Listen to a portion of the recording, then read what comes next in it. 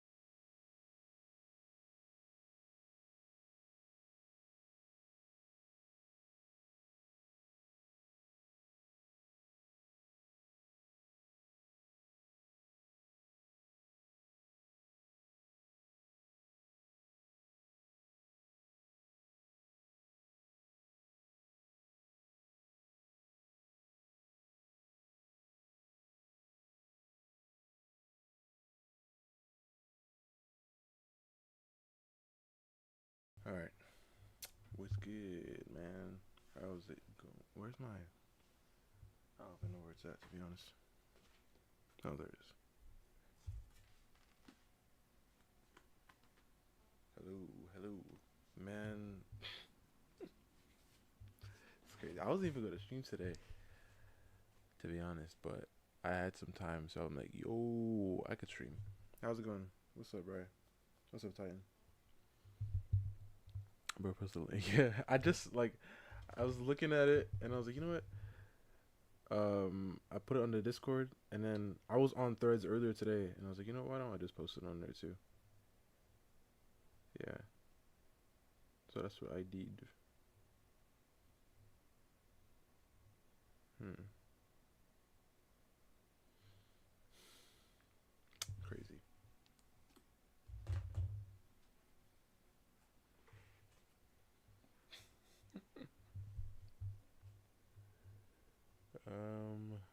Is it on? No, it's not. There it is.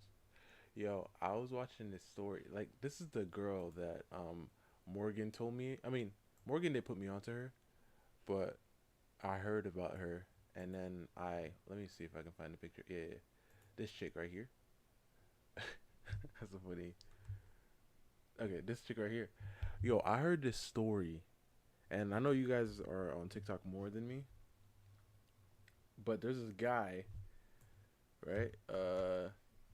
Like he's like hold up. I don't think it's going to show up. Let me see if I can find it real fast.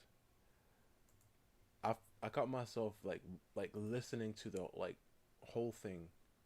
I mean, not the whole thing, but let's see. Is it here? Is it old? I don't know. Let's see. It's this guy. He got like tattoos all over his face.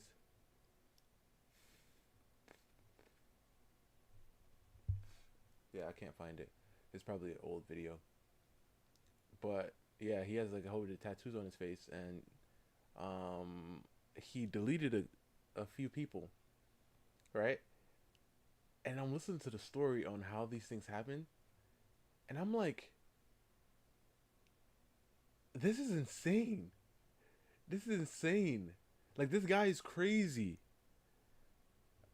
Man, I wish I remember it. Oh, I think his name was Wade Wilson, um like Deadpool. Um, yeah. He has the tattoos all over his face. Yeah, that's all I know. But it was crazy. I was listening to it, and man, and you know how people are. Not just women, but like a lot of women. They just like these crazy like deleters. I can say it like that. Like insane deleter people. I mean, people that delete people. Oh yeah, that guy. Yeah, him. She was telling me about like what he did and showing me the court stuff, and I'm like, yo, what the heck? It's not funny. It was just wild to me, and I was like, how did you let this like go so far? And you're just listening to these women talking, and I'm just like, and this is why. Like she said, oh well, I didn't know who he was, but I just brought him to my house. I'm like, this is like I don't understand. I don't understand because these same people. This is just on me. This was just on my heart. I had to say this. Okay, this is something, right? The same people that won't that say, oh I will never give my boyfriend or my husband my money. My money is my money. You know what I mean? Them same people allow strangers into their house. Like what? How? That doesn't make sense to me. It's like so money matters more than your life practically. Cause she just invited him to the house, right? And she said, well, things were happening. We were, making out everything, and then I ended up falling asleep, right? I mean, she didn't say it because she's not here anymore. And then the guy looked at her while she was falling asleep, and he was like, you know what? Let me take her out, and then did it. And I'm like, what? And then I'm like, this is insane. This is insane. And like I said, this guy's insane. So he goes outside. He's on the run now, right? I mean, technically, because nobody knows that he did it yet, but he's on the run technically. And then he goes out, sees some random person on the street, and he's like, talking to this person, and then takes them out too. And I'm like, yeah, this is insane. This guy's insane. And I'm listening to these people and on TikTok and everything. I mean, she's reading about the comments and everything on TikTok. The TikTok people were like, well, he's probably going through a lot. And I was like, ain't no way. Ain't no way this is what you guys are saying right now. Ain't no way this is what you guys are saying right now. Oh yeah, he's like a lot of trauma, and I was like, oh, this is insane. This is insane. It's about to crash. Oh, it didn't crash. Oh. And I was like, yo, people, man. And they said, oh, they like he's a good looking person. This is why they be getting caught up, right? This is why they be getting caught up. But yeah, so this one is worst TikTok mom loves to date deleters in prison and makes her daughter call them oh, okay. This is interesting. It was this first one that I saw, so I pressed it. But this is an interesting story. Let's see what happens.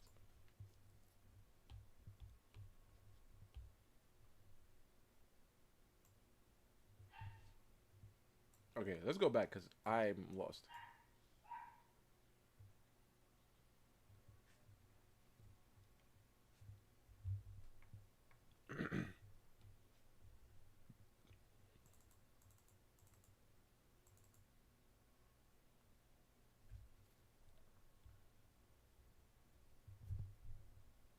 I don't think you can do that.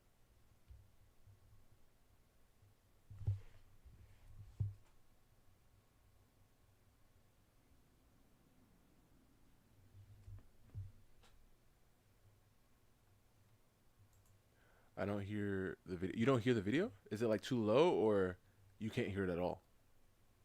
Put the volume up. Let's see.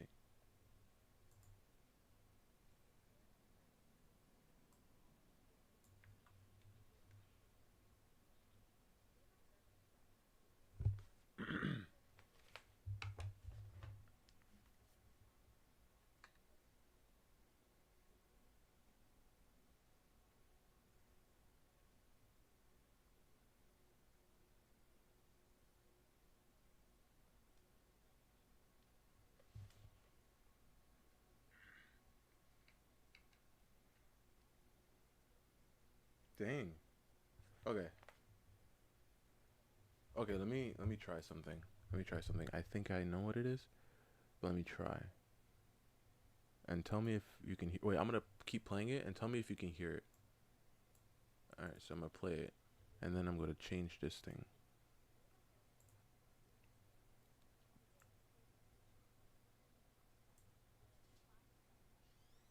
Where is it? This one. Be awake for 30 full days. You don't get for 30 days, a month. And if you All right, can you hear it now? if you make it to the end, you can be free. We're not going to hold you prisoner anymore. You can walk out of here and nobody is going to hurt you. It's a singular month in exchange for the rest of your life. Why would you not take it? The experimenters, the researchers, they developed this special gas that's going to prevent the subjects from falling asleep. And the first Bada bing, bada boom. Oh, you hear it? Okay, good. Have you ever heard of the Russian sleep experiment? It's a fake fictional story. It's a creepypasta where 5 subjects, they're prisoners of war. They're given the option. You can take part in our sleep study where you will be awake for 30 full days. You don't get an inkling of sleep for 30 days, a month. And if you survive, if you make it to the end, you can be free. We're not going to hold you prisoner anymore. You can walk out of here and nobody is going to hurt you. It's a singular month in exchange for the rest of your life. Why would you not take it? The experimenters, the researchers, they developed this special gas that's going to prevent the subjects from falling asleep. That's crazy. And the first 5 days, everything goes well. They hardly complain. They're like, this is the best thing ever. We're going to be free in 25 days. After the first 5 days, the subjects start exhibiting severe paranoia. They stop talking to each other. Their only companions in the entire study, they turn on each other. They start whispering into the microphones for the researchers. They believe if they turn on their fellow subjects, they can win the trust of the experimenters that are testing on them and guarantee their freedom. 9 days in, one of the subjects does not stop screaming for 3 hours straight. He is screaming until he tears his vocal cords. And long story short, by the halfway mark, all of the windows that the experimenters are looking into, they're covered in feces. They tell the subjects on the intercom, we are opening the chamber to test the Hold on. microphone. Step away This from the has door nothing to and do with the title of the video. I don't know. I don't know if this is leading up to it or if this is the wrong thing. But all right, let's just keep going for some reason, I guess. flat on the floor or you will be shot. Compliance will earn one of you your immediate freedom. They just hear a singular voice call back out to them. We no I know longer this want to story's be freed. By the end of it, the researchers go in and they got to get the subjects out. They find once they open the door, the subjects have started tearing off their own flesh, consuming it. The researchers are providing the medical care that's needed to save them, but in the end, the subjects, they all want to go back into that chamber. They all want more of that stimulant gas. The same thing that ruined them, turned them into these violent zombie-like creatures. They want that gas. They don't want to sleep. So the experimenters ask, why would you possibly want something that destroyed you? They say, well, I must remain awake. It's an addicting idea, the theory, the concept of what happens to humans if they don't sleep. There are content creators that have been trying to replicate that feeling. TikTok Live being one of the platforms. It's called disturbed sleep live streams. This is a whole niche of TikTok live streams. A camera is set up and it's live streaming a tiny little bunker-esque room with a tiny bed. There are neon lights typically everywhere. It's not the type of environment that you're gonna catch some good quality sleep. You have the live streamer on the bed, and then there's this board behind them. And this live streamer, I mean, their eyes are closed, they're acting like nobody else is in the room with them. It feels oddly voyeuristic and illegal. The board usually says, for this donation, this will happen. So for example, for a Galaxy donation, a giant air balloon puppet, the ones you see in front of the car dealerships, will blow up, fill up the room, and start singing Baby Shark loudly at full volume. The concept is very simple. You donate money to watch the live streamer get woken up over and over and over again, not being allowed to fall asleep, never getting the sleep that they desperately claim that they want. Are they sleeping or are they sitting there? They're sleeping. They're laying down, eyes closed. So how did that balloon pop up? Once you donate, it's all automated. What? Yeah, I don't know if someone is there helping. Huh.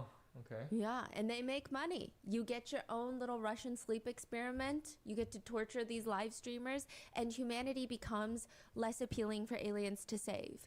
This is What? the TikTok live streaming world. It is like an internet's no man's land. I mean, sometimes it's fine. Like, sometimes you get those packaging videos or like the crystal scoops or the live harvesting pearls from oysters. I don't know how good that is, but you get those. Other times you go on there and it just progressively gets weirder. There are people pretending to be robots saying, if you donate X amount, I will slap myself in the face. There's this one guy who's on live. He makes these card houses, like, you know, yeah. you stack the cards, and he just starts crying, begging viewers not to donate, which is confusing. And of course, reverse psychologies everyone into donating because they want to know what's going to happen if they donate. And he's just sobbing like someone is holding him at gunpoint. Some people sit there and they tell you the fate of the rest of your life for a small Galaxy donation of $9. I mean, it is the place to breed insanity. Truly And crazy. as of recently, But that's a how the world woman is. named Ash Trevino becomes one of the more perverse additions to TikTok Live. Ash Trevino is a 36-year-old woman from Texas who is very clearly doing well for herself on these TikTok live Girls, what's streams. going on? She claims that the most that she's ever made in a single live stream, one sitting there for 2.5 hours, she received $12,000 in donations. $12,000.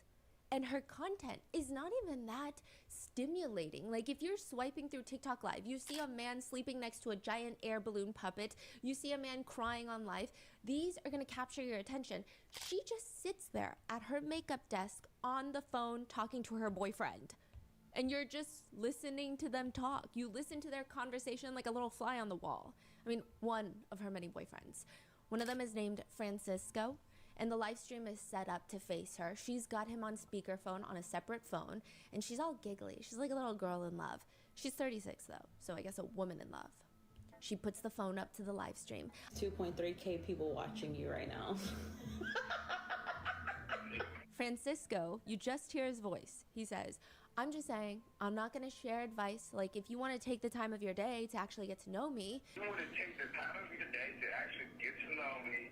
No, I don't need them to like you. I don't need them to like you, sir.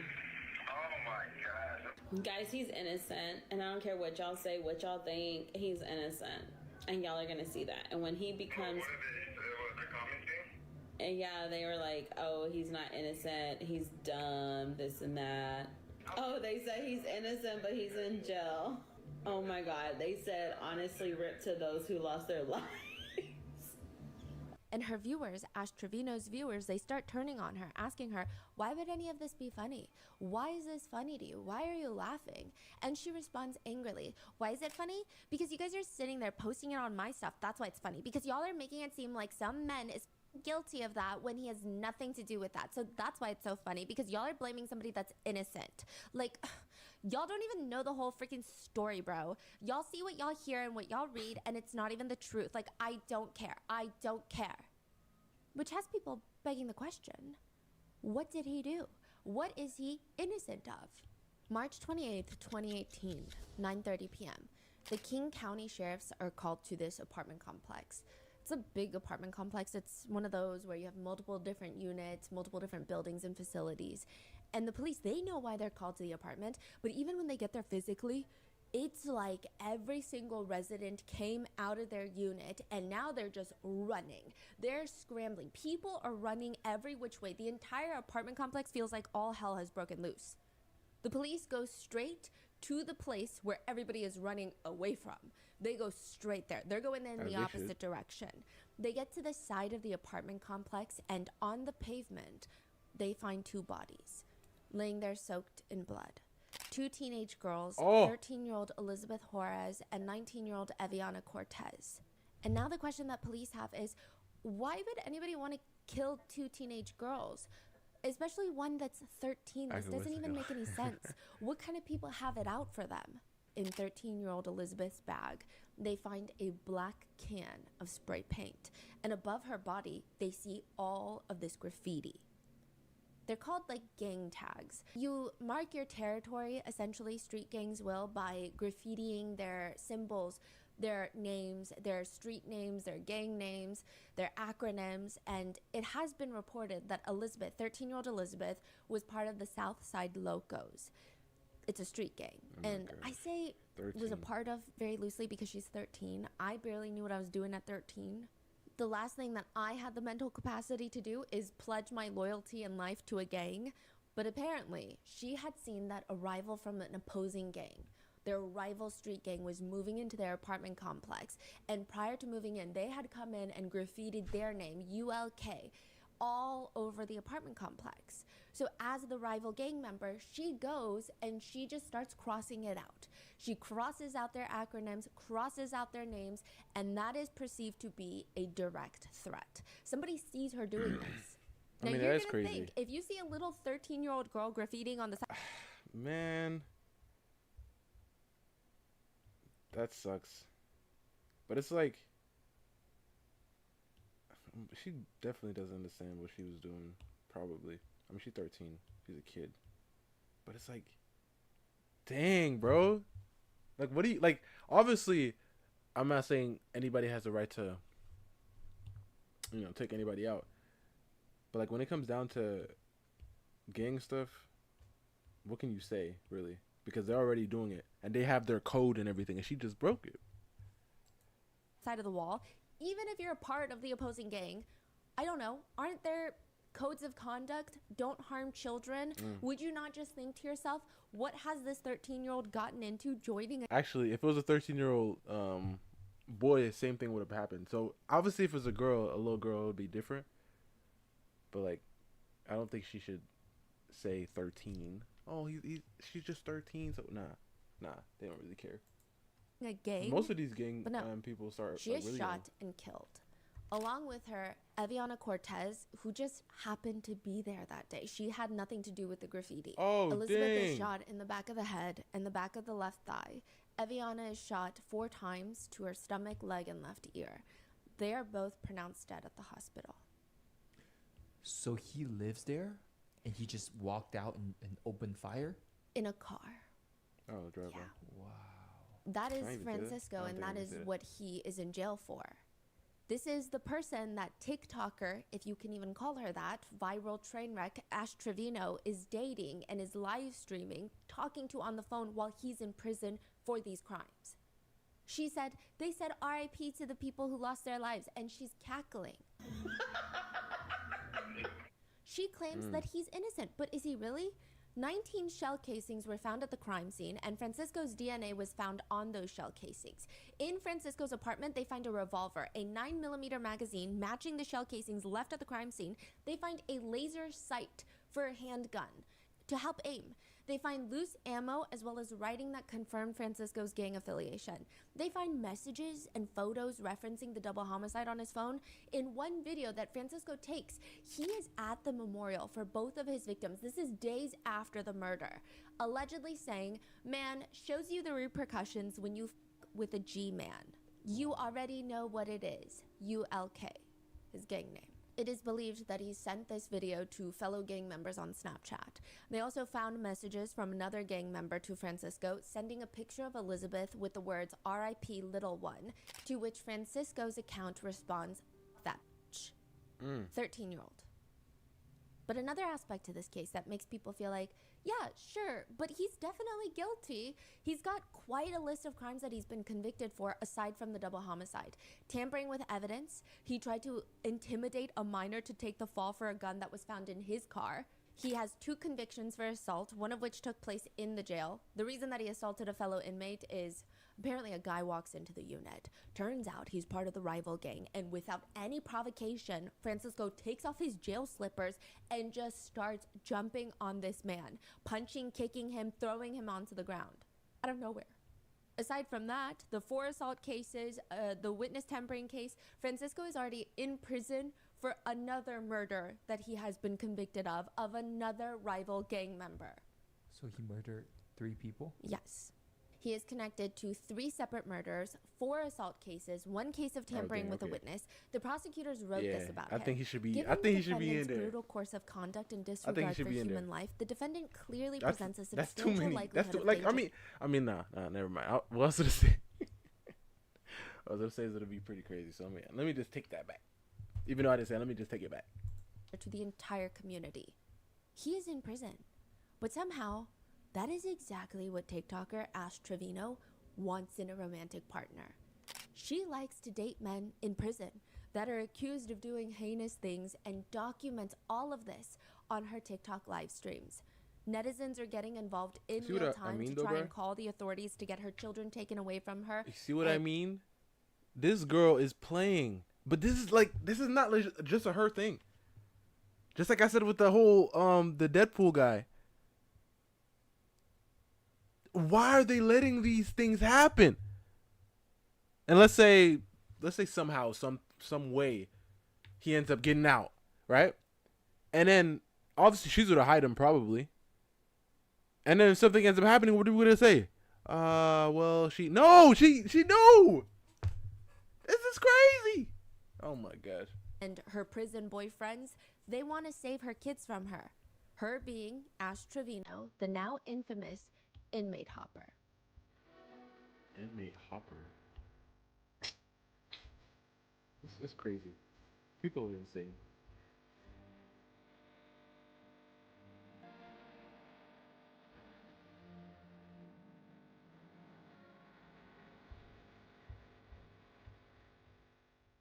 We would like to thank today's sponsors who have made it possible for Rotten Mango to support the Palestine Children's Relief Fund. They are a volunteer-based and provide free medical care and humanitarian aid to thousands of injured, abused, and abandoned children. Netizen-based and not personal, we're just trying to report on all online sentiment and aspects surrounding this case. I will have to say that I embarked on this brain-rotting journey that is Ash Trevino's lore, believing that it was going to be an episode for my other podcast, Moral of the Story, which I'm going to link below. A lot of you guys have been messaging me that it's the perfect cleanser, if you will, almost for mental health after some of these recent RM cases. But the more that I started jumping into the rabbit holes of court documents of her boyfriends, two things occurred. I believe that she is a danger to her children and perhaps even society. And two, I feel like she has laid eggs in my brain. I feel like my IQ has dropped at least 10 points after listening to her live streams. So with that being said, let's get started. In the past few weeks, the internet has collectively band together to get a CPS case opened on a TikToker named Ash Trevino. Ash Trevino is... So you're telling me me? Hold on. This is clicked. So you're telling me just drawing on TikTok got me banned for life. But this chick is out here posting or streaming with felons, people who deleted people, and TikTok's like, it's okay. What? And she got kids at the crib. Oh my. Okay. All right. Let me just play it. I want to say she is constantly live streaming. It's like being a CCTV camera on her phone, just a wall camera, a fly on the wall. How old are her kids? She is 36. She has two daughters that are 16 and 13. And she believes that the internet is unjustly trying to get them taken away from her. Ashley addresses this in a live stream saying, y'all are really trying to get my kids taken from me, and it's not going to happen. Do you know how many CPS cases I've had on me in the last 4 months, and I still have custody of my kids? I mean, that's not a flex. Like, you do understand when you call CPS, you have to have actual proof that they're in an unfit condition, right? You do understand that, right? For those of y'all that love to call CPS on me, y'all do understand. You have to have proof that my kids are in harm's way, my kids are this, my kids are that, y'all really have to have proof. So here is the list of proof that netizens have gathered against Ash Trevino. Did she just brag about she had 20 cases Yes. on her? And nothing has happened. That's not a flex. That's her biggest flex, biggest accomplishment, is evading CPS, falling through the cracks of CPS. In the state of Texas, one of the main things CPS workers are looking for is kitchen and food availability. The guidelines are along the lines of kitchen should have healthy, readily available food. CPS looks for balanced food options like fruits, vegetables, dairy, and proteins to ensure proper child nutrition, which some netizens are pointing out that it seems like the entirety of the food consumption that Ash eats. I mean, there are fitness gurus who have done 40-minute videos on Ash Trevino's diet, just critiquing the way she eats. Her main consumption is hot Cheeto and bean dip. Bean dip, because I'm the bean dip queen. Ashley does these massive grocery hauls that netizens have been dubbing the Red 40 haul, Red 40 after the chemical coloring, because she will spend nearly $800 at the grocery store and just come home with different variations of hot Cheetos and sour candies, which I will say, not having access to healthy produce or fresh food is a big problem, especially in the state of this economy. And I don't think that netizens should dictate what other people eat or don't eat. But a few things. Ashley is a mother, and it's typically a natural want for parents to want to feed their kids fresh, healthy meals that are nutritious. But if she does not have the financial resources, that's one thing. But she is spending $700, $800 on chips and snacks during these grocery hauls. There is not a fresh leaf in sight. Instead of fresh $700. leaf Like, in sight. And she But lets that's you crazy. know. She's actually showing the haul. She'll read you the whole receipt. She'll show you the receipt. She loves showing people how much money she spends. 738. Which naturally angers a lot of netizens. A lot of netizens feel like, if I had What is- $800 What is to netizens? blow She keeps saying that. A lot of netizens.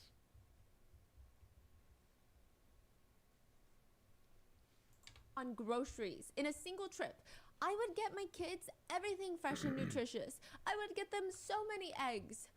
In another live stream, her kids are talking about how they want Ashley to make food for them tomorrow. And she's shocked. She's genuinely shocked on the live stream. Oh, y'all want me to cook tomorrow? Both of y'all. She gives my both of her goodness, kids a the death lashes. glare. Like, they have asked her to sacrifice her life for a bag of tennis balls. Netizens point out they have never seen her daughters eat a home-cooked meal, ever. And they suspect that her two kids are probably suffering from a lack of nutrition. She also eats chips in a very interesting way, or at least a few times she has. She gets the chips in her hand, and she throws it back like she's taking a shot. And one comment reads, "She's eating chips like she's taking a damn vitamin, and it's taking me out." Yeah, but I guess one could argue, I mean, at least her kids are being fed, right? No. I guess. The next thing CPS looks for are appropriate sleeping arrangements. This is a big one. Infants need safe cribs, free of blankets and toys. Opposite children over 6 years old should typically have separate rooms, and bunk beds must have safety railings for younger children. When Ash is doing a live stream, she's showing off her apartment. She does a quick peek into her daughter's room. They share a room, 16 and 13, and netizens are very quick to point out, wait, is that a singular air mattress on the floor for both the girls to sleep in? Just a singular air mattress in the room for both of her daughters to share. When netizens start pointing that out, Ashley states that they're not staying with her, implying it's fine because they're only here once in a while. They're staying with her parents. And again, not being able to afford proper furniture for children is not something that parents should be ashamed of. It's very difficult to provide the necessities these days. But Ashley should be ashamed. She gives her daughters an air mattress, not because of her lack of funds. It is her gross misappropriation of those funds. It's estimated that on her live streams, in gifts, donations alone, she brings in around $1,000 to $2,000 in a singular day. $1,000 to $2,000 a day. She says the most she's ever brought in 2.5 hours was $12,000. She's constantly on TikTok lives doing these hauls. She shows off her new shoes. She's unboxing it. They're slippers. They're house slippers. And she says, "These are not Temu. Trust me, I wish they were." And she opens up her Balenciaga slipper box and she's aggressively showing the Balenciaga tag to the camera. All my name brand stuff is actually name brand. Even when she does a makeup haul, she's insufferable. She says, "I only spent $395 at Ulta. I was just putting things in the bag. I wasn't even looking at the prices. I literally thought that I was going to spend $1,000, but no, I only spent like $400. She says things like, $3,000 is like dirt to me because I don't need it. It's trash, but if y'all need it, I'll throw it to you." She gets herself the newest iPhone in pink because, of course, Miss Ashley Trevino is a pretty little princess. She goes to purchase a Louis Vuitton purse, and I'm not entirely sure why she chooses this purse, but it's quite literally a carry-on bag. She just buys a giant-sized duffel bag, but uses it as a purse. She just always has it like on the crook of her elbow. And she just starts carrying around a Louis Vuitton travel bag to the point where it has sparked a trend on TikTok where people say, "I'm Ash Trevino and I'm showing you my outfit for the day." And they're hooking on literal suitcases to the crook of their elbows because it's just the most Is it like a tote bag or No, it's a duffel with the two short handles. Yeah, the Louis Vuitton duffels. actual duffel bag? Yes, an actual duffel bag. It's like the size of her. She said she paid $3,000. I guess she paid that much to look ridiculous. There's also a clip of her where she's seen out shopping and she has this little Louis Vuitton bag. And it's not a purse, it's the actual shopping bag, indicating that she just got out of the store.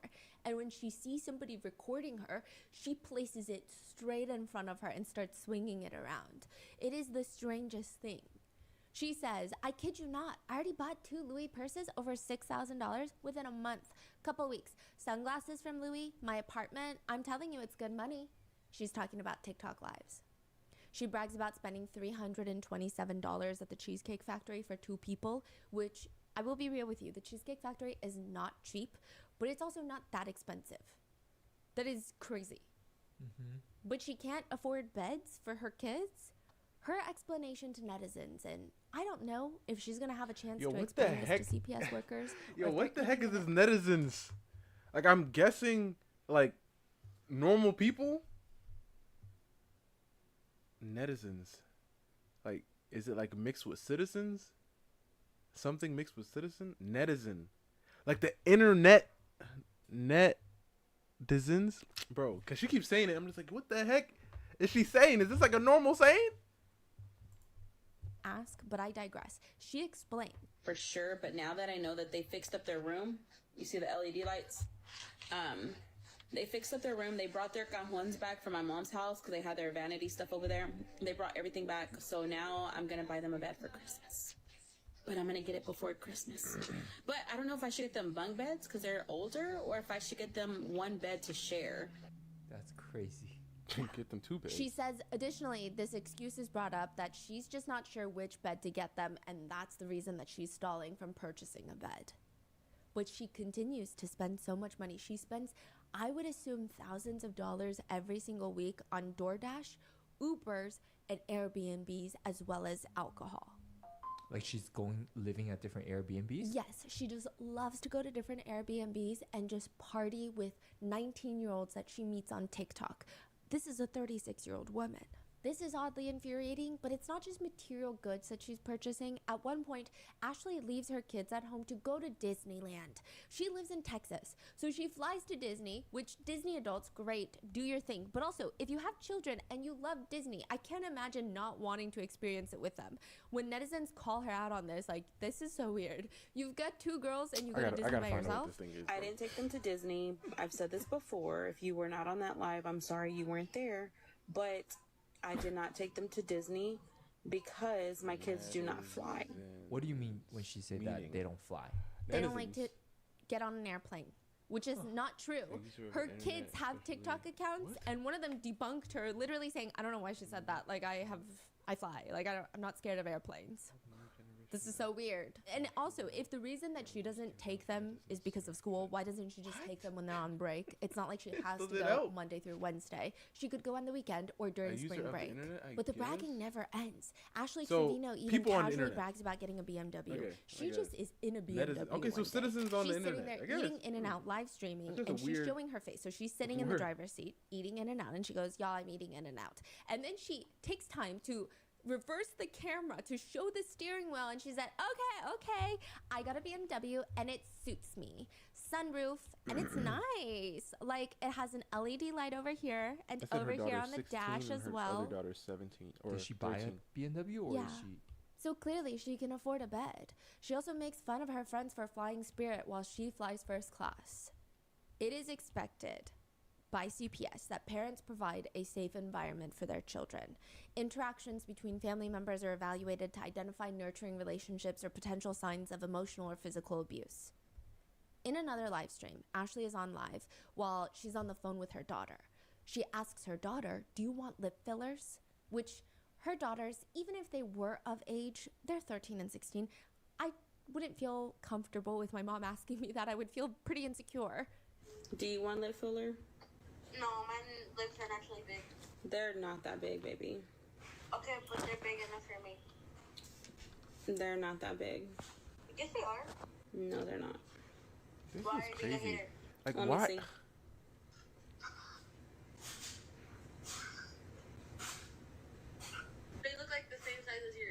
No, they don't. Mom, yes, they do. And no, they don't. She's is- FaceTiming her this is daughter and insane. smirking on the camera at her own daughter's lips, and she's scoffing. In a separate live stream, she's on FaceTime again with her daughter, and her daughter says, "My nose is so perfect." This is a little taken out of context, and I'll explain, but it has gone viral. Yeah, my nose is so perfect. No, your nose is not perfect. Your nose ain't either. Bye. Now, to be fair, this is because her daughter did get a nose piercing, and this is the FaceTime where she reveals it to her mom. So she does have some right, I guess, to be angry, but not really, because she's not mothering them well anyway, regardless. Exactly. But netizens don't think that makes this any better. This is the same woman that on live stream, she called her own two Like, daughters it kind of slurs bugs me a while little laughing. bit that she keeps saying it. Because I'm just like, has this always been a thing? I mean, it has a definition online you can find, but like, it's just like, I'm just like, every time I hear him, just like, I was like, okay. Mm-hmm. Such as Slurs targeted towards the Mexican community. In another clip, she's talking to her kids and they're arguing. "I have an A+ in every class." "No, you don't. No, you don't. No, you're not. You're not. You're probably barely gonna pass anyway, literally." To which comments read, "Who needs enemies when you have a mom like Ash Trevino?" Dang. But it's not even just the emotional abuse, because there are so many different pillars on how you take care of children. You can't even just physically provide the necessities. You have to emotionally be there and physically be there for them. Her younger daughter, E, has to go to the hospital one day. They already made it back home. She's on live stream, and Ashley, instead of taking her, jumps on another TikTok live and says, "Guys, this is my sickly baby. That's the one that I have to go take to the hospital and go get tested in a couple weeks. I'm not going to explain nothing else because she doesn't want me to." Mere minutes later, I don't even think 10 minutes have passed, she says, "If y'all want me to tell you about my baby girl's health, go ahead and send the galaxies." That is Galaxies crazy. being $15 donations That is on crazy, TikTok, bro. because there's This tiers is not- to the donations. If y'all want me to tell y'all about my baby girl's health, go ahead and send the galaxies. She's willing to sell her daughter's medical history for the highest bidder. In another moment not like- that might end up in a CPS file somewhere, Ashley's live streaming. She's walking into her room dancing to her song called Nunu. We're going to get into that. One of her daughters is throwing up in the hallway. She tells her mom, "Mom, I just threw up." Mom, I just threw up. You just threw up? Why? I just threw up. You're lying. Let me throw. She turns around and keeps dancing. Mom, I threw up. Why are you dancing? You dancing? Yes. Alexa, stop. Bro, I was jamming to Nunu. Oh my god. Netizens are commenting. where's the fact pops? That her first instinct is I'm to not accuse trying her to- of lying. She treats her daughters like Bro, they're just roommates. I'm in their telling own you, home, like they're- right? This is. Oh no, not her. Hold up, let's go back. This is what ends up happening. Look, man, it's sad. Truly sad. What the heck? Oh, it's really far. Okay, there you go. Truly sad. Alexa, stop. Bro, I was jamming to Nunu. Netizens are commenting. The fact that her first instinct is to accuse her of lying? She treats her daughters like they're just roommates in their own home. Like there's no relationship between You guys them. are making her For Thanksgiving, like, for example, you guys Ashley are drives her kids. paying her. These are the netizens are compiling I on see. Reddit all the things that they want to send to CPS. They're like Exactly. mass reporting her to CPS. For Thanksgiving, Ashley Why is drives her TikTok kids. still allowing this, bro? This has to be something part of the violations, no? Oh, Brandy, hello. Who you drawing? Well, so I've been writing, right? And I'm going, I mean, not I'm going, but Kiro and Takuto are going to, I'll show the map later, but they're going to this location, and I'm trying to design one of the nobles there. But I don't know if I want her to be the noble or, because it's kind of like, like the character that I'm thinking about is going to end up joining the squad, right? But I kind of don't know yet. We'll end up seeing. We'll end up seeing when I'm done, like getting her generally done. Just a base. That's why I hadn't play Harry yet. Hours to El Paso, Texas, where she's going to stay with who she calls her tia. Tia meaning auntie in Spanish. But this is not Ashley's auntie. This is not the kid's tia. This is a random person that Ashley has met on the internet that she calls auntie. She's not been invited to her own parents' Thanksgiving, so she's going to a random person that she met online to her home, bringing her kids all the way to El Paso, Texas on Thanksgiving, leaving them sick and alone in the Airbnb. She's like, go order DoorDash for Thanksgiving. I'm going to go get drunk at the bars. And she's live streaming all of this. Wait, I'm so sorry. It's Thanksgiving. Yeah. You're going to the stranger's house. Yeah, and then so she rented an Airbnb in El Paso, Texas, and she goes to El Paso to meet up with her auntie that is a stranger that she meets online. She brings her kids, throws them into the Airbnb, and is like, here, order DoorDash because I'm about to go out with the auntie that I met on TikTok and a bunch of her friends. Oh. On Thanksgiving, she's like, just order whatever you want. But it's already not a good look, but it gets worse. While she's posting in El Paso, because she does not understand that live streaming does not mean that you have to stream the entirety of your life, she starts posting about being in El Paso. Another creator on TikTok sees this and posts a TikTok where she is tying her hair up into a messy bun, and she says, when you find out Ashley Trevino is in El Paso, indicating she's trying to fight Ashley Trevino. Ash, a full mother of two, This is what happens, though. mocking the creator on her live. This is what happens when you post where you are. It's so crazy. Remember what happened last time with the one Japanese chick? It's so dumb. I don't understand why people do that. Especially if you don't have like bodyguards and stuff. Like if you have bodyguards and stuff, I still like would say don't do it, but if you do, at least have bodyguards with you, you know? Somebody to protect you, cuz you never know. Like you need people to be around you just in case. I'm really hating this right now. First of all, I got a notification that Brandy posted something, but I didn't see it yet. So let me go check right now. Let me go check. Stream. She's like, when you find out Ash Trevino's in El Paso, I'm Wait, in El Paso and I'm a. Hold up. She's like, when you find out Okay. Ash Trevino's in El Paso, I'm in El Paso and I'm Tony, a baby Tony daddy. eating. What are you gonna do? She proceeds to tell the Got some girl, shrimp, then pull up some and deviled gives eggs. out the very specific Some bar boiled that she will be visiting later that night. She begs the creator to pull up because the creator is GHETTO and they're in the rich Oh, neighborhood and the Jinx. cops are going to take Oh, care of so her. nice. I Ashley like is it. live streaming at the bar, and I'm not entirely sure why she looks so surprised when the creator that she has been taunting the entire night does indeed show up to the bar. Since she's pretty much given out her GPS coordinates and Exactly, everything. stupid. She's just She gave sitting the there while the other GPS creator is saying, you asked me to pull up, you asked me Oh, to dang, pull up, Ethan, and now this you don't is want to say clean. anything, you asked me to pull up. The situation escalates This is to clean, some Ethan. mediocre hair pulling before everybody is kicked out of the establishment. Mediocre The other hair creator pulling. goes on live to talk about what happened, and she says, this is me. I was like, so you tell me to pull up, you tell me to pull up, my and goodness. Ash starts getting up. So I went and I grabbed her hair. I snatched that. Bro, tell me why her hair feels like grass, bro. I grabbed it and it ripped off. Oh my Ash is later live streaming, brushing her hair with her fingers, saying, I don't even have my bobby pin anymore. I think she took it. I really do think she took it like for an autograph or something because I This is don't have it insane. anymore. You would have thought like a that didn't like me was gonna swing. She would have swung at the okay. This pulls my hair. Like it's the first reaction this does. And I'm like, she pulled my hair. And this fat is this is really fat. She's saying all of this in the car while the stranger that she met on TikTok, the auntie, is driving. But now, to some extent, this auntie is intoxicated. They were live streaming in the bar where viewers clearly see her drinking. So now the drinking and driving is being live documented.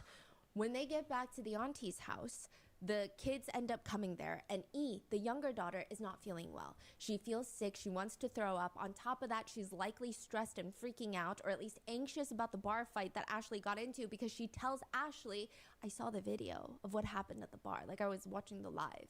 And if you're wondering, how do I know all of this? It's because Ashley is still live streaming right now at the auntie's house. And when they're at the Tia's house, when the insane, night is bro. over, the Tia's ex-boyfriend and his new girlfriend come over and a whole fight breaks out. Ashley is live streaming. You can't see too much. The cameraman is not doing their job because they're in the middle of the fight. Eventually, Ashley decides to call the police, but she's still live streaming. She does not turn it off. She does not mute her phone. She goes on to tell the police that they need to hurry and come, and here is the address. She says her auntie's full residential home address Oh, on the live stream. my She God. doxes this auntie's place of residence, but also the place that she brought her children to. Yo, you see, this is what happens when idiots, yes, I'm going to say idiots, when you give them like clout, fame, money. This was just an ordinary lady, and then she just decided, because she was getting clout and all this, to start filming and streaming. Like, forget the kids. Let's just do whatever we want. What? This is insane. Oh my gosh. And then she just she said, "Oh, the address is." First of all, it's partly the auntie fault too. Cause why'd you even, like, what? I mean, that's crazy that your house got, but that's crazy. Cause now some girl just pulled up on you at the bar, cause you told them where you was at, and now you told her where you at again. I mean, not just her, but everybody. It's crazy. I mean, if I don't even know what happens after this, so if they survive, that chick gotta leave. She gotta move. She can't stay there no more. Especially with how many viewers she was saying that she had. The police leave. Oh my gosh. And the auntie and all of them go back to Ashley's rented Airbnb because they don't feel safe there anymore. Which, side note, this is actually where a viral TikTok clip is formed. Ash Trevino calls her private parts her nunu. And she has this whole song about it. And people have this running joke that her nunu, her private spots, are quite smelly. They don't smell good. Oh my god. And there's this one clip What that's the been heck is taken out this? of Wait, context. why did she call it Nunu? I have no clue. Okay. Yeah. And she's asking her auntie, does it smell? Yeah, does it smell? Oh. Does it smell? Does it smell in there? Does it smell? Bro, the thing that keeps getting, like, I'm getting angry and angrier because I'm just like, TikTok banned me for life for drawing. And this girl, she was she was not drinking, but she was fighting. She was in a car under the influence. She was fighting again. And now she's talking about the... What? This is insane. It's really insane. Smell. Does it smell? Does it smell? Did it smell? Did it smell? And she's asking her like 10 times while she's on live stream. Did it smell? Did it smell? The context of this is she was vaping in the bathroom and she didn't want her kids to know that she was vaping in the bathroom. But that doesn't even make sense because they're in a different live. She was caught giving her kids her vape to use.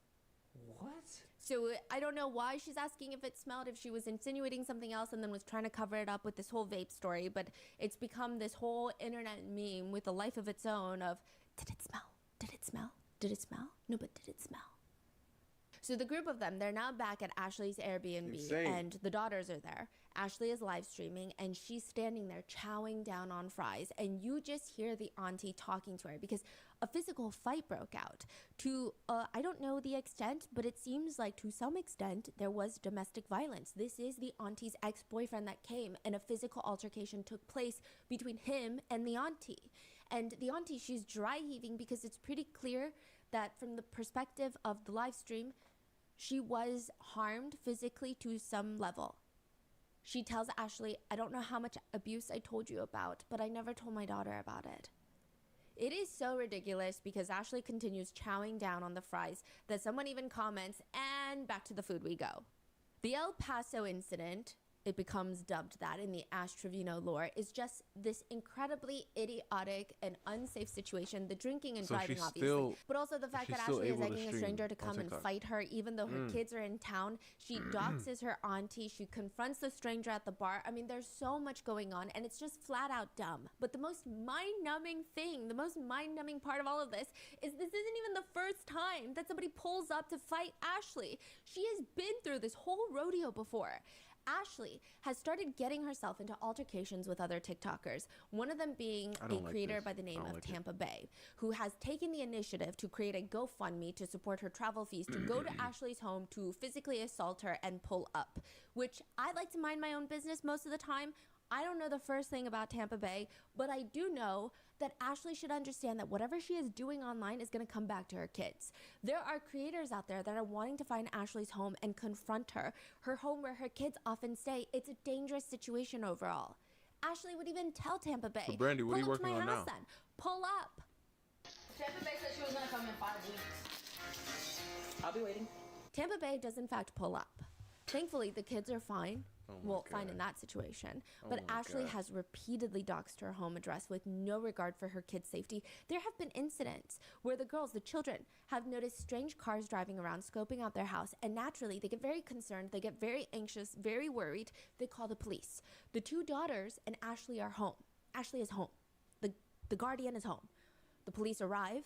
They have to take a report.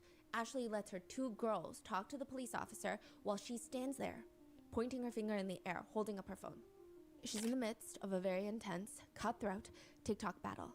This is how she signals donate, donate. So you know TikTok battles, you see the lifeline Oh my go up and gosh, you're trying bro. to get donations to It's beat like the other she's creator. crazy. You have to keep doing some tapping motion to indicate like donate, donate, donate.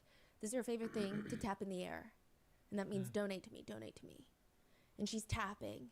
I mean, nothing, not even her safety, her children's safety, is going to get in the way of her getting those freaking galaxies. She goes out to the front to get a view of the cop car. She's showing this in the back, the officer, and she's whispering, double it, double it, double it, double it, double it, double it, come on, double it, double it, double it. Is she whispering or? Yeah, but I'm also sure the working officer on can hear line her. art. Yeah. In another clip, she tells the live that her daughter has a burn, Mau Mau. and she asks, what can I put on their burn? She's on the phone with her friend who That says, sounds I familiar, really think you but I should take can't. Mau. From what? I can't think right now. your daughter to urgent care if it's bad. Can you send me a picture of it? Then I'm gonna have to get a freaking Uber. Okay, just because you have to get an Uber doesn't mean you shouldn't take her to the freaking urgent care. I know, but I have to get up early tomorrow. So now she is physically neglecting her children as well. But it does get worse. When one is watching an Ash Trevino live stream, there's always one thing that gets brought up, used, seen, just peeking from the side somewhere like a little stalker, and it's her adult device, specifically one that is shaped like a rose. I'm just going to call it the rose, the haunted rose. Oh my And when gosh, she is bro. confronted with the How fact is that she she- just has him laying it around. How is she allowed to stream? Oh my goodness. That is from Apothecary Diaries. Oh my gosh. I was just watching it too. So good. So good. Can't believe I forgot her name. But how is she allowed to be on live, Bri? Bri, tell me how. How? Like, it doesn't make any sense. In a home where she has a 13 and 16-year-old daughter. I mean, why? Why not put it in a drawer like a normal person? She's asked on live, why do people support you when you have toys in front of your minor kids? And she screams, do they f***ing use them? They still touch them, asking, what should we name these? So to give you some context, there was an incident that this creator is referring to from a separate live stream. She's charging the haunted rose. And I guess one of her kids spots it and is like, what is this that's charging? Ew, why is that thing charging? Can you leave my Rose alone? Bro, leave my Rose alone. She needs me in a little bit. This is And the insane, daughter bro. asks, what's her name? Who? The rose? What's her name? Oh, I haven't named her yet. What should we name her? We should name her H. She says her name. Her own name. The daughter says her own name. Because she's 16. She doesn't know what's going on. And the mom says, ew, I don't want to name her that. Ashley just has this strange belief that is so untethered from reality that if she says something during a live stream, it just goes floating into the ether. It can never be used against her. She admits to her viewers on live that she used to have this crazy animosity towards her eldest daughter. She says she didn't even like the fact that her children's father always paid more attention to their daughter than to her. That is wild. Because it's a little child that needs a lot of attention and care to fully develop into a functioning human being, and that is the responsibility of both parents. But to Ashley, this is rather unacceptable. One of the 7 deadly sins, if you ask her. She claims that she would get so upset that she would grab her daughter H by the hair and yank her to the ground. And she's saying all of this proudly. Oh, this is some She reverse literally Todoroki. has been through like the bottom. It's of some her reverse life. Todoroki. Like, I'm telling you, whenever we lived with her dad, I used to pull her by the hair because I was so mad at her. Like, I feel like he loved her more than he loved me, and so, like, I I took mean, my that's the anger out point. on That's her. what's about. And she doesn't even, like, hate me for that. Like, she doesn't even remember that. Netizens are threatening, if not already calling, dialing CPS on Ashley for that clip alone. They're commenting about how crazy this is that she's jealous of her own child. Ashley decides to then further address the situation on a separate live stream, clarifying. By the way, she's doing her makeup while clarifying this very serious allegation, and the beauty blender she is using is the biggest makeup sponge I've ever seen with my own two eyes. It's the size of a dish sponge. But that's neither here nor there. She continues, she states, "Was I hit as a kid? Yes. I was always hit as a kid. That's why I wouldn't hit my kids. I never abused my daughter, you guys. What I said was I would get mad at her. Yes, I would. I pulled her hair. Yeah, but I never abused her. I never hit my kids, you guys. That's one thing y'all need to understand. The only reason that I pulled her hair was because she ran from me and I tried to grab her, and instead I grabbed her hair. I never abused my kids. I never hit my kids. If you ask my kids if I hit them, I don't hit them. That's why they don't listen to me." And this was when she was little. This was a long time ago. I don't care. Y'all can sit there and call me an abuser, call me what you want, but at the end of the day, my kids know I never abuse them. They never have bruises on them. If anything, I bribe my kids with money. But then on a separate live stream, she'll also admit that she almost went to jail. She says, "How did the glass break?" So I'm implying, I'm deducing that there was some broken glass and everybody was asking her about it. She said, "I threw the glass. I broke my phone too. My phone's broke right now. 2 days ago, me and my daughter got into it and she threw a chair at me and my leg is bruised. She put her hands on me and I already told her, stop putting your hands on me, bro. This is not the first time she's done that." We can somewhat decipher that she threw her phone and some sort of glass object. And she does even more alarming stuff. These are all the things that people are trying to report to CPS. Ashley is on the phone with a romantic interest of hers. He's on speakerphone, and Ashley has her daughter right next to her. The guy asks her, Hey, can I ask you a question? Can I take you to my crib? Sure, go ahead. Just don't fucking take advantage of my daughter. What? Wait, what you said? Just don't make me a grandma. What? yeah, exactly. Oh my gosh, bro.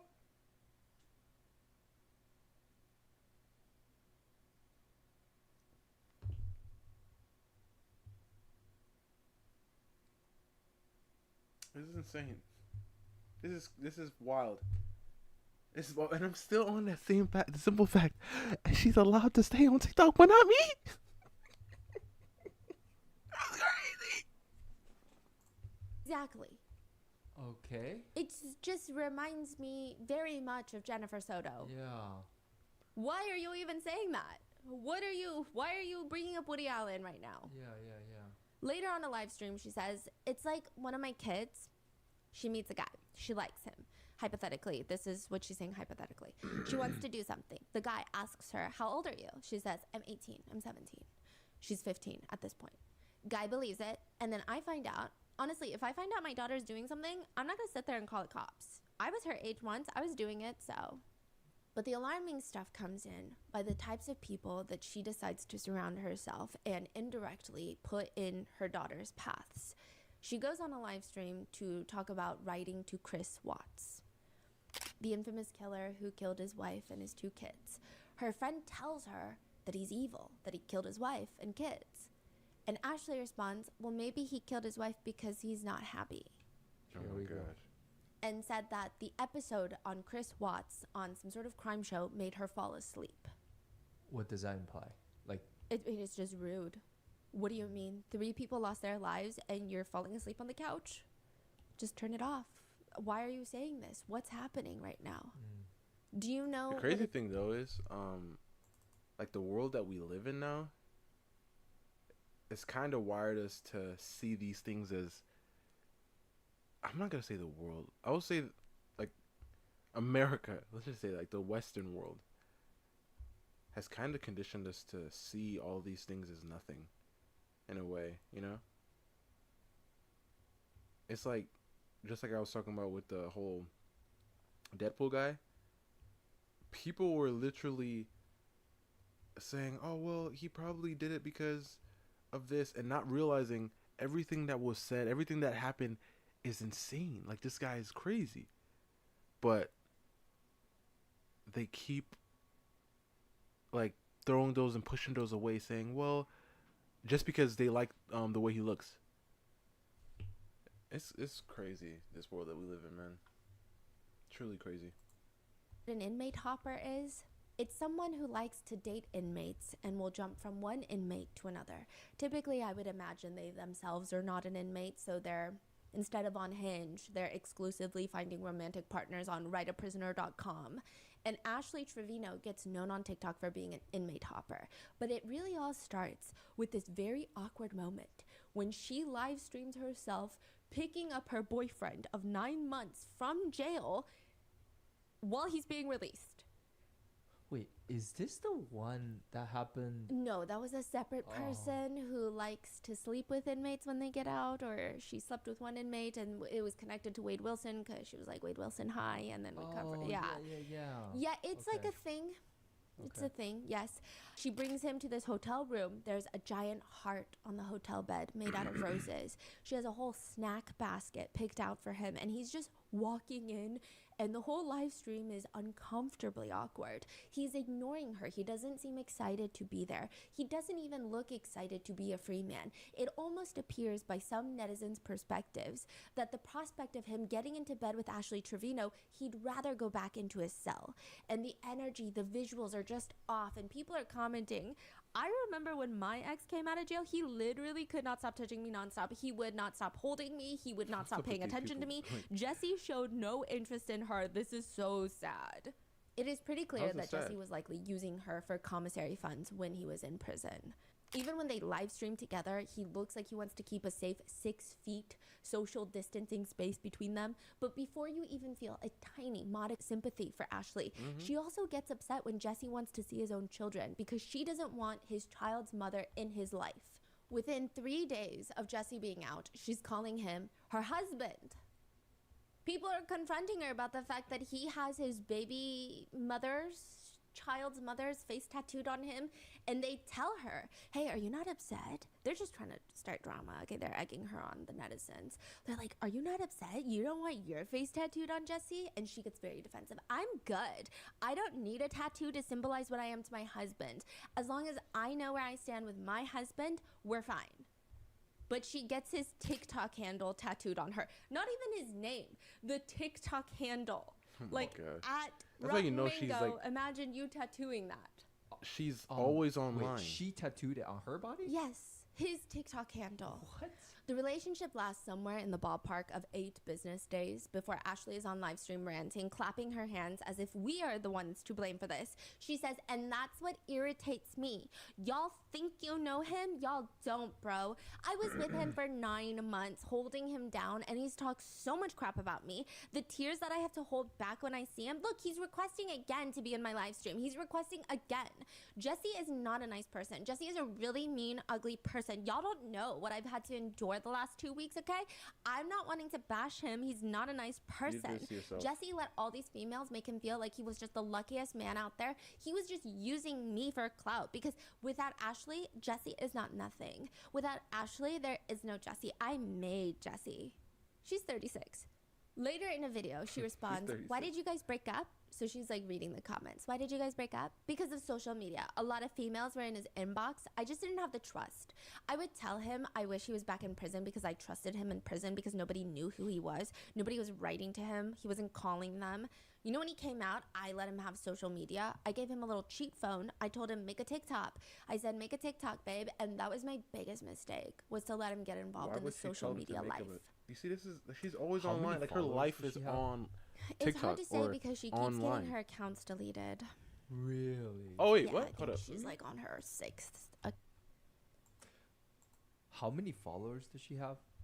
It's hard to say because she keeps getting her accounts deleted. Okay, TikTok, my fault. Really? Yeah. I think Actually, no, she's- not my fault.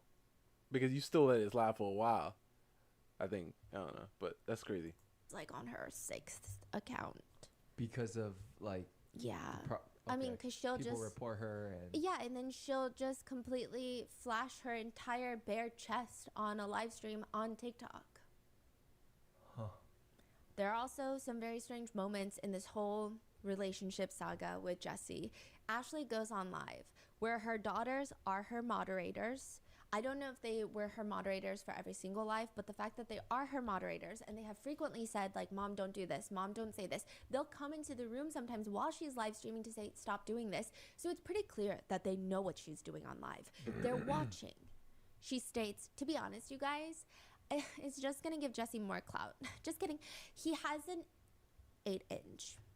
I mean, the first day we did it like, what, 5 or 6 times? If I can remember, maybe a little bit more the first day. And the first weekend was pretty wild. I literally could feel him like up here. Oh my and God. I would tell him like, it hurts. Like, She goes into graphic detail describing the width, I guess. In a separate live, she's asked, was there passion? To be honest, yeah. It's crazy though, because for like 2 weeks, it was still good after the second week. The first day, we did it like 5 or 6 times. I can't even remember. Maybe a little more. The first day, the first weekend was pretty wild. I would tell him like, it hurts everywhere, everything. And then she would just nod, licking her lips. And every single time, we didn't use protection. And he never pulled out. Meanwhile, Jesse is on a separate live stream where he claims that he had to put a blanket to cover Ashley Trevino's entire body and face because he could not get excited for activities without that. You're kidding me. Yeah, no, I'm not. That's crazy. Did you like put like a bag over her head when you guys, Okay, so I put the blanket. I put the blanket all over her. I just wanted to see that. If I seen anything else, it wasn't gonna work out. You know what I'm saying? The top comments are, mind you, this is my phone. Mind you, I just woke up. Soon after their breakup, Ashley starts hinting at the fact that she might be pregnant. And hinting is a severe understatement. She might as well have tattooed it on her. Potentially pregnant. She tells her viewers, I was ovulating the day after the day he came home. We can all be your baby daddy. You want to be my baby daddy? No, I already told Jesse that if I'm pregnant, I told him on the way to Irving. I said, on the way to Irving, I told him, I said, look, if I'm pregnant, because I told him, I said, I start my period in 3 days. And he's like, what are you telling me? I said, I'm just saying, I start my period in 3 days. And he's like, what are you telling me, Ashley? And I was like, no, I'm just saying, like, just in case, something happens and I'm pregnant, I don't need you to be there for me. I said, I can raise this baby on my own. I've raised 2 of them on my own. You're not raising I don't your need kids. you to be here to raise my baby. You're not people raising were so them. confused by this. People start putting the dates together, and Ashley's digital footprint has likely accelerated climate change by at least 24 months. She is live streaming every single waking moment of her day, which is not a great thing to do if you don't want to get caught in your own lies. People are running through the timelines to point out, wait, if she was pregnant, then she had her period on this date, then she would have known that she was pregnant if she missed her period. But those days that she would have known that she was pregnant or potentially pregnant, she was just drinking and live streaming all the time. When she's confronted with this, netizens are very upset because that's a very serious thing to do, is drink while potentially pregnant. And she says she's drinking because she's not 1,000% confident that she's pregnant when you can just take a pregnancy test. She says that she merely has a suspicion that she's pregnant, but she didn't take a test yet. It is the very accurate, very true intellectual theory that if you don't know, it does not exist. She says, once I find out for sure that I'm pregnant, I'm not drinking. I am off of it for 9 months. But she's also very upset that her viewers care about her drinking alcohol and potentially being pregnant. She says, I'm not going to answer yes or no if I'm pregnant. That's not what I'm going to do. You're going to have to wait. Y'all are not anybody important to me. So for me to just sit here and say, no, I'm not pregnant. Yes, I'm pregnant. Y'all are not important to me. I don't even know you. very quickly, the newfound pregnancy becomes Ashley's entire personality. She streams, y'all, I have never been so scared to bring a baby into this world. Because when I brought them to, I was with their dad. Me and their dad were married each time. They were planned. This one was planned too, but I'm not with Jesse no more, and I'm scared. I'm scared. Wait, is she pregnant or We don't know. she's just like crying about it? Yeah. In another live stream, though, she complains, Today, my back has been killing the fuck out of me. Like, I told Lisa, I said, girl, I feel like I'm about to start my period. And I just got off my period. and everyone's like, how would you just get off your period if you're potentially pregnant? Eventually, the story becomes too ridiculous to sell. I mean, at some point, even the trees in your backyard are going to start putting 2 and 2 together like none of this is making any sense. And ultimately, she addresses the pregnancy situation by saying, were you ever pregnant? Yes, unfortunately, I was. But the stress gets to you. So unfortunately, I was. And I was very sad, but I was happy at the same time. hinting at the fact that she suffered from a miscarriage from the stress.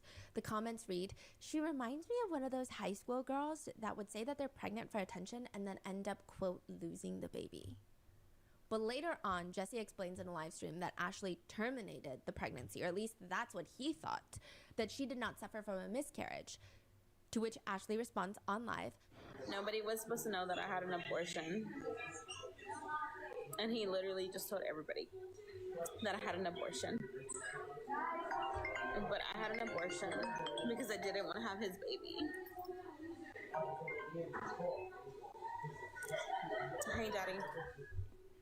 I absolutely believe in my freedom of choice as a woman, but I think the difference between having it be a choice versus having a miscarriage are completely separate things, especially in this situation. She originally claimed that she lost her baby due to stress, and that is not a choice. Netizens were obviously sympathizing with her after that, and even had she said, "I made the choice to do this because I don't think I'm going to be a fit parent to a newborn right now," I'm not liking anything. I mean, I guess it depends on everybody's beliefs, but I think that's perfectly normal. But netizens were obviously sympathizing with her, donating so much more to her because they thought that she had suffered this very traumatic thing that a lot of netizens can relate to.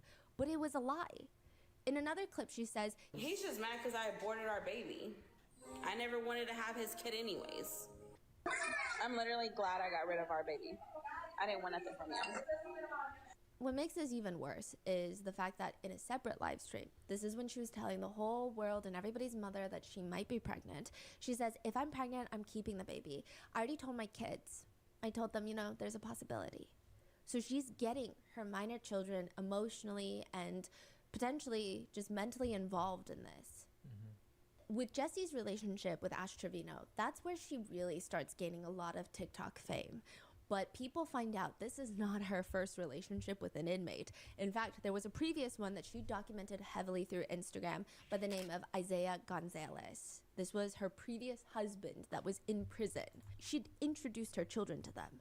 She had brought her two very young daughters. At this point, the eldest was about 10 years old, when she brings them to prison to meet this prisoner that she has now decided to marry. How do we know about this? She has documented it all over Instagram and then slowly starts talking about it on live. So through her Instagram, we find out that she's posting pictures of the girls visiting Isaiah Gonzalez. And she writes, "We had a great visit today and so blessed that both of our girls were able to go see Daddy." This is the part that is so sick and twisted. This is not the girl's biological father, but she almost convinces them, or maybe she's telling them to call him Daddy, or is convincing them that this is their new daddy. I don't know. She writes, "You can see the happiness on his face. Our first family picture, only one more glass visit until he gets to hug us all." Which I'm not sure you should be taking your children to prison to hug random inmates, but she even introduces Isaiah as the youngest's daddy to the world. She keeps doing this. She's saying, this is E's daddy, but he's not. He's not biologically her dad. He's not her dad anything. She posts more pictures of them meeting in prison. They're holding up hand hearts. She's hashtagging it Going Gonzalez because she's trying to marry him and his last name is Gonzalez. And ma'am, this is not a reality show. She'll hashtag Love on Lockdown. My heart is in Iowa Park, which is where his prison is located. But should her heart not be at home with her own two children? She posts another one where Isaiah is holding E, her youngest daughter, in his arms, physically, during visitation. She captions it, "Today we had the best visit with my husband and her daddy. It's always hard leaving him behind." Again, this is not E's biological father, let alone her daddy, her dad. This is just some random inmate. Love all the time we get with him, and his smile says it all. Just a daddy and his baby girl. It's sad when she runs back for one more hug before we leave, but their bond is unbreakable. I do want to preface this by saying, I think with the way America likes to incarcerate people for just pretty much everything, there are people in prison for possessing weed. There are people in jail for allegedly being involved in an incident involving the United Healthcare CEO. There are a lot of reasons that people are incarcerated that a lot of people might not necessarily think they should be incarcerated for. I think that for a lot of inmates, having a strong support system outside of prison waiting for them when they get out, it does help rehabilitate them. Again, I'm talking for drug possession charges, things of that nature, health insurance fraud related charges involving massive healthcare companies, things of that nature. I think it's important for these people to have support, and I have a lot of respect for their partners and families that give them that while they're still being part of society and having to deal with the stigma of having a loved one in prison. However, finding inmates to date because you like the idea of being a prison wife is beyond my level of comprehension. Ashley posts on Instagram, August of 2019. She posts 2 pictures captioning, "Life had us in different paths, but just know he makes me happy and he asked me to marry him and I said yes. I am future Mrs. Gonzalez."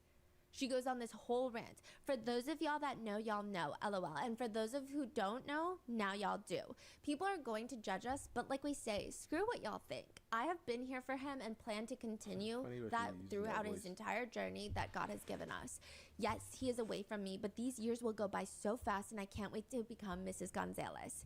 If y'all don't like us being together, then feel free to delete me, but he wanted me to let everybody know that he is mine and I am his. And for those of y'all that don't know, he asked me to marry him and got the blessings we needed to move forward with that. By the way, don't let those hate letters think it's gonna stop us. Soon being a prison wife becomes her whole DNA profile. She posts, "I'm a prison wife. My relationship is based on letters, time-restricted phone calls and visits that are few and far between. I'm judged for staying with a man that I could never imagine leaving. I go to bed alone every night and hold it down on the outside while he comes home. I never know when he'll be involved in a riot or moved far away from me. Despite all of this, he is worth the wait." So do we know what was his... We're about to get there, yeah. She shows off sending 120 pictures, which I can only imagine they're X-rated pictures. She likes to say things like, "Being a prison wife is expensive," and I'm realizing that now because not only do I have my own bills, I still help him. He doesn't ask me for money though. It's just one thing that if I do, it's because I want to. I feel like it's my responsibility as a prison wife. Which, side note, a lot of inmates have stated that when it comes to picking a pen pal, if they have a choice, they do not go for the girls that are aesthetically conventionally the most attractive. They will go for the ones. How does pen paling work? I mean, I don't want to know this, but it's just, I mean, I want to know. But it's so interesting because I hear about like pen pals and everything a lot in prison, but I'm just like, how does that work? I mean, yeah, but how do you even? I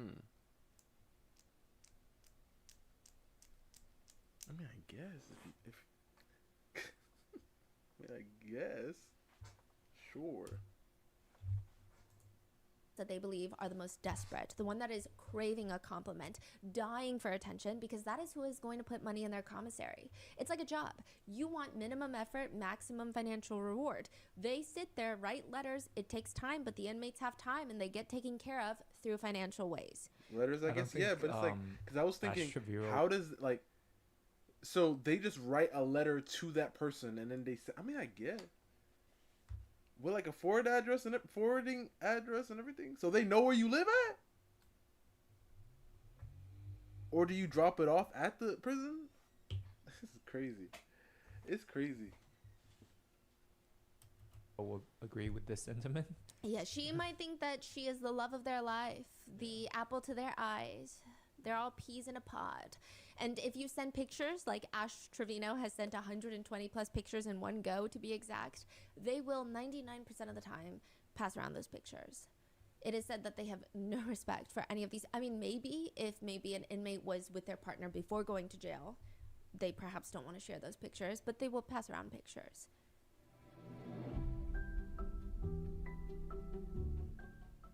Having an amazing product or service is a massive part about owning a business. I stalk some of your Instagrams and you guys have such artistic abilities. And I know that a lot of you guys write about starting your own shop, but it's often the business behind the business that makes all the difference.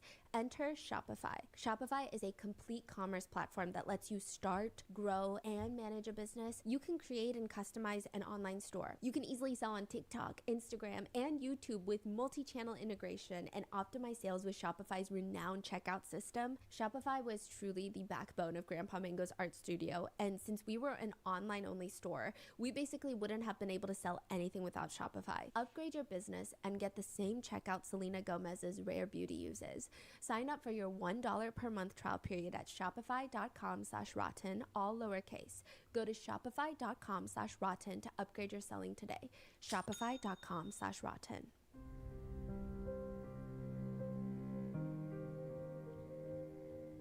But Ashley is in love. She posts wedding pictures with Isaiah Gonzalez, which are just pictures by herself, holding his picture because he's incarcerated. They're not going to let him out and take furlough to take wedding pics. So it's just her in the middle of the road, a literal road, wearing a black dress and a white flower crown, writing, "There is going to be a long road ahead of us in this journey, but with God, we will get through it. Right here in these pics, I'm walking that road alone." Hence why she's on the road. And to give her some credit, the road is empty. "I'm walking that road alone, but even though he wasn't there physically, he's still here with me in this pic. This life isn't for everyone, but it is for me. Hashtag Mrs. Gonzalez. Hashtag my life is behind those walls." This is where things start to escalate. She is really crazy. On a live but the thing stream, is, this is the Ashley thing. is telling This the is the thing. story. Listen, you know what I found out? This is what I found out. Bri, listen. I found out they closed down. Yeah, I think it was like 2016 or something, or 2019. They closed down their last insane asylum. You know what that means? That means all those people that should be in there are out here. Which is kind of strange and terrifying, you know? Just like that one guy we said, that Deadpool guy. Crazy. Really crazy. Lock him up. He's insane. This chick right here is insane. She gotta get locked up. And I know why they did it. But, like, why didn't they just, like, you know, fix it a little bit, you know? Just make sure that didn't happen. Because how many people get sick from, on the loose exactly, how many people get sick from, like, all these fast food areas? They don't lock them up. They just change some things and tell them, you can't do this, you can't do that. Sure, yeah. That's how you know. That's how you know they don't really care about us, bro. It's like, when it comes to, like, things that they profit off of, like the food and everything, they don't care, practically. They literally have signs that say these things can cause illnesses and cause problems, and they still let them run it. But you got one or a couple of asylums where people are doing some crazy stuff, and they just shut them all down. Come on, man. We need these things. People need to be locked up, bro. People need to be in there. It's like you can't have them all out here with us. You can't. Of how she first met Isaiah, because people start bringing it up. They're like, okay, so Jesse was not your first prison boyfriend, your first inmate boyfriend. So who is Isaiah that we found on your Instagram? And she says, well, everyone's wondering why this has happened. Oh, by the way, it is speculated that for all of her prison boyfriends, she's met some of them through Write a Prisoner, websites where you can see pictures of prisoners and decide if you want to be their pen pal or not. Why? But those who know how the prison system works. Why? Why does that exist? I mean, man, I don't know, bro. Let me just continue. They speculate that she is pretty well known in certain prisons, that she will talk to an inmate. They will recommend her to other fellow inmates. They'll say, hey, talk to this girl because she's going to put some money in your commissary. And she, for the lack of better phrasing, gets passed around. As in, her number and contact information gets passed around to other inmates. Crazy, but with bro. Isaiah, she says, I actually knew him before he went to prison. She says, my prison life started in 2019. I reconnected with an old childhood friend, okay? She says okay a lot. She also says just kidding a lot, when she's definitely not just kidding. So, my prison life started in 2019. I reconnected with an old childhood friend, okay? Yes, I am 6 years older than this man. He is still currently serving time in TDC. So we reconnected back in March of 2019. We wrote snail mail letters up until August 2019. Then I set the phone up for this man. On our first phone call, he asked me to marry him. I liked him, so I said yes, and I've known him for years. Insane. Crazy. But I'm not gonna, that, it's just a crazy thing to do. And listen. listen. I don't want to hear what I did in my past. But that's crazy, though. That's crazy. Look, I could take accountability and say, that was dumb what I did. But like, I mean, but listen, I'm able to understand it was dumb and move on. You know, move on and just understand that was dumb. And no, I'm not gonna do that again. But she's still actively going to prisons and finding these people. So after 10 years of not seeing each other, he puts me on his visitation list. I come to go visit him. I drive almost 3 hours, and then we start the marriage process. We get married in November of 2019. But mind you, I was visiting this man every weekend up until 2020. Then COVID hits, and they shut visits down completely. And oh my gosh, bro. Okay, let me just make sure. All right. March. I knew him since since he was 11. I knew him since he was 11 and I was like 15 or 16, maybe younger, because I was like 15. So he had to have been like 9 when I first met him.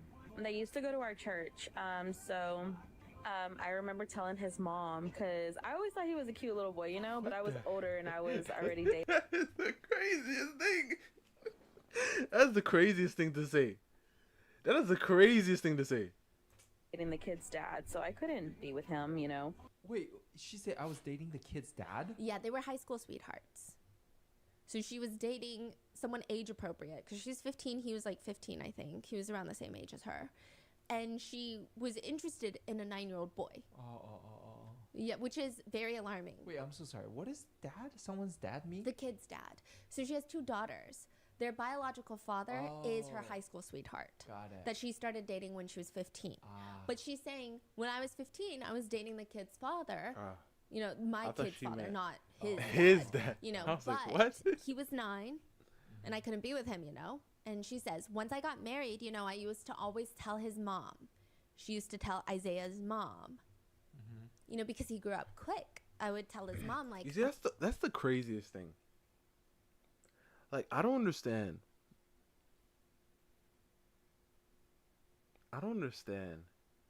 Like, how people can just look at the person... Like, let's say you meet somebody, right? How can I say this? It's really weird. But I don't know how people can do it. Yeah, I don't know how people can do it. I don't know. Like, how could you not see the baby, you know what I mean, in them, or the child in them? Like, if you were to grow up and you were like 20, right, and a friend of yours had a kid who was like 10, and you meet them when they're 10, that is a kid. 10 years later, when that person's 20, you're 30, that's still a kid, because you knew them when they were a kid. You know what I mean? It's just weird. Like, how could you not? Like, how could you not? I don't know, bro. I'm going to be your daughter-in-law one day. I'm going to be your daughter-in-law one day. And she's like, no, you're not. My son is too young for you. And then in 2019, I reconnected with her son. In prison. Yeah. Which is incredibly creepy. But she clarifies, okay, Isaiah was a minor when we first met, but I didn't date him when he was a minor. I'm not sure how she thought that sentence would help her case. Yeah. Nevertheless, she gets 3 tattoos of Isaiah on her. One of their wedding date on her finger, Isaiah on one wrist, Gonzalez on the other wrist, and these tattoos are huge. It would be more inconspicuous for her to wear 5 Apple Watches on one hand. It's that aggressively noticeable. Like on top or bottom? On top, and it's just like massive cursive. The whole wrist. And within 5 months, she announces her divorce. But one thing that has always gotten to people is that Ashley explains that Isaiah went into prison at 15, and he won't be eligible for parole until 2032. And if he doesn't get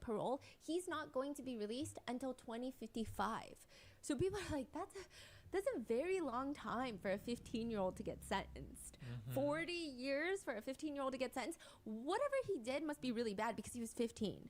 So they start looking into his criminal history. 1 count of aggravated robbery, 1 count arson, and 1 count of murder. Sentenced to 45 years in prison. When Isaiah was 15 years old, he was involved in a very, very well, meticulously planned robbery that ends in a man's murder.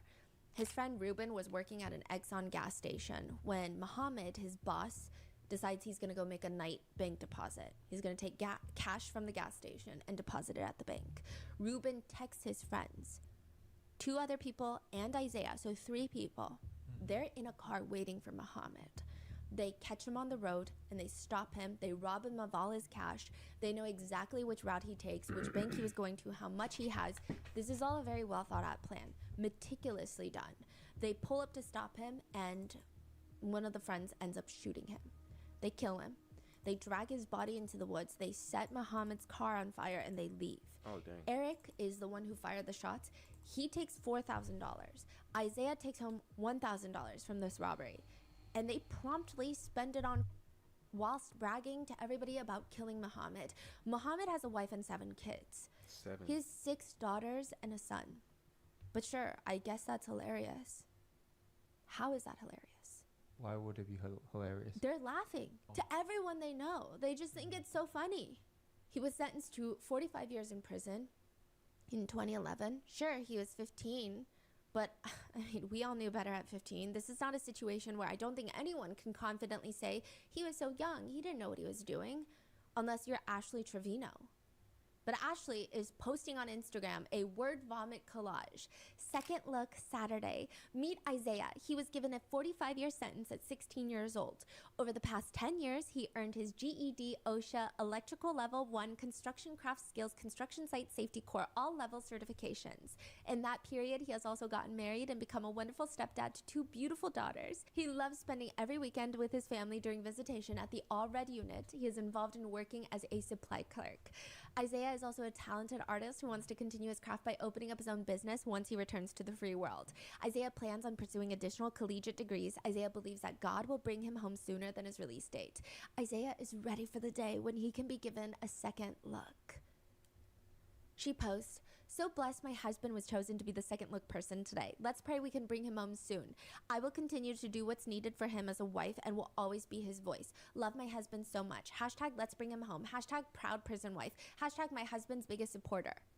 He's a killer. The worst part is Ashley is very proud of all of this. She TikTok live battles with someone talking about her inmate hopping ways, and the other creator says, "That is a lot. How many inmates have you been with? Like 26, you said?" It's like 30 now. Probably 26 in the last 5 years. That is a lot. And she's nodding and smiling. Hold on, I didn't hear. I wasn't paying attention. What did she say? Because I was looking at this chick. Said it's like 30 now. Probably 26 in the last 5 years. Oh my gosh. That is a lot. And she's nodding and smiling like it's something that everyone should do. And they ask her, let me ask Brandy, you a question. Have you seen the show, or are you watching it currently? Why do you prefer inmates? I prefer inmates because I feel like if you're gonna get hurt, it's better to get hurt while they're incarcerated than out here in the free world. Oh my God. Because like I just said earlier, my ex Jesse, when he actually left and we broke up, that one hurt. I still feel hurt to this day. She likes the fact that they have no options. That's crazy. In another creator wild. battle, she straight up asks the other creator, "You haven't heard Ashley the inmate hopper?" I actually married someone who was incarcerated in 2019. We actually knew each other from out here though, and he's actually younger than me. So we reconnected. I became his prison wife, and that's where I met a lot of people that I talk to still. And it just went from there. When we separated, I went with another one, and it just went on. Okay, let me ask you, have you ever been with somebody that's not incarcerated? Besides the father to your children, which they're broken up, clearly. And she's shaking her head no. It just doesn't pan out for you, or you just don't want it if they're not inmates. So my actual last relationship out here in the free world was in 2018, and we lived together and everything. And then I started getting inmates, and I've had like guys here and there in between, but I don't know. To say my last relationship out here in the free world is already such a wild sentence to utter. She will be on the phone with inmates during her live streams, just spewing words out of her mouth. You're my 30th inmate. Did I not tell you that? You really are. I swear. I've been with 30 inmates. Now I'm in like a prison sister-wife relationship. You're my 30th inmate. Did I not tell you that? I'm not with no one, just you, but I've already married two. You're stupid. I mean, now I'm in a prison sister-wife relationship. Because I guess the other prisoner she's talking to has a wife. What? She will call them? The conversation is like brief, I'm assuming? Because they can't talk all day long, right? No, but sometimes it's not brief. It's not like 5 minutes. It's like 10, 15, sometimes more. And this is highly not allowed by most prison facility standards. You cannot be live streaming a prisoner's calls like that. You have to get proper permission. Right. And But she's just doing streaming. it. Oh. Yeah. She's saying this while her daughters are in the house, the doors are wide open, and their friends are over, and likely they're watching her on her live stream.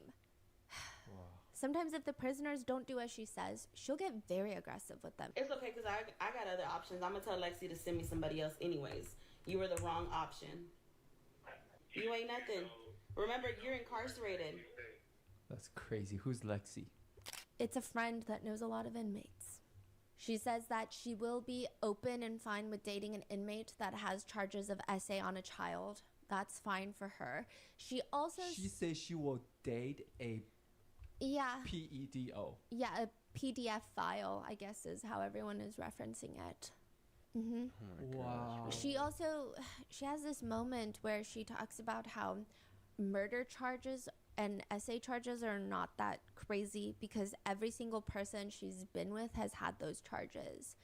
And that doesn't mean that they happened. She asks her viewers, how do you know? Were you there? Were you there? Every single person I've been with has had those charges. Were you there? We are now entering the belly of the beast. So let's go through and recap all of her relationships. Her very first relationship, or her very first prominent relationship, she marries her high school sweetheart. She has 2 children with him, the 2 daughters that are now 15 and 13.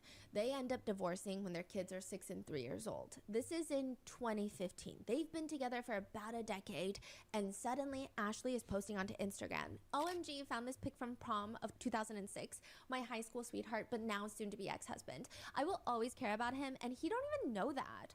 Hashtag prom 06, hashtag my junior year, his senior year, hashtag I know, get out of my feelings, hashtag he done moved on, which implies that perhaps they're getting a divorce, and that perhaps hashtag he done moved on is oddly specific and pretty indicative that maybe he cheated on her or left her or didn't want anything to do with her anymore. Even later when the divorce is finalized, she posts a pouty selfie writing, "This was my last pic of me being his insert last name. LOL, my divorce was finally finalized after 9 years of marriage and 2 years of separation. Hashtag divorce final, hashtag goodbye, hashtag hello Zara, Garcia." what's going on, man? I guess her original maiden name. Hashtag bittersweet moment. But the reason that the 2 get divorced is because that she cheats on him, allegedly, with a man in prison. So, I will say that it seems the children's father is the only redeeming man in this story, at least as of right now. Why didn't you just After take the kids divorce, with him? he focuses on his career, is able to remarry, purchase a home, while supporting the children financially by paying Ashley child support every month. It said that he was also very involved in the girls' lives up until about a few years ago. And it appears that he couldn't see the girls as much, not For a second, I was like, what the heck are you showing me this for? And then I realized what it was. Oh, that's clean. That's clean. Ooh. by his own choice, but it seems perhaps Ashley was making it very difficult for him. 2 years ago, in 2023, the children's father ends up passing away from leukemia. Oh, never mind. And Ashley does Oh, dang. I guess that's why he didn't take the kids with him. everything in her power to gain sympathy from this. This must be traumatic for her. She's known and been in this relationship with this man for the greater part of her young adult life. They were high school sweethearts. But now she does have 2 children. They don't have their father anymore. It's really up to her to be a supportive mother so that they can grieve. And it's very hard to take her emotions seriously when she tries so hard to make it about herself. She states that she's not going to his funeral, but it's speculated that it's because she wasn't welcome there. She tries to make it seem like she's just emotionally not able to. She tells everybody that she might take a mental health break and she will be back. When she'll be back is unclear. May it be sooner, may it be later, maybe it be never, right? Well, she does come back the very next day. Because galaxies don't just send themselves into the ether. She does not, however, pass up the chance to not make this all about her. She says things like, that could have been me. He didn't have to go. He wasn't doing anything. You trying to throw some hands? He didn't have to die. Nice. That could have been me. I don't know how that applies. He did pass from leukemia. I'm not sure why she's even saying stuff like this, but it wasn't. And I feel that for my baby so much. I really do. And again, this is after her kids have asked her repeatedly to not talk about their father on live because they're grieving. They don't want to hear this. They don't want this business out there. It breaks my heart when my babies just say, I wish my dad was here. I wish my dad was here. Thank you for the hand heart. Because she gets a donation. Everything does happen for a reason. So she's reading someone's comment that says everything happens for a reason. Everything does happen for a reason. I'm a firm believer in that. This is a pretty niche pet peeve of mine that I don't even know if I should be saying, but when someone passes away and people try to tell each other everything happens for a reason, I do understand the intention behind it, and in certain situations, maybe it's acceptable, but it's this weird feeling of this person's death is to further the plot for everybody else type of energy. What do you mean everything happens for a reason? It's just kind of, I don't find it to be the most sensitive thing to say when someone has a passing in their life, especially the way Ashley says it. She says, everything happens for a reason. Everything does happen for a reason. I'm a firm believer in that. Firm believer. And that's why I'm saying maybe it took this tragedy for me to open my eyes up and to see what the pain my babies would feel. Not only with one parent gone, but with two. No, someone did not pass away from leukemia for your character development. That's not even a coherent sentence, Ashley. But she tries further to make this about her, and I genuinely think that she thinks that this man's death is just part of her character development, character arc, and she has no character arc. It is just a perpetual decline. Nevertheless, she says, whilst kind of creepily smiling, the other day, I tried to leave because I got mad, and H, my daughter, runs after me, and she sits in my car, and she's like, you're not going nowhere unless I go with you. I already lost my dad. I'm not losing you, Mom. You guys, my babies are going through it. Like, they are so scared. She's like, I'm not losing you. I've already lost my dad, Mom. It's just opened up my eyes now that them little girls need me. But then to make matters worse, while everybody is attending the funeral that she was not invited to, probably because of who she is as a person and the things that she says and how she treats her kids and probably how she treated her late husband, she is on live streaming dancing to songs that have lyrics like baby daddy, while his funeral is happening. Wow. Ashley then goes on to state that she's been with 30 different inmates. So these are a few notable relationships that she has been in. In no particular order, you have Isaiah, the one that was convicted of murder of Muhammad. Zura, this is what happens when you say you want something crazy.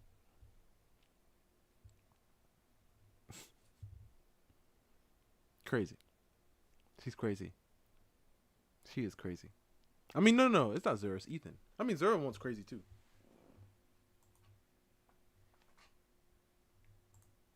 The manager of the gas station and father of 7 kids.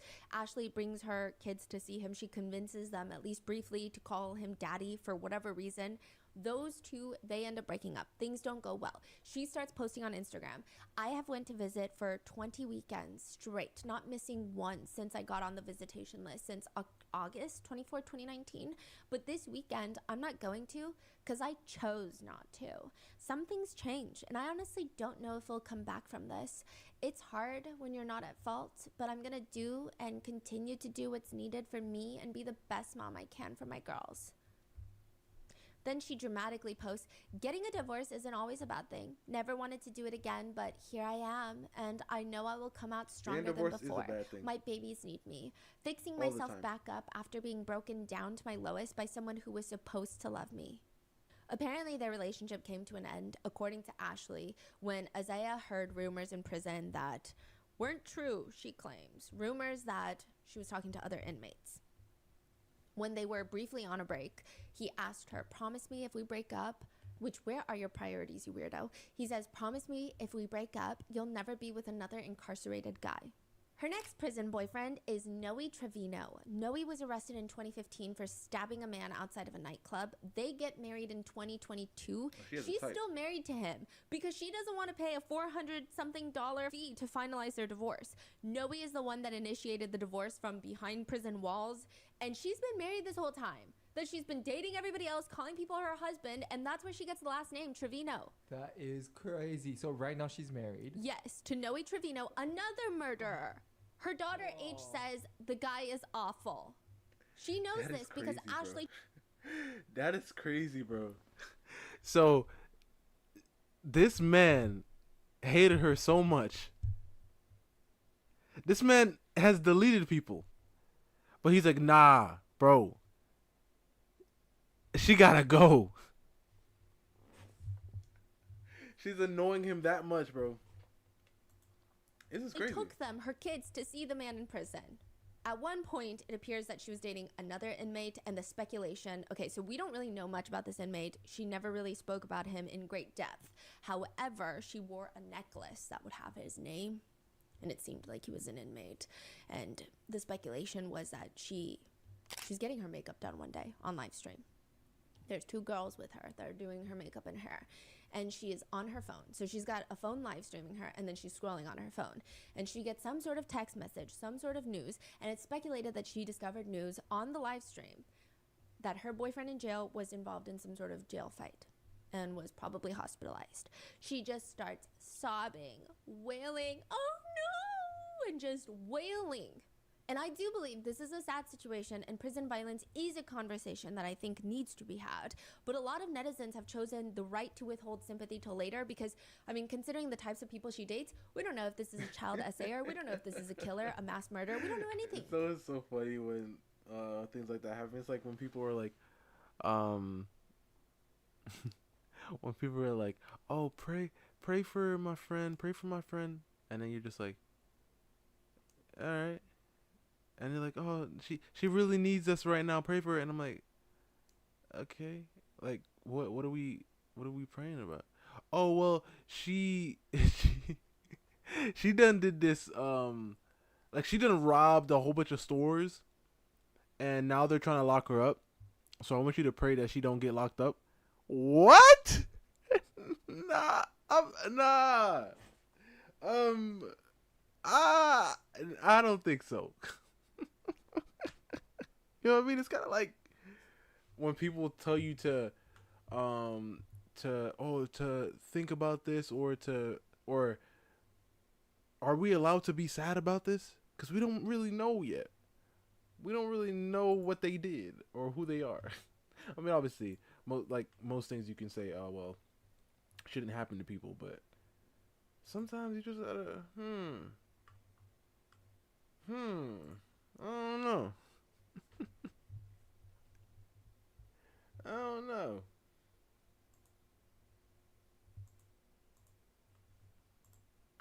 But her friends just tell her it's like this very strange moment. They're fanning her face. She's crying. She's getting her makeup done still. And they say, no, don't cry. You're a bad... Don't cry. I know. It's okay. Aw, try not to cry so much. Then you have Eli. Eli was in prison for strangling a woman. He's also free and constantly on TikTok live streams now. He was in prison for strangling a woman and also breaking his child's femur. He broke his 2-year-old daughter's femur. His whole excuse for that is that he didn't mean to break his daughter's femur, but they have a bone condition in their family. He says, quote, it makes our bones more easy to break, so understand that it's not a regular bone. That's the little detail that people are forgetting. It was a mistake. I was intoxicated, but I sat in the hospital all week for her. He slammed a truck door on his daughter's leg. Oh, then nah. Yeah. Whoa. The femur is the hardest bone in the body to break, so I don't believe for one second that they have any sort of bone condition, and even if they do, this is no excuse. It is the longest, strongest, and heaviest bone that supports and can support up to 30 times the body weight of the person. It typically requires significant force, such as a severe trauma from a car accident, to break the femur. And Ashley exposes that while they were in a flirtatious relationship, because they're constantly live stream battling, they're flirting on camera. This is all public information. Like, he's free now. He's free, okay. And they're constantly live streaming on TikTok together.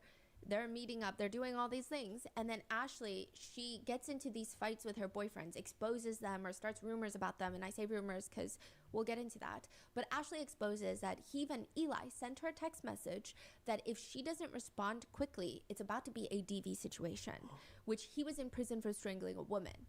He's also accused of being an SAR by multiple women. And somehow Ashley, well, I guess not somehow, I would expect nothing less from her, she still has a cordial relationship here and there with Eli. They always have this like on and off flirtatious relationship on live streams.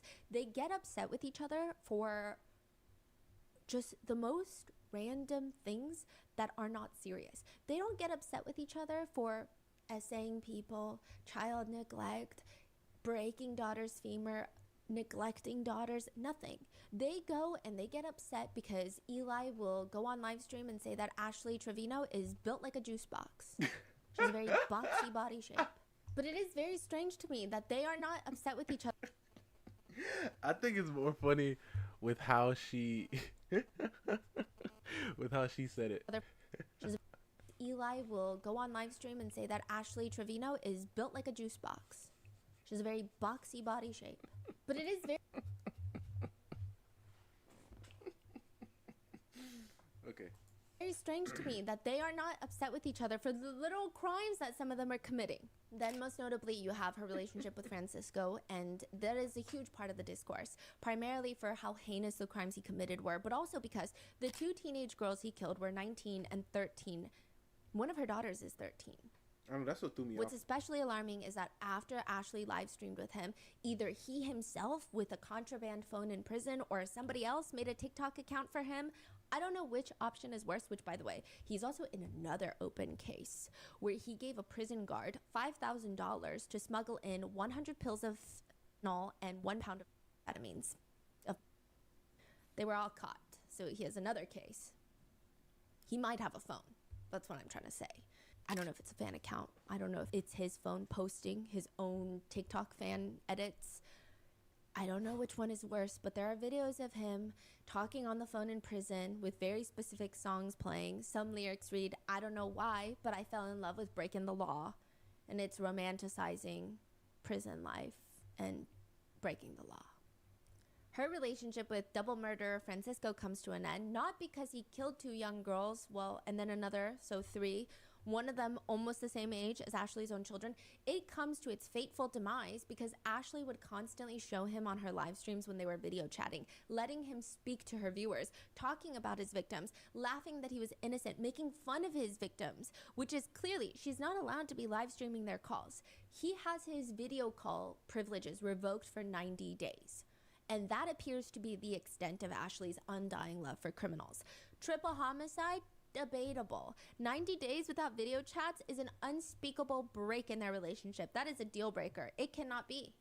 Then you have Ash Trevino's more recent relationship with someone that she jokes is going to be her daughter's new stepdad. This guy, his name is Santos.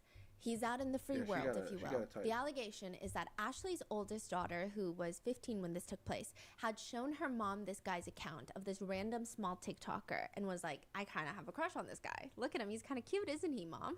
Which would be a normal, healthy thing for a girl her age to do. Just show her mom her internet crush.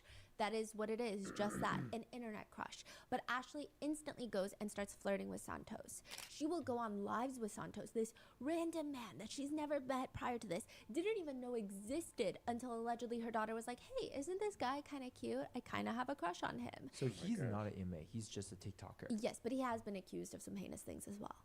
Okay. Yeah, so double whammy. Just talking about how she's going to breastfeed Santos, telling him she's going to breastfeed him on live stream while she grabs her chest and is like jiggling her chest around. Her daughter walks into the room seeing this whole interaction and asks another person on the live stream, some random creator, Ashley is asking, "Are you jealous because Santos is going to have all of this?" And she proceeds to get up and bend over. She tells Santos, "You have to put body oil all over my body." Santos even asks Ashley's daughter, "How do you feel that your mom stole your crush?" To which her daughter claps back, "Santos, how do you feel about being bald?" Being bald? Yeah, he's balding. Oh. And Ashley just sits there. Why would you ask her that? Why would you ask her that? But does that stop her from publicly doing this and humiliating herself and indirectly her daughter? Although I don't think that her daughter should feel humiliated, I think that everyone on the internet is very well aware that she is her own person and her mom does not reflect her own personality. But Ashley tells her viewers, I've seen his pee-pee and he's already seen my nunu, okay? I've already seen his pee-pee and he's already seen my nunu, okay? This is where the word nunu is born, her private parts. She also releases a song where she's like, You want to know how it smells? As Santos, he know it smell well. Oh my god. This is insane, bro. This girl, she is pushing like 40. She got 2 kids. And she's making videos like this on TikTok, bro. Like this. I mean, streams like this. Oh, man. Oh, man. yeah. I Are can't. they still talking right now? On and off, not really. Yeah, she goes on to apologize briefly for her actions on the live stream. She said, first and foremost, I want to apologize for my actions the other day. I know I shouldn't have done the things that I did. Out of alcohol, I did. There's no excuse, but yeah, so I'm just going through that right now. It really opened up my eyes, so I apologize to anyone that followed me, liked me, and then stopped liking me after that. I run to alcohol for everything, so I really apologize from the bottom of my heart. What did she do?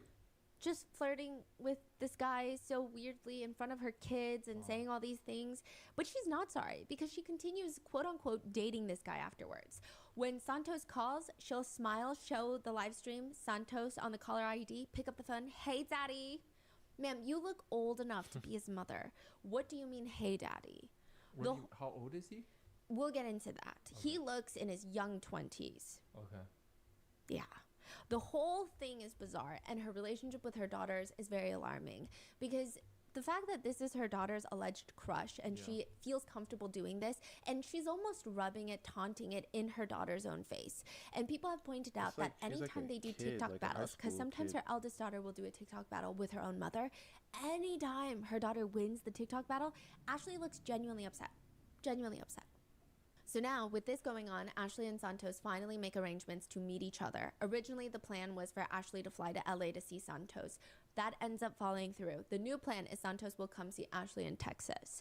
For 3 days, Ashley is eagerly waiting for Santos, who is just not showing up. For 3 days, he stands her up. He just keeps standing her up. And this is a boy that she has never met in person before. She has no established romantic connection with him, but she is publicly wiping her tears with a crumpled up tissue because he's not showing up to see her. And she made him a whole brisket. Bro, I fucking hate him. She never cooks for her kids, but she cooked him a brisket. She never cooks for her kids. He didn't show up for her brisket. And she tells her viewers, I'm still human at the end of the day, you guys. It doesn't matter what happens in my life. I'm still freaking human. Inevitably, because fate is sick and twisted, Santos does end up making his way over to Texas to stay with Ashley. Her daughters are home. This is her daughter that initially showed her the crush, right? And now her mom is glued to him like a piece of gum. Ashley is latching onto him like a koala. It is the strangest sight to see. Her behavior reminds me of like a middle school relationship where someone is so deeply insecure and must show you that they're in a relationship and they have the emotional maturity of a Brussels sprout. So they just think that if they're physically touching someone, the world will believe that they're in love. This is live stream? Yeah. How does that make me feel? Just kidding. Oh my gosh, this girl, first of all, she look a little older than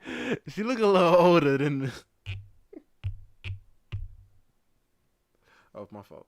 I hit the thing. She look a little older than, so this is crazy, bro. This is crazy. Are y'all jealous because I'm in the same room as him or what? Moreover, throughout the entire live, she just keeps calling Santos her husband whilst biting her lip and staring deeply into the camera. She also has this flirting look. Anytime she's flirting with someone, this is her signature look. She bites her lip, squints her eyes, and then flares her nostrils. Oh my god. It's like her mating call. Yeah, but nothing compares to what is about to happen. Ashley is going on her very first date with Santos, her daughter's crush. She hires a makeup artist, puts on what I can only describe to be a long maxi dress that is not casual. It reminds me of someone might wear to prom. And they head to a club where they get seats in the back of the club and they order steaks. And all of this is being live streamed, and there's just loud music playing. Ew. The bass of the music itself is enough to cook the steak to a medium well. She's asking Santos to cut her own steak because she's dainty and frail, and he's just there talking and messaging other girls whilst there's music just bumping at the club. How do we know that? She's live streaming it. How do we know he's messaging other girls? He's literally, other girls are on TikTok live being like, Santos just messaged me to show up. And I'm like, I'm not going to show up. Yeah. Wow. But then later in the live stream, she says, it was honestly like a dream come true, you know? Like, even though we were just friends or whatever, he made it special. This is unfortunately the very grim beginning of the Santos saga. He will constantly be a reoccurring part of Ash Trevino's problematic world, and it's pretty obvious that he's just here for the fame. Of course he is. You can even call it that, and the money. But that should not take away from how uncomfortable their relationship is. She will be live streaming Santos. They'll be doing the TikTok battles. She'll show him the haunted rose. Look what I have charging. Yeah, charging. Oh, you don't need that when you have me. I need it for tonight, though. Oh yeah, you're gonna definitely need that for tonight. I don't have you tonight. All I have is the FaceTime. Yeah. All you could use right now. We're on live. We can't. I know. I mean. But then she starts biting her lips and looking weirdly at the camera, and some people believe that she's using it under the table. There are allegations that she has done this before, using her haunted rose to haunt the entire internet. Allegedly, there are 2 clips of her where she has gone on live. Once, she just flat out left the screen, and you can hear things that sound like her using the haunted rose and being haunted. Play it. Don't play it. Oh my gosh, nah. Another time, allegedly, she pretends to forget that she's on live and starts using it. Now, these are things that I can very well see her do. However, I don't know, because there have been a lot of clips that have been taken out of context. I can't be 1,000% sure on which the context is for these clips, if they've been edited or altered, but I don't think it would really change the implications of what is all of this is doing to her daughter's upbringing. But if it is true, in one live where it's alleged that she was using the haunted, being haunted, she was playing the song How to Save a Life, the Where Did I Go Wrong? How to Save a Life by The Fray. And if this is not edited, it sounds like she is having fun to the beat of How to Save a Life. Which netizens describe as, quote, diabolical. Netizens. Then there is the infamous flashing live stream. She is live stream battling Santos. And for whatever reason, she decides that she is going to start rubbing her whole chest very seductively, or what I imagine she believes to be seductively. Just fully rubbing like she's kneading dough, kneading a pizza dough, while staring into the camera, biting her lips, flaring her nostrils, her usual mating sign. She even tries licking her own chest, and she just does this. I'm trying to think. There was a it was Super Crooks. Like, I instantly started thinking, I don't even know why I thought about it right now, but the moment when they were in the office and they were doing the heist meeting thing. That was just a random. That was random. What time is it? Because I have to see when this place closes. That's about, yeah, it is. When do they close?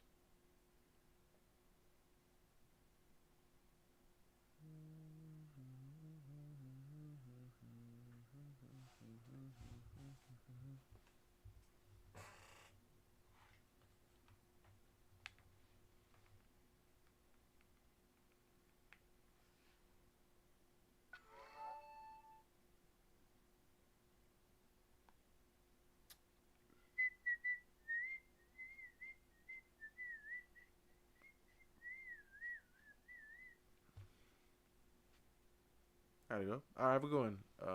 Titan. for over a minute until fully her whole chest is out of her shirt on a TikTok live stream. Wow. She flashes a 19-year-old boy on a live stream. He's 19. Santos is 19 years old. Ashley is 36 years old. She's flashing him while her kids and likely other kids online are watching. She's double his age. Yes.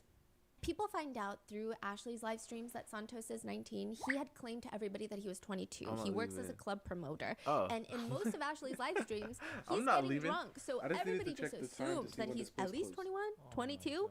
Because he does look very young, especially when next to Ashley. Not that 35 or 36 is old, but she looks much older than her age. Yes. The most popular netizen comment is, that is a harsh 35. Saying she aged pretty hard. Now, during a live stream, netizens that did some digging into Santos uncovered that he is not 22, that he's actually 19. They did some digging and they're like, wait, that guy is 19. What's your age, Santos? I'm 19. I could box him. So the age finally comes out. He's 19. And people are spamming in the live stream like, wait, we just discovered he's 19. He's not 22. He can't be a club promoter. He's not supposed to be drinking. He's 19. And he becomes super emotional about the situation because he feels like his whole life is ruined. He starts crying on the live stream. And Ashley is hugging him. This is the same woman that refuses to take her daughter to urgent care with a burn, who doesn't care that her daughter is throwing up or sick or anything. She's hugging him and he just wants to be alone. And she's like, shh, no, it's okay, it's okay. She's doting on him and he's just like, leave me the phone. Stop. I got you. I told you that. I told you I got you. I got you. I got you, babe. I got you, babe. Stop. I got you. Stop. This is crazy. She says in a live stream, I don't even want to talk about it because right now I don't even have my kids. Y'all can hear it's quiet. You know, coming home and like seeing this empty house, it's sad. You know, it brings me back to when I didn't have them. They were not taken from me because I know there's going to be rumors circulating. No, my kids are not taken from me. But she says that with all the backlash of everybody finding out and she finding out, she says she didn't know Santos was 19. She is just in a bad place. And now everybody wants her kids taken away from her because Santos was provided alcohol because she assumed he was over 21. And all this drama is unfolding. It's crazy. If the roles were reversed, man, they would even Santos have gotten that has far. allegations against him for SA. I don't know if any criminal charges were filed. It does not appear to be, but that doesn't really mean anything because a lot of the times they don't want to file criminal charges for SA, and I say they as in the police. But there are a lot of people who have said there are a lot of allegations out there. I just don't think anyone that is connected to Ashley, aside from her own children and maybe extended family members, are that good of people. I don't think you can be to some degree. Because a lot of people that knew her in the beginning, they just knew her as like a TikTok troll, like inmate hopper, hee hee ha ha. But once a lot of these allegations and the connections with these killers have come forward, a lot of TikTok creators have cut their ties with Ashley. So I think once you find out what she's done and to still be friendly with her is alarming. There's a video of Ashley live streaming and they're in an Uber heading somewhere. She's in actually it's not an Uber, her security detail is driving. I don't know why she has security. It's very much Jen Soto vibes. She says she needs security because anytime she goes out in public, she's just hounded. What the heck is a Jen just Soto? Constantly recognized. So her security is driving and it's one of those 3-row SUVs. Security is in the very front and in the middle seat you have Ashley and her 2 friends. And in the very last row behind Ashley, you have Santos and another girl who is also a TikTok streamer. While Ashley is live streaming, dancing to music, you see Santos in the back. And it looks like he's shoving the girl sitting next to him, shoving her head down in a way that would indicate that she is engaging in oral activities with him. She does not seem to be enjoying herself. I'm not accusing anyone of anything. I'm just trying to describe the video. It's not exactly certain what's happening there briefly. What? Some netizens thought that initially she was doing a line of drugs, but Santos, being the upstanding character that he is shoving her head down to make it appear like it's something that it's not. Regardless, Ashley notices and her whole energy shifts because she looks very upset when she starts putting 2 and 2 together. Again, a lot of netizens were freaking out because they didn't know what was taking place, but it's definitely not a great look. Netizens are very split on how to feel about this. Now, I end up finding clips And there are, I mean, I'm sure a lot of people have if you're really deep into the Ash Trevino lore like I am right now. And in that case, I'm sending you some luck. But I did find this one clip where it appears the girl in the back seat addresses the situation. As in, she did engage in intimate relations in a car full of people. Yeah, I'm gonna be real, I did do that. He deserved it. He was working hard. He was taking care of us. What? He was very nice to me. He was doing a lot of stuff for me. Oh my gosh, bro. So I sure did. What about it? Y'all haven't? What? Yeah. What? I looked at the camera after the fact. Girl Honestly, I looked didn't like even know she was like live. She basically looks so blasted young. me. Like, Yeah, all she's these doing it on purpose. So she blames Ashley for putting this on live stream, but she does claim that this did take place. I will say that she is also a very questionable character. She was caught on her child's father's Ring camera, so her baby daddy's Ring camera, if you will, driving to his house with her newborn baby in the middle of the night, leaving the newborn baby in the car seat on the front porch, ringing the doorbell, and then booking it back to her car while giggling. She's like, hee hee, and then leaving. Like she's ding-dong ditching someone, but it's just abandoning her own child so that she can go party and do God knows what. Oh my gosh. He ends up posting that Ring footage. These are crazy people. Yeah, crazy people. Santos addresses. You see what I mean, though, bro? They need to open. They need to open. Nothing happened in the backseat. Open she was back just up. reaching over for her phone, and Because her some mouth people just need to get in happened there. to be open. Clearly, he thinks it's funny. Ashley then goes on to have a huge falling out with Santos briefly, where she claims he essayed her. Oh my gosh. She says, I'm getting everything together. I'm getting videos. I'm getting everything. I got text messages, everything. She says, I got bruises on my arm right now. I got bruises right there. I'm not under his spell no more. I'm not going to play anymore. I do believe that Ash Trevino can be a terrible person and can be essayed. I don't think that those two things are mutually exclusive, but I do think that in this situation, it's very hard to take the allegations seriously because she'll go and hop on a live stream with Santos after she makes these allegations, and she's like, You said I essayed you? You said that about me. No, you said I essayed you. You said that about me. Did I essay you? Answer this. You said that about me, yes or no? You said that about me on your live. That's all you said. They continue to go back and forth before calming down and giggle-gaggling, because while Santos is arguing, he was in the midst of getting a tattoo, which Ashley jokes that he should get her name tattooed on him. And all is well in the morally bankrupt world that is Ash Trevino. Until 20 hours later, Ashley starts getting emotional on live because Santos had texted her that he can't do this anymore, that the situation has just spiraled out of control. In any event, this sends Ashley into a full-blown orbit, and she goes onto a trip with a bunch of other TikTokers. One of the attendees is a 20-year-old woman who brings along her little brother. Now, this little brother becomes quite a controversy with Ashley.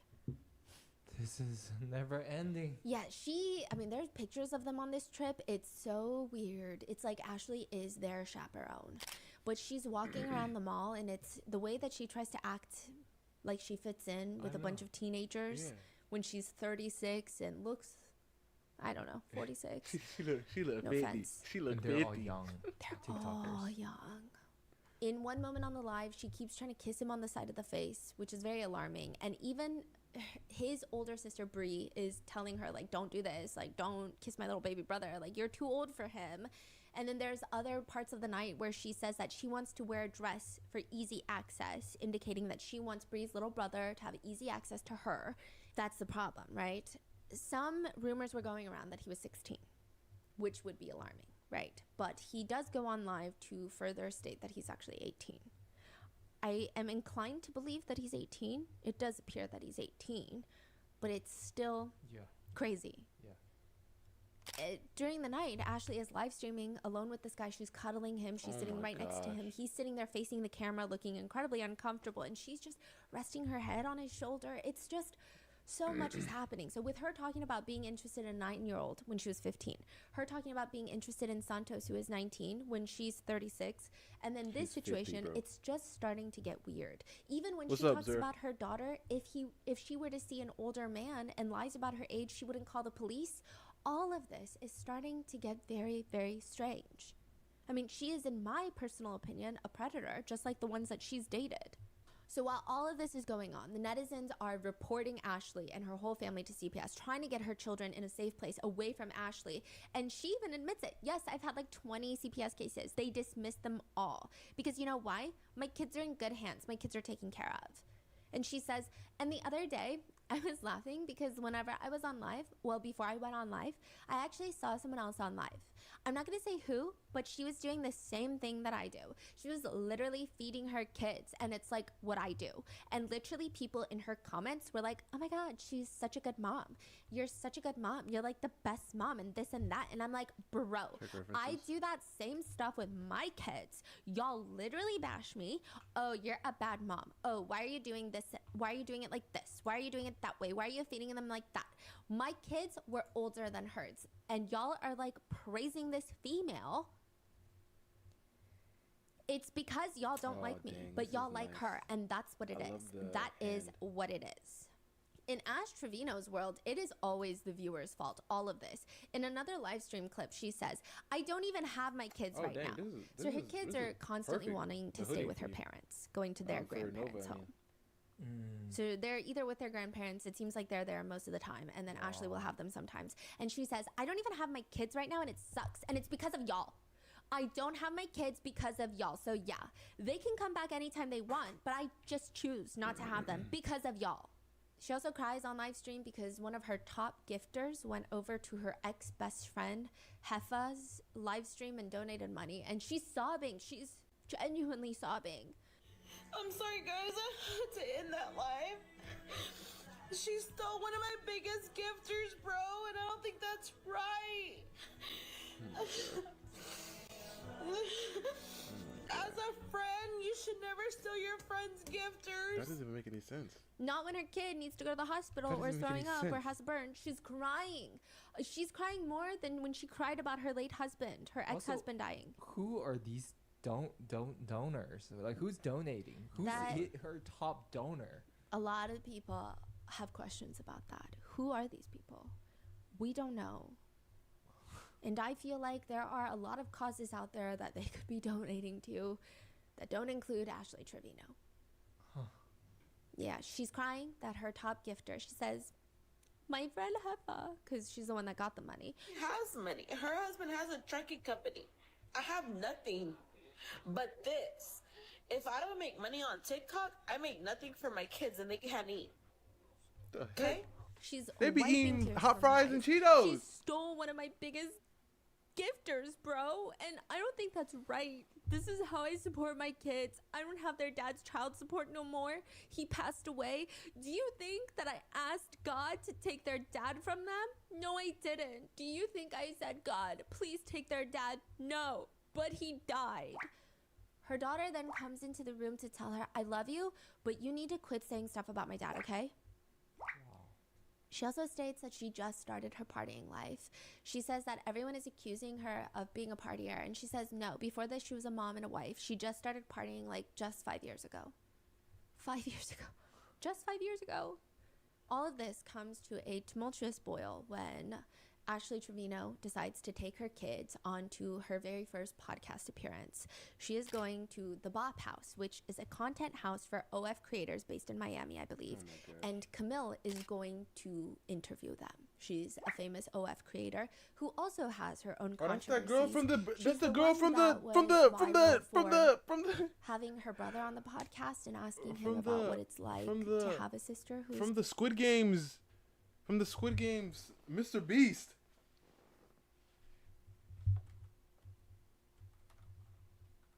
Camille is going to interview them. That's the Squid Games, Mr. Beast. She was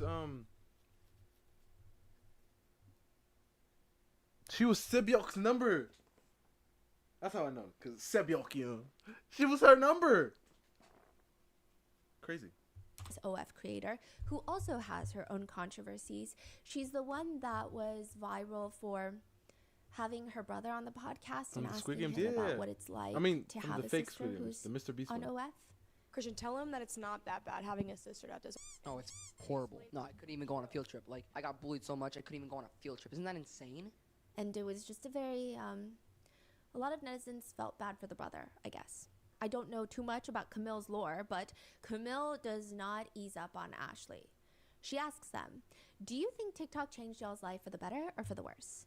Ashley responds, I can honestly say I've been blessed by TikTok because not only do I get paid with the battles, I get paid with the views. But if I could go back to my life before, where nobody knew who I was, I liked it.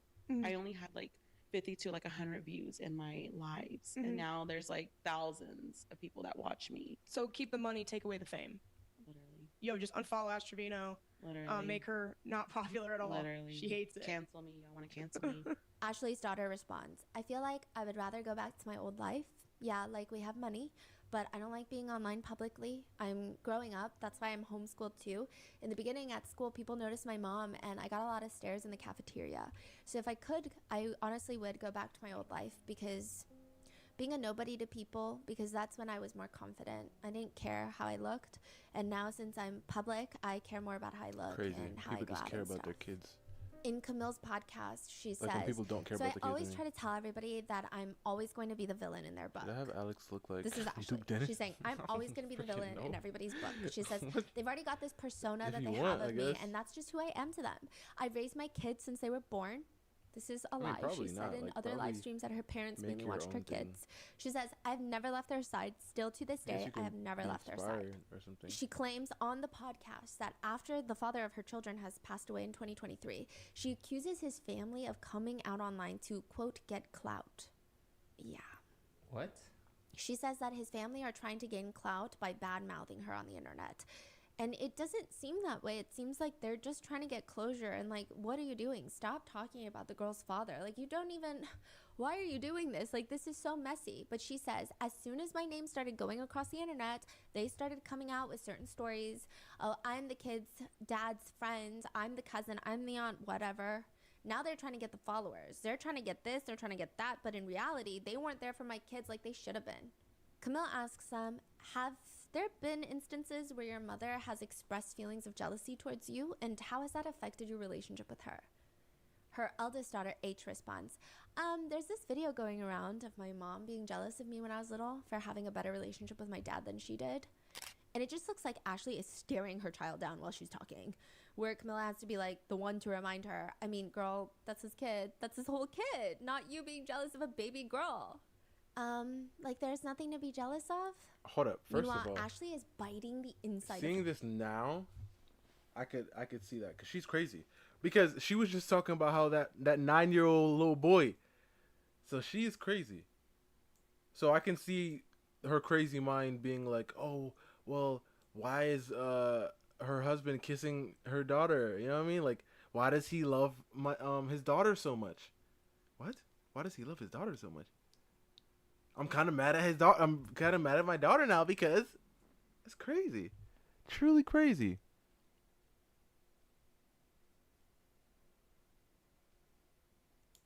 Trunks? That gotta be Jay. Her cheeks, staring her daughter down. Her daughter continues, I mean, I am her daughter. They say I look like her, so there's nothing much different from us. I have more followers than I her, saw so that. maybe I saw that. it. I saw it. It No looks nice. way. I really Yeah. like the hands. Yeah. I like the pose too. Which Ashley then takes the mic Have a to good do night, her mom's Brandy. speech, and it's something that she consistently does. I would like to say that Ashley is one of those people that is not a mom. She's not a good mom. Personally, that's my opinion, but she loves the idea of being a mom. She loves embodying the trauma and obstacles of being a mother and motherhood. She responds, I'm not jealous of her. I'm blessed to be able to give her the life that I've always wanted as a little girl. It just doesn't make sense. Even the romantic values that she's teaching her children. In the podcast, they briefly talk about Ashley's newest fling, a man named Max, one of her new boyfriends. And E, the younger daughter, mentions, oh yeah, Max is nice. I like him for now. He seems polite. So Camilla is asking, why is he polite? Like, why do you like him? And E explains that one time Max was calling her mom's phone. E picks up her mom's phone and tells him, hey, my mom's in the other room. And he just tells E, oh, well, could you have her call me back when she gets back in the room? Professor, nice. And Camilla's so confused, like, that's it? That's the story? Just basic manners? What do you mean that's why you like him? And then Ashley explains previously Jesse, the one that, the prison boyfriend that she picked up from jail, had called Ashley before. E had picked up, and he flips out on Ashley, screaming at her, don't let your kids pick up the phone next time. He did not want to interact with the kids, which why would you stay with someone like that? Side note, later Ash Trevino goes on to live to say that I just found out today that Max goes both ways. So it's like, bro.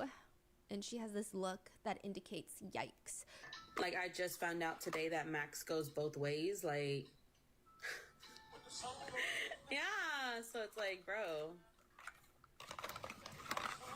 You know me, First of all, I don't know how true that information is considering the source is Ash Trevino, but even if it is true, why is she grossed out? Being bisexual is normal. Being a heinous, neglectful mother is despicable. What kind of sick, twisted values are these? Interesting. But Ashley states that she and Max are going to get married, because I guess this is before she let her homophobia run through, and that he has not, in fact, smelt her nunu, because he is a Christian who is saving himself till marriage. Ain't no which way all netizens and Camilla are questioning. This is not that that's abnormal or not okay, but it just sounds like an excuse, and perhaps he's using her for money and clout. Because if he is a devout Christian, devout enough to abstain from premarital relations, why would he be interested in Ashley? Exactly. He's in prison too, or no. Oh. And the podcast just goes through a lot of Ashley's wild moments. Like, for example, Ashley just has some bizarre live stream moments. There are moments where she'll pull up a video of herself crying to sad TikTok sounds. And she proudly shows it in the live stream. Hold up, bro. I want some mangoes. Let me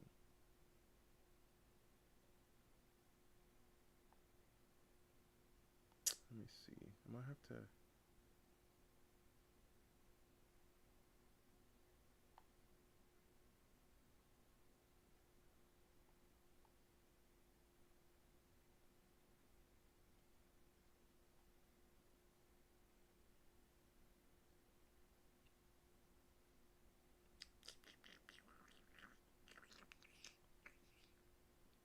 I know. I don't know why, man. I just want some mangoes. Being like, yeah, I was in pain. She's an animation director and stuff. She's an Asian lady. Listen. Don't just be emailing people, all right? You got to check this out. I don't know how you would do that, but just, like, be careful, man. Truly. Don't just be pressing links and stuff. I'm just saying. And people are so confused. They say they're commenting, netizens are commenting, looks 45, acts 15. Not the 2020 depressing TikTok audios in Looks the big 2025. I'm sorry, is Sadness in the room with us? She also has a very unique way of flirting, like I said, that is constantly brought up and clipped and is viral all over TikTok. She also loves listening to sad songs. She'll stare off into the distance while playing Spotify and sad songs, trying to be the main character. Things that I did when I was 9 in the car while my mom was driving me to Barnes and Nobles. That's what she's doing at 36 years old on a TikTok live stream. She's sitting there listening to the song Get You the Moon. You know the song that's like, 'cause you are the reason I'm still hanging on. And it's like, if death was coming for you, I'd give my life for you. And the comments read, and who set this up? This music, I am dead. She's also accused of sending herself flowers while on live. Yeah, she just acts so surprised that she got these flowers from an anonymous suitor of hers. And netizens are commenting, this is me sending myself candy Valentine's Day grams in middle school. Another comment reads, because she gets a little teddy bear with the flowers. The bear is even looking at us like, this is a lie. Yeah. Ashley also used to work at a dentist's office up until December of 2024. People didn't know that. People thought that she was a full-time TikToker for the longest time because she was talking about how she worked at a dentist's office. The practice was sold to new management that was going to come in, and some of the new managers were Indian American. He gave us an option to stay with the new owners It's the or actual college? leave. And I chose to leave I thought you because said they were some random Asian Indians. lady. And I'm not working under no Indians. I'm sorry, I'm just not. Yeah, she was racist. She literally, on one live stream, she was teaching her daughter slurs for all the races and ethnicities. It was really bad. Yeah. You can't really find one good thing about this person. No. But it's not true. She did not quit. Not that it makes her statement less racist. more acceptable, less deplorable, nothing. She actually continued working at the dentist office until December of 2024. She was fired because netizens pulled clips of her doing, I don't know, any one of her heinous things and sent it to her bosses. She was let go. There are allegations that she has bed bugs. She's in bed live streaming one day and a bug just crawls around her on the pillow, inside the pillowcase. Now, it's unclear if it's a roach or a bed bug, but it is clear that Ashley notices, and she tries to get up. She acts super nonchalant about it instead of freaking out or even addressing it. Later, she's asked if she has bed bugs, and she says on the podcast, no, it was like a beetle or something. Again, what these people need to realize is I do live in a duplex. I have neighbors. So with that, whatever they have, it does transfer over. But I don't have like roaches or anything. No.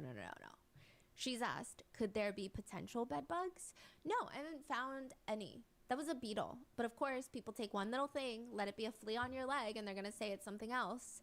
And again, that's why I'm moving. Because my landlord, I feel like for what I pay for there, I can literally find a place, a house somewhere. I want a 4-bedroom and 2.5 bath. I already have my mindset on what I want. Netizens disagree.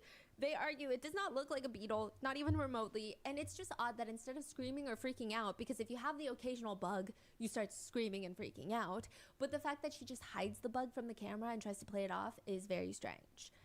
In the interview with Camilla, as a joke, asks her if she's ever had a fake bag because there were rumors that her LV bags were fake.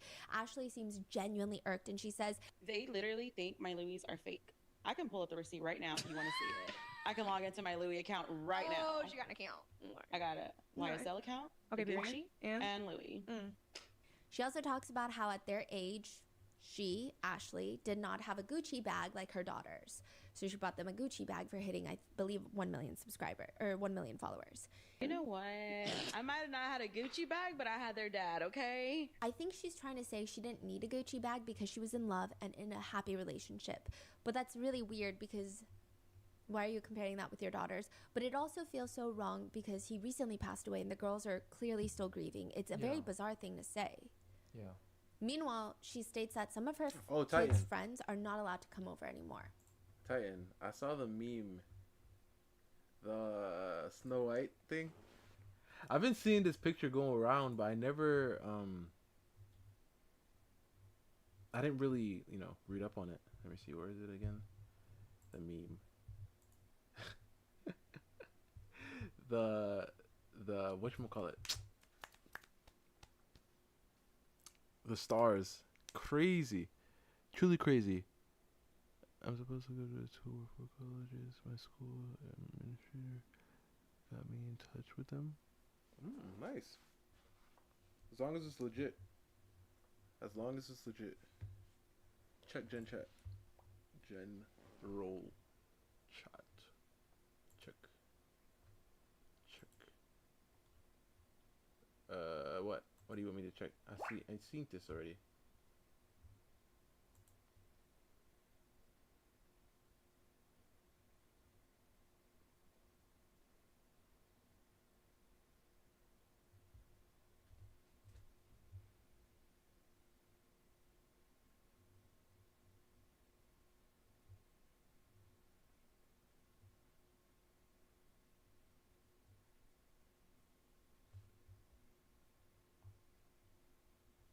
Yeah, I really want some mangoes.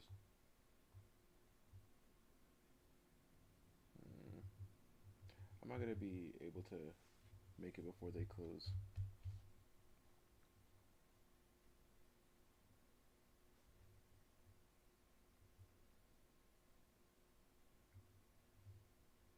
Yeah, I'm not gonna be able to make it before they close, man. Cause I gotta take a toll too. But the thing is, it's like the best place. It's the best place to eat. I mean, to get like healthy food and stuff.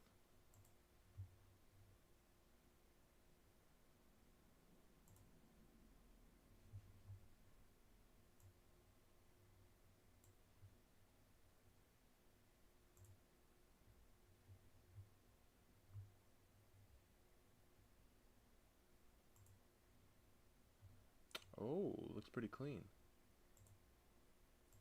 Pretty clean.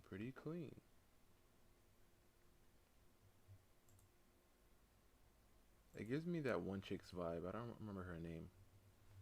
I forget her name. but it gave me her vibe of coloring. This is in the podcast. She says because, quote, their parents don't feel comfortable. But because Titan, my did you watch the address is-" movie? I mean, I doubt you would have watched it, but just asking anyway. Did any of you guys watch the Snow White movie?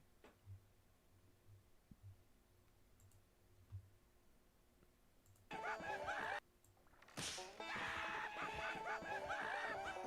gosh.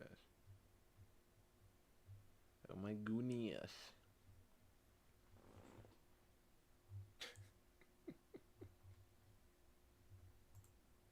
is leaked. Then why do you feel comfortable with your kids being there? Camilla asks Ashley straight up, so you don't feel any sort of guilt or sadness that they've lost friends because of it and they've expressed that? No, because it's not even for that reason, to be honest. I feel like some of their friends are jealous because of the life that they have. Camilla asks Ashley's children, do you think that maybe sometimes she can exploit situations to get views? I'm gonna be real, yeah. Ashley disagrees. She says if anything, she wants to protect her kids. To which E brings up the time that Ashley asked for Galaxy donations if they want to know about her health conditions, and Ashley says, oh yeah, but that was like a while back though, and you weren't even in the hospital. E also goes on to state, quote, honestly, sometimes I feel like it's weird for girls to go for younger guys, but like it's weird for my mom. She's 36 and she gets with people in their teens. She is 50. Why are we still he lying actually to lied people? about his age. He said he was 22, but he's actually 19. Eventually, Camille sends the kids out of the room so that she can talk to Ashley alone. And she says, Santos was caught licking your haunted rose on live. What the f*** are you doing with that? And he licked your rose toy. Why did he do that? Because Santos is a freak. Santos sleeps with everybody. Did he sleep with you? Am I supposed to answer that Yes. truthfully? Yes. Truthfully? Yes. Did Santos sleep with you? Did you sleep with Santos, actually? So, yes, we have done stuff. Okay. Twice. Twice. 2 separate occasions. With a 19-year-old boy. I didn't know he was 19 at the time. So this is before you knew? Yes. Claimed before you knew. Literally. Like, we did it twice, and it was literally before Christmas, so.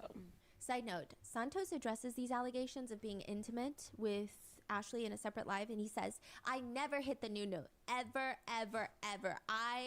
We said I want Nunu. We made that word up joking around. I never did that. So as much as I like older women,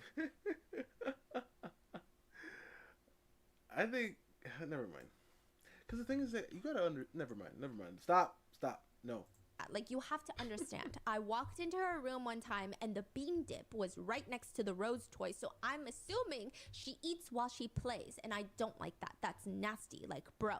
Like, every time I had to Febreze everywhere, I had to shove toilet paper in my nose. I would never, ever, ever get near that Nunu, ever. And that's on arrogant.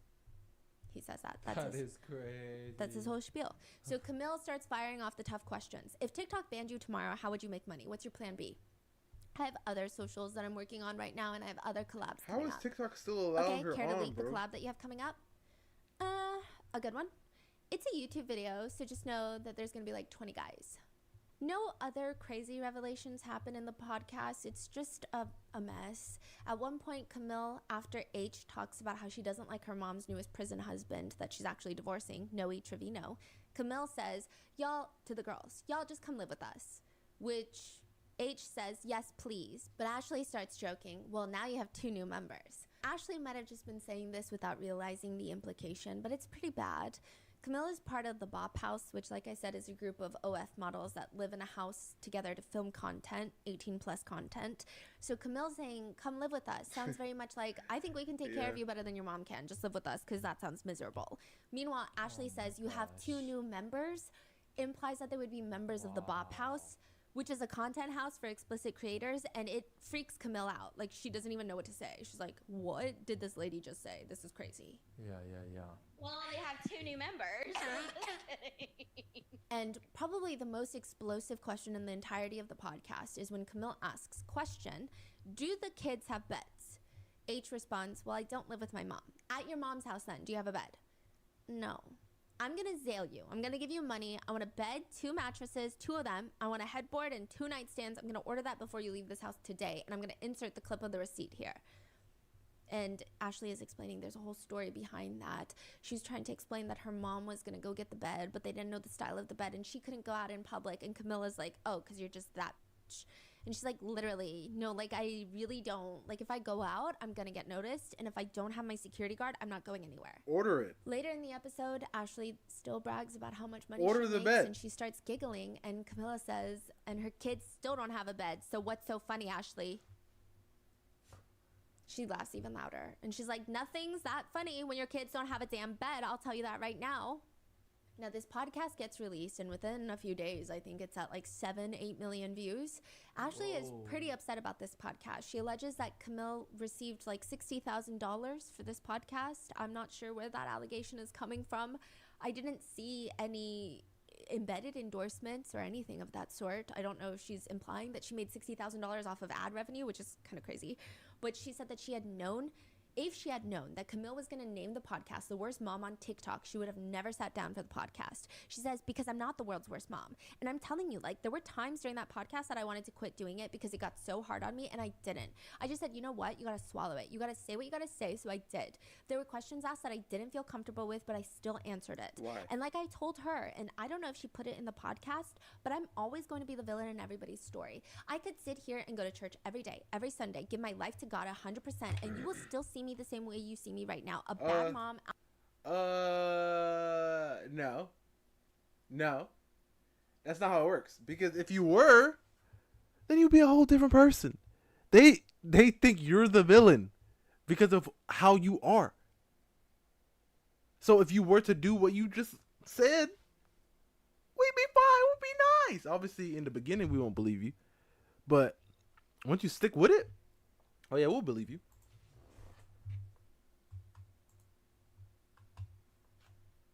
Alcoholic, whatever you want to call me, fat, ugly, whatever, y'all are still going to see me in that way, even if I change my life. And if you don't like me for who I am, then I can't change that about you, because I probably don't like you anyways. Ashley is very upset with Camille, but also with her viewers. I mean, like I said, in the beginning, we won't believe her, because she's been lying this whole time. Like, she lied, and then said this guy did this to her, and then went back to him, and then started flirting with him, showing, I'm just like, nah. You're a liar. So if she would have came out and said, well, I'm changing my life, I'm giving it all to Christ and everything, I'd be like, give it a month. A month strong, I'll be like, all right. You know what I'm saying?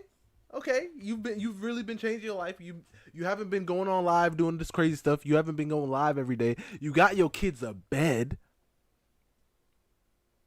And you change your ways, then okay. But just throwing out the word and saying this and that, because she like her husband, the one in jail for deleting people.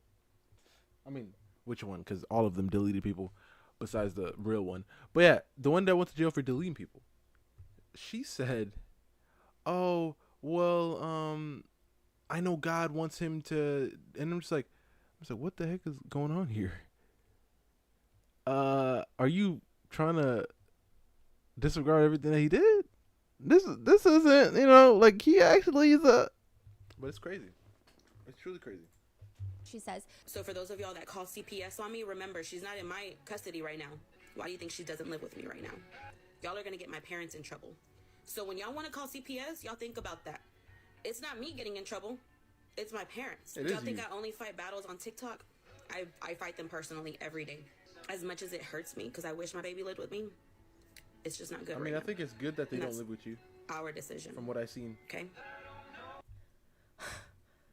She also says, and the irony just whooshes straight over her head. She says, but again, Camille and the Bop House, they do stuff for views. You got to remember that. She's an influencer. She does stuff for the views because she gets paid off the views. Mm-hmm. She also says that she should have asked Camille for payment had she known that she was going to get that deep into it. I think that throws me off when people say that. It's like doing stuff for views. I understand, but don't do anything that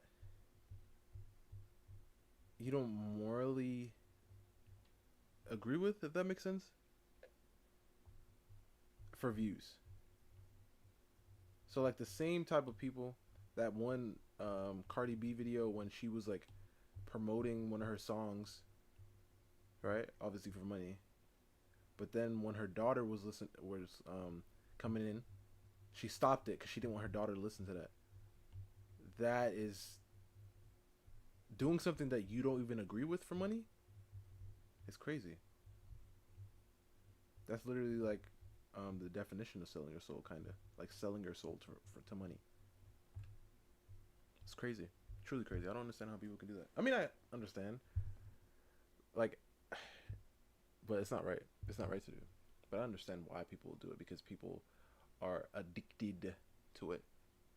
It's that greed, man. It appears that the podcast made the girls very upset with their mother, to which she goes on live to talk about it. Ashley has sad music playing in the background and says, No one said it would ever be easy being a mom. Right now is the time I wish their dad was alive.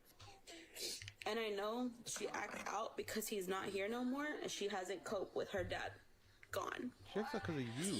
So I know it still hurts her because she cried for him last night. My mom told me. She didn't get to tell him bye. He passed away when she wasn't there.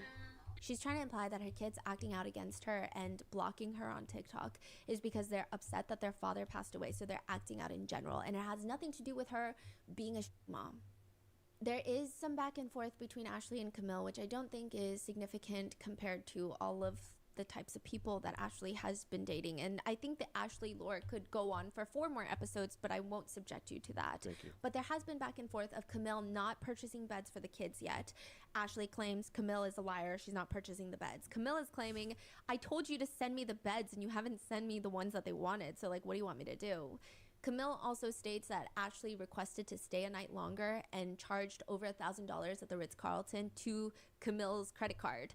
Ashley says, no, I have the credit card statements. It charged my card. And then Camille is saying, because I told you I would pay you back. Like, I'm not going to give you my credit card, so I'm reimbursing you. It's the whole thing. Most netizens are supporting Camille. Others think that Camille should not have invited Ashley's daughters to the infamous They're Bop both House, a house known to problems. be a place where OF creators collaborate and make content. Yeah. Some netizens comment, Camille needs to take responsibility. She is the one that invited the minors to the Bop House just to humiliate their situation more and bring up old wounds. I would be uncomfortable too. Others bring up Camille's past podcast with her brother, saying she's not that great of a person either. Yeah, she isn't. But I don't really know. Another one reads, Camille humiliated all of them. She may have said all those things just to get back at Ash, but those kids didn't need to be there.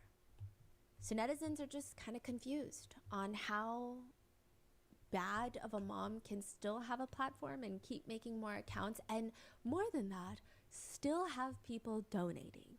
That's what throws me off. That doesn't make sense.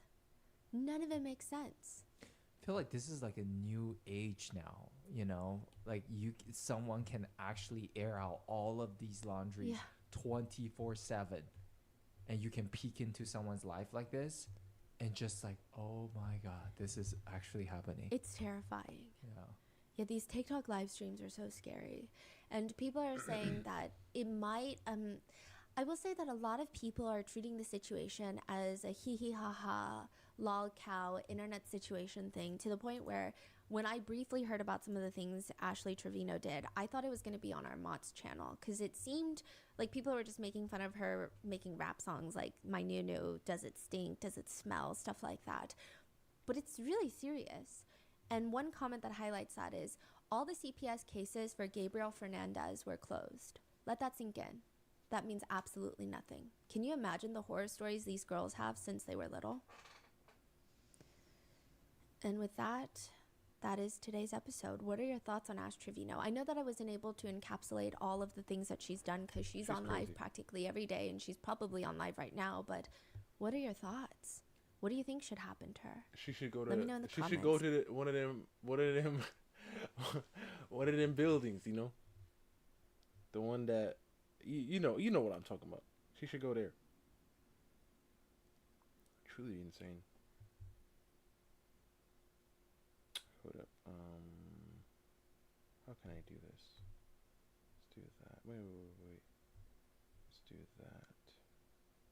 Wait, no. Let's keep that. Okay. Let's do that, and let's do that. And then let me darken this.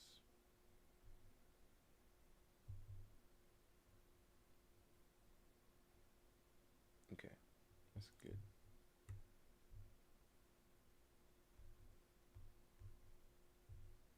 Okay. That's good. Um, wait, I have to turn this on now.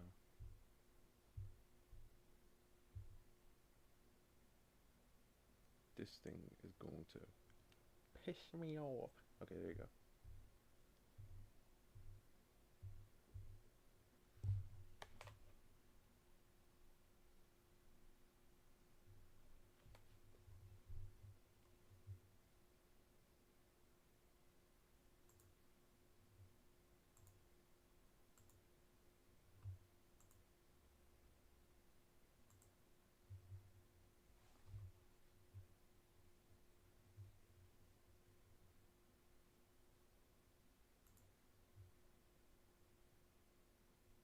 I do not like that.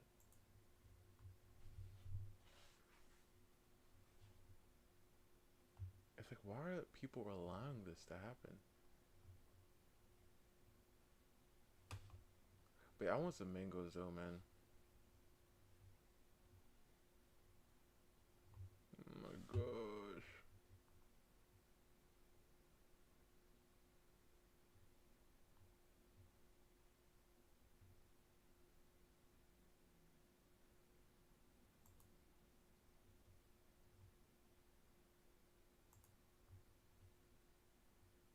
In 10 years, I would start like at, 28, and then, I don't know, retire in my mid 40s. How much money do you think you need to retire? I don't know. Oh my gosh. How are you going to do the fire movement if you don't even know, you don't have a number set? You'll do it for me? Oh my god. Yes, to prove that that's stupid, that what you're saying. So I'm not going to be able to retire Are you kidding me? in 10 years? Buddy, you have $0 in retirement. Okay, but when I start making good money, then How much money do you think you could live off on a yearly basis? I want to travel a lot. I don't know, like 30K. Yeah, Gen Z has lost their minds. Over the past couple years, one of the more pervasive topics has been how Gen Z has been operating in this basically unlivable economy that we're in. There's so many talking points about Gen Z being lazy, entitled, selfish, doesn't want to move out, can't grow up, all these other things. And one of the main points is that they're destined to be poor because they won't do the steps that it takes in order to become some sort of adult. Now, as somebody on the half millennial, half Gen Z side of things, I don't agree with any of this terminology. But it's always got me wondering why people are saying these things about a certain generation of people. Why are they so hard on a generation of people who have so much in front of them that is literally bogging them down and they can't survive? I mean, I bought a pack of eggs the other day and they literally took my arm and 2 legs. Like, a big issue is that it is hard to live in the reality of situations. I mean, the poor woman in the beginning of the video is literally spewing something that cannot exist in 2025 because of the way that she is moving and because of the way that the economic state of society is moving. I mean, her mentality is totally screwed, don't get me wrong, but trust me, the lifestyle that she's trying to maintain can only be shown on some sort of social media platform. I can see a lot of different sides of the argument, but one of the arguments that bothers me the most in this conversation, probably over anything else, is the fact that there is a whole generation of people that just don't want to work. When asked to come in for an 8 a.m. meeting, my Gen Z new hire said, "Ugh, sorry, I can't make it. I have a workout class. Should this be allowed?" My visceral reaction was, are you f***ing kidding me? No, fully, like anger, typing this out. I was like, please. Like, my hand's shaking and it's not from the caffeine. You just started this job. I don't give a flying shit about your workout class. Also, an 8 a.m. workout class is too late. Workout at 6, maybe 7. I know it's easy to be as hyperbolic as possible, and I know for a fact that a lot of other generations are scorned by the choices that they made because they see the freedom and upward mobility and access that a lot of other generations that, come after them can have. But to come to some sort of social media platform and spew this nasty ass rhetoric about how lazy or entitled, or the fact that Gen Z doesn't want to work because they don't want to come into an 8 a.m. meeting. Most traditional corporate jobs have 9 to 5 work hours. So coming in an additional hour early. Wait, when is Gen Z? Aren't I Gen Z, I think? I think I'm Gen Z. Am I Gen Z? What is Gen Z? Like, when does Gen Z cut off?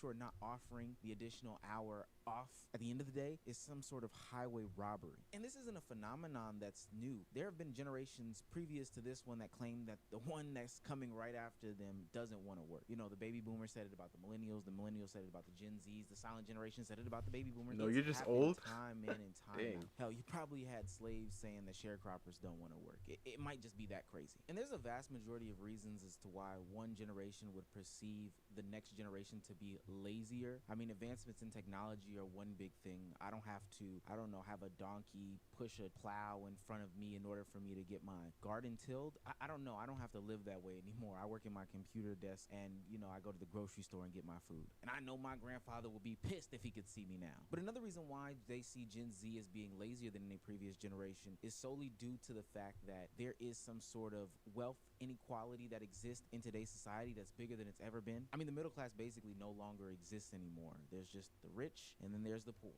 Now, with that being said, though, the new generation has an extreme amount of debt that can be traced back to two things. One, housing being crazy expensive, and two, education being way more costly than it ever has been. I remember my cousin telling me, a millennial who's probably on the older side of things, that she went to college at UGA and the cost of admissions was like $500 every single semester. That was literally. Oh, then I am Gen Z. I said to myself, wow, I can't. Wait, even no, is it Gen Alpha like something? With basic necessities going up every day on a day-to-day basis, I mean, food, clothing, housing, cars, even the used versions of things like cars and hell, even clothes cost an insane amount of money. So life update. I'm living in my car. My little S10. This is me. Dang, what? Dang. I toured 2 apartments yesterday. I won't qualify for them because you have to make 2.5 times. What the heck? What is your parents? Ain't no way. I mean, unless you moved away from home. An insane amount of money. So life update. I'm living in my car. My little S10. Yo, she got a front seat. That's it. Oh my goodness. Oh man. Gen Alpha is after Gen Z, yeah, but when does Gen Alpha start or cut off? Like when is Gen Alpha's like time to shine? But I feel so bad. You see, that's the thing. We're conditioned as men to feel bad for children and for women. Right? So when I see this, I'm like, dang. Like, where are her parents? Like, how could her dad let this happen? That's me. I'm literally like imagining like my daughter, right? She's out of the house. Ain't no way I'm letting her sleep in a car. But like I said, she could be away from home. First of all, I ain't letting you leave the state if you don't have something like something ready. But like if it was a guy, I would have been, yo, you gotta find something to do, my guy. I feel bad. I feel bad.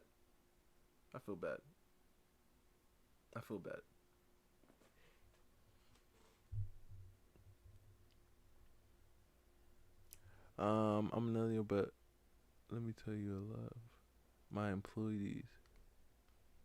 Ow. My hair is getting my ear.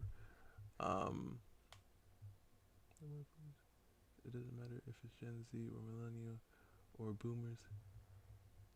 You get good employees and bad employees. Yeah.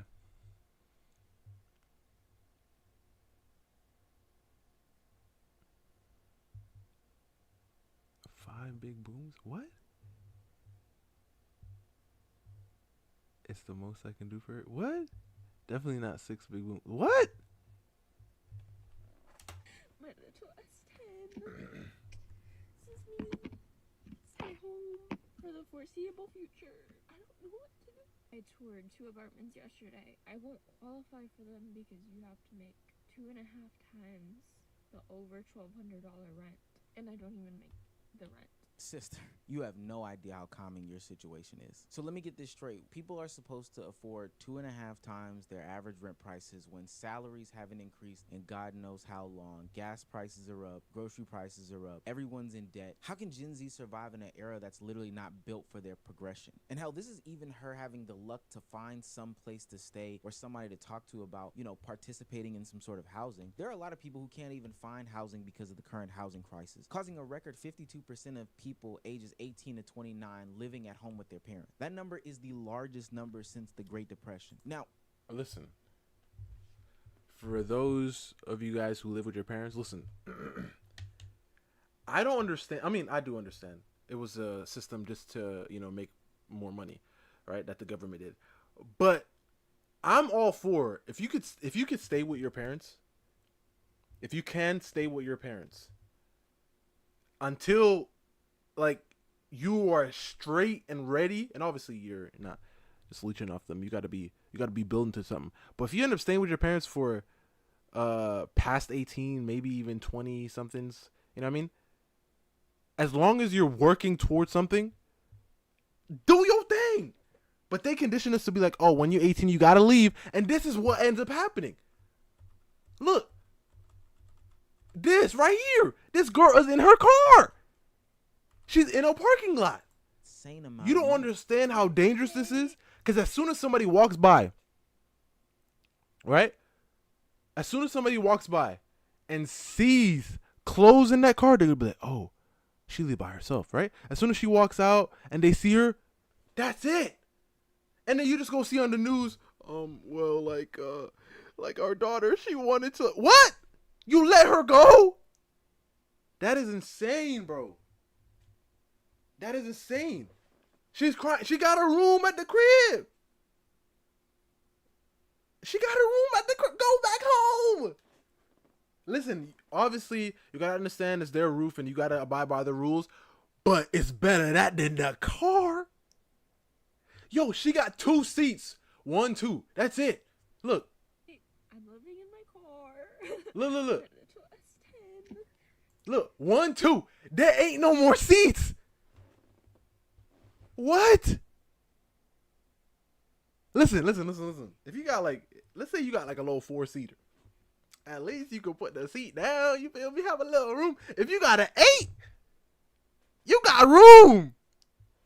You got room. Cause I remember I went to a car park. No. Not a car park. Movie in a car? A car in a movie? What is it called? I remember I was in one of them, right? And when we were watching the movie, right? I put all the seats down, sat in the back, put the thing up.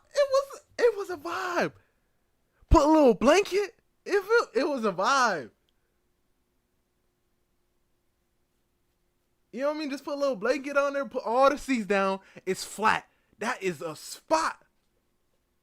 This girl got 2 seats. Hold on. Let me see. I want to see where the shift is. I mean, cost an insane amount of money. So life update. I mean, she has a good shift. I'm living in my car. My little S10. I guess it's flat, but still, she gonna be hitting like the belt buckle. I mean the, what do you even call it thing? The thing, the buckle like clip thing. I don't know what it's called. She gonna be hitting that. It's gonna be she gonna Oh my gosh. Go back home. Go back home. And this is all me. Like, I'm just thinking, like, she has, like, a mother and father, you know, healthy and safe at home. That's what I'm believing. And if that's the case, go home.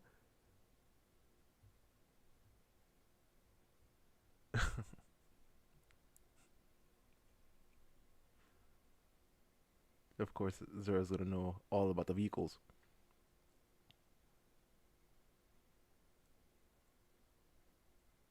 This is not a mobile home. This is not a mobile home. This is not. I mean, if she had like a little, I mean, listen, if she had a van, I'd be like, I feel like it'd be better, especially because right here, them seeing her clothes is an issue. Seeing the clothes is an issue. You know what I mean? Because once they see that, because you can tell if somebody sleeps in their car. But if she had like a van, then it'd be all in the back. They wouldn't know. You know what I mean? But they can see it. That is an issue. Man, I feel bad. Bro.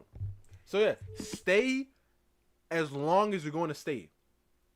Until you're set. Because they condition us back in the day, and I know somebody's gonna be like, well, technically, but no. Back in the day, like kids lived with their parents. And she's filming her. Exactly, right? She's filming herself. Now they're going to see her walk in the store. She'll be like, ain't that girl that went viral on TikTok? Okay. It's a wrap. Oh, my God. listen, back in the day, they were at home forever until they got married and left. And listen, I'm not saying you gotta stay until you get married, but like stay for a while. Like, why are you in a rush? But like I said, they condition us that way. All our movies, all everything, they're like, oh, you leave 18, you leave. There's like a ticking clock. Oh, that's what she's in? Oh. I mean, but still, that's tiny. I mean, it's not tiny, but it's like not enough. Cause once you can see she has clothes, she has like toothbrush and everything in there, they're gonna know she lives in her car. Oh man, bro, it's crazy. It's crazy, bro. She got time to film, not time to work. No, I think she says she has a job. It's just not paying her enough to get an apartment. And it is pretty crazy out here. It is crazy out here. Like, one of the reasons why I can't be streaming like as frequent as I am, because I gotta make moves, bro. You know what I mean? I gotta listen. One day we'll be able to do all this full time, but I gotta make moves, bro. It's rough out here. It's rough out here. Truly. It's small AF? Yeah. Bro, I feel bad, bro. And Bri, you right. She filming herself. For the foreseeable future. I don't know what to do. She's in a car lot. Oh my gosh, We were in bro. 2 apartments yesterday. Like, people are so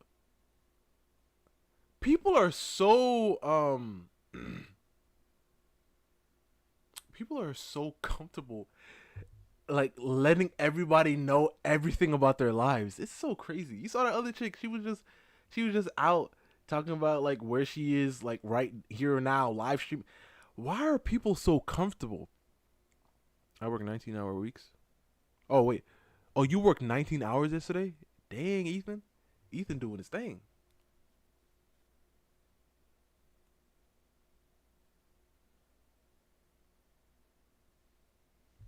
It's crazy. Why are people putting their lives? I don't understand, bro. I don't understand, bro.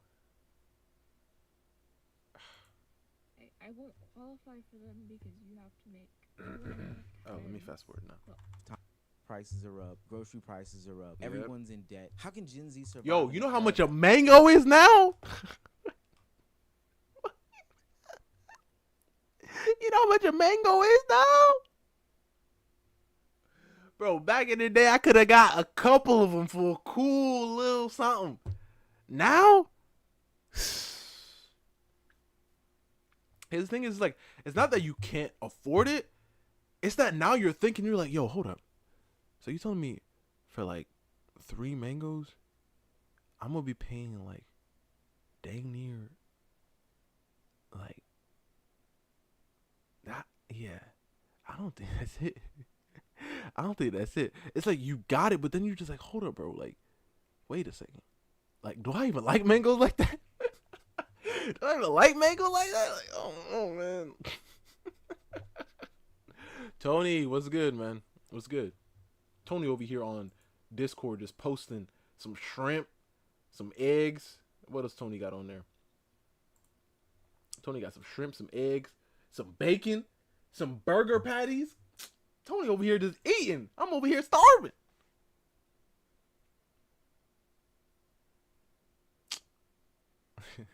I can save her. Man, I don't know, man. That's literally not built for their progression. And hell, this is even her having the luck to find some place to stay or somebody to talk to about, participating in some sort of housing. There are a lot of people who can't even find housing because of the current housing crisis, causing a record 52% of people ages 18 to 29 living at home with their parents. That number is the largest number since the Great Depression. I was personally, I was about to ask why did I pause it, but there you go. That's where I paused it. Find people staying at home with their parents. I Exactly. stayed at home with my mom for a long time, literally till I was about 26 years old, if I'm not mistaken. And it was because I was able to stack money and then ultimately get into a relationship with a woman, and we were able to purchase a home. You But see, that is That's the way to do it. Why everybody in a rush to leave? You in a rush to leave to end up like, oh girl. I don't want to go back to her because I feel bad, but I'm gonna go back to her again. Look. This is what ends up happening because everybody's like, oh, okay, I know what I'm gonna do. I'm gonna go, I'm gonna graduate, and then I'm gonna move out. Why? Because social media tells you to do that? Because the TV tells you to do that? Stay home until you got yourself together, until you can leave. Find yourself. He said he found it. He had a little girl, right? And then they put something together and bought a house. She could have been. And now look at her. Ethan talking about I can save her. I mean, she needs saving because she just put her business out to everybody. For the foreseeable. And change their views, perspectives, and just day-to-day lives. They've seen businesses want to progress. Now, I'm sorry, but that is just bull. Wait. Boom. Okay. And it's gonna be amazing. It's gonna be like. Wait. What? Did it go back to her? Would want to move, would need to move, but literally cannot because it does not make financial sense. Like I'm broke and homeless at 21. But like that makes for such a good story when I'm like super successful and rich and like doing so well. Wait, what she say? Wait, hold up. Rewind. What she say? Choice. There are far too many people who would want to move, would need to move, but literally cannot because it does not make What? The squatters in my neighborhood, cause I ain't gonna let my kids be free. Of course. No. I'm not saying freeloading. It's to the streets at 18. No. Time out. I'm not saying freeloading. Your kids are not freeloading, right? But if my kids are like once they're 18, right? And they're working, right? They're working. I'm going to have them pitch in. You understand? But they're going to be able to save the rest so they're not out here struggling living in a car. If they just chilling, then yeah, I can see the issue, right? But if they're actually making moves, they got to do their thing. That's what I'm saying. They're not squatting. They actually helping out, right? They're helping out. They're doing the groceries. They're doing the little things here and there, right? It's kind of like, as soon as they hit 18,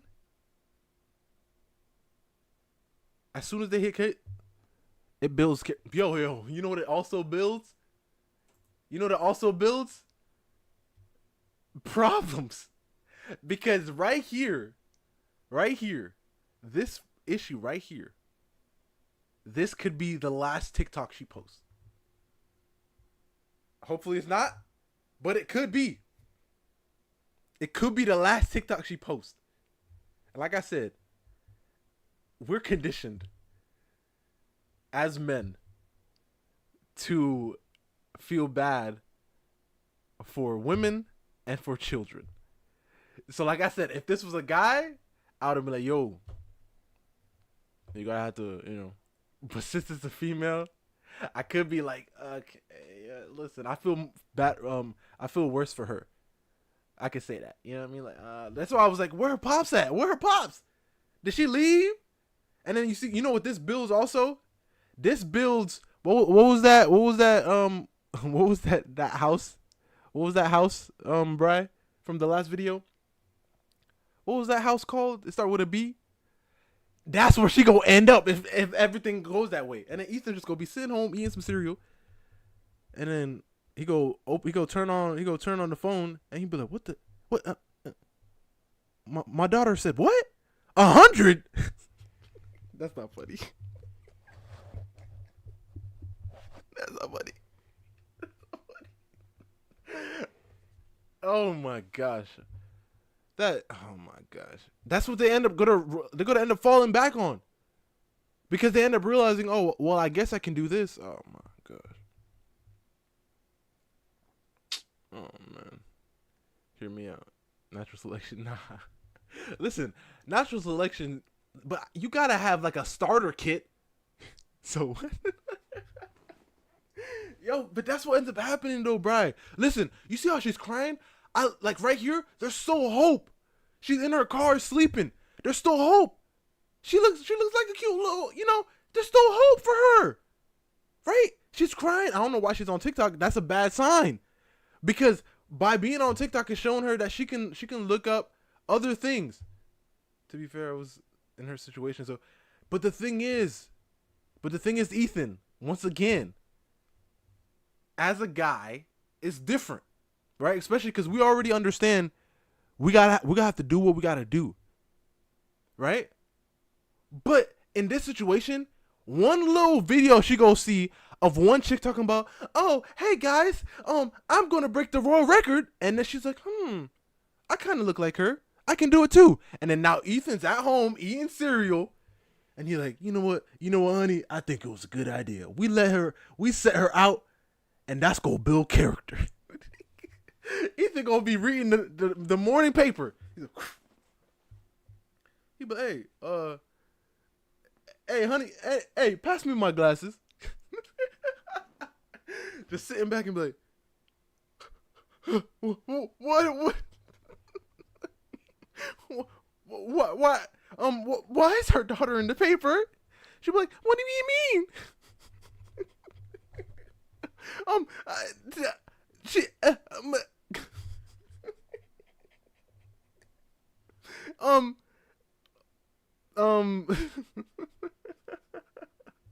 Listen, it's not funny. It's sad. But that's what ends up happening, especially in this world now, where it's so accepting and it's so out, and it's like, it's so, everybody should do it. I'm happy she's still on the side of, yo, I want to do things the right way, but go back home. You heard about Lil Boom Boom in the paper this morning? Oh my God, bro. That's sad. It's sad. And the thing is, it looks like Jenna Rose. She got her full government name on there. Oh my God. I mean, hopefully this is not her real last name. That's crazy. She not only gave her government name, she gave her vehicle and told everybody that she lives in it. Oh man. Oh my goodness. For such a good story. When I'm like super successful and rich. Wait.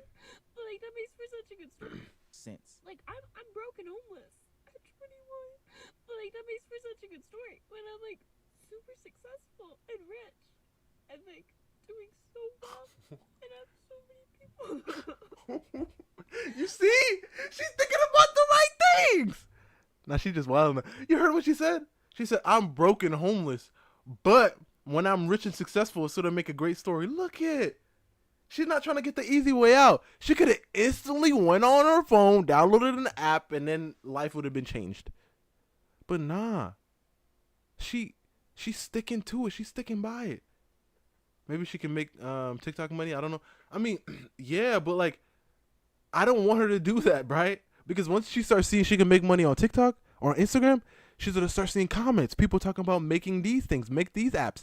And then she's going to start thinking about it. And then next thing you know, she makes one. Why? Because she ain't at home. She should have stayed home. You always got to scream. Listen, I'm just passionate, bro. It's crazy. It's sad. I'm gonna have such a bomb starter story. It's gonna be like, I was broken homeless at 21. And look where I am now. Boom. And it's gonna be amazing. It's gonna be like, wow. Go you. I just gotta make it through this part. The reason why I chose this young woman's specific story to highlight in this video is because there is also this growing sentiment that character development is already working so.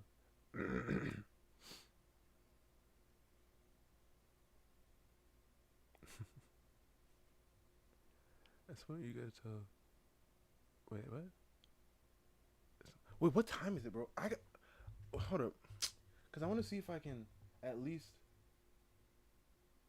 Oh, and it's closed. Oh my god.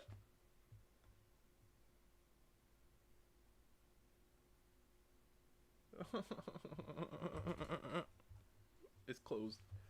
Maybe tell everybody what's this situation. Isn't the right idea? Yeah. It's crazy that she did that. I'll take her apology now.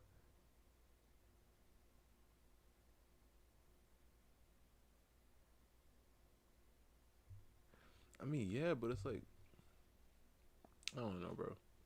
I don't know. Especially with like a daughter, it's different. It's different. Cause I feel like the worst thing, cause like once your son is out and out, you're gonna be like, man, listen. Obviously, I don't want my son out here doing anything crazy, but he's a man. He's a grown man. Do what you gotta do, right? But the worst thing, Ethan, is to be sitting early Sunday morning reading the paper and then find out that she decided to go down that path. That's the worst thing. Come on. I saw a girl to toss me out the window like a cartoon character. Oh my gosh. Zara. Oh my gosh. Not only is Gen Z not working, not only are they not earning, not only are they in a lot of debt, it's the fact that they do not want to progress. Now, I'm sorry, but that is just bullshit to me. This is a generation who has seen administration change that has brought everybody through the ups and downs. They've seen a worldwide pandemic shut everything down and change their views, perspectives, and just day-to-day lives. They've seen businesses, parks, regular day-to-day amenities closed left, right, and sideways. They don't have third places for them to go. They don't have the malls or the parks or anything to enjoy as a young person. And everything that would make them live some sort of normal life is rising. Now, I get it. Don't buy designer this, don't buy Jordan that, don't eat out here, X, Y, and Z. But I also believe that life is very, very hard and you should be able to not mainly just because of money, but because of health too. Some of the smaller things. But the way that this world is painted now, people will have to be eating ramen noodles and, sleeping in cars for a long time. It's not because they don't want to. Like this young lady said in this TikTok, she desires to be successful. She desires to be happy. She desires to do, some of the normal things that I used to enjoy in my life, like take vacations. But now we live in a world where the number of people that are planning vacations is the lowest that it's been in the last 15 years, and that's all due to expenses. And the only thing that people can look to do is blame a whole generation of people for being lazy or, entitled and not wanting to participate in normal everyday things. Student debt and limited room for advancement. Man, shut up. This chick pissed me off. Whoopi. Listen, I know, but Whoopi be talking like she ain't over here sitting on full 40 million. This ain't your place to speak. Oh my gosh. Feel milestones like affording a home, starting a family, excelling within the corporate structure are out of reach. Every generation comes and wants to do better than their parents did. But I'm sorry, if you only want to work 4 hours, it's going to be harder for you to get a house. Oh, I feel... Time out, miss! Because like 4 hours ain't getting you nothing. 4 hours ain't getting you... Listen. Gen Z be soft these days. Listen. Like the early... Okay, listen. Right when the cutoff happens of Gen Z to Alpha, yeah. I'm 100% down with you. They are getting soft. I'm 100% with that. But, however, there's like a how to explain this? There's like, cause it's like I know people who've like worked. I mean, they don't sleep. You know what I mean? Like they don't sleep. And like one of my best friends, right? This man is working like he got like everything rides on it, which technically it does, right? And he's barely doing it. Barely. So it's like the world has shifted. The world has shifted, bro. The world has shifted. You know me, I mean, I was talking about Ethan, but yeah, sure. If I feel for everybody that feels this, but I'm sorry. We busted our behinds. We had to bust our behinds because we didn't have the option Y'all gave of us going the housing back. crisis, though. But listen, we had. You see, this is what pissed me off. Because this chick has been up for 50 years or so. She been up for 50 years. Where is she? Like, where is this magical... This is what pissed me off when celebrities be talking. Like, if you just popped off, okay. This lady's been through generations of being hot. Not physically. But like, you know, I mean, hey, if you like a whoopee, you like a whoopee, right? So, like, she's been up. Where is this time period she's talking about where it was smooth sailing? Oh my gosh, people be talking, this be pissing me off, man. All kinds of stuff. Every generation is told you're going to do worse than your parents. And you know what? People pick it up and they do what they do and they raise themselves. And this is what you got to do. It's called being a good citizen. I think that good times are coming to the forefront, mostly because people are starting to understand the plight of Gen Z. They're seeing the rising cost of things. They're finally getting into the kids' bank accounts. Hell, they're going out and they're shopping and they're trying to assist their children in doing some of the things that they used to do when they were 20 and realizing that it's pretty much impossible. Exactly. So to anyone that is not a Gen Z, they're a millennial, an X, a boomer, or maybe some of the silent generation is still alive. I don't think that that's true. But if you are listening to this video, I beg of you, please don't be hard on the younger people that are out here trying to figure it out, because they can't make the same mistakes or the decisions that you made when you were younger. I hear stories about how people in like a 6-month span packed up 2 times, went to school. Whoopi was hot as a young woman. Never mind. Whoopi can catch these whoopings.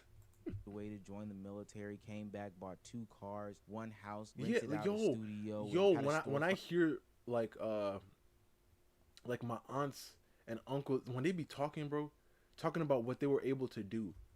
Yo, I remember when I was a kid. Listen, I remember when I was a kid, right? Like, I don't even remember. Everything was like pretty good. You know what I mean?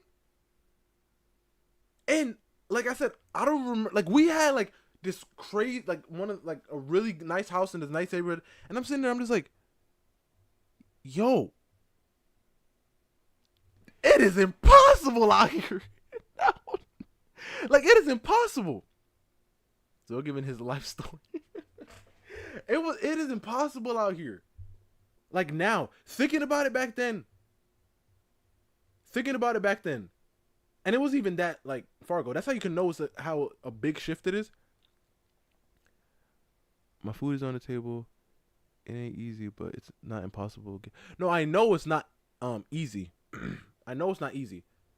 I mean, I know it's not impossible because obviously people are doing it. But I mean, it's kind of like there was a level. Like, nowadays, you have to go crazy just to survive. You know what I mean? You got to go crazy just to survive. But back then, it was like the bare minimum. Like listen, like, cuz both my parents worked, right? So it was like both of them working enough, we were fine. You know what I mean? But now you both got to work yourselves to dang near gone for you guys to like have a stable thing, especially if you have kids. Bro, it's crazy. It's crazy. It truly is. It truly is crazy. But it's like, hey.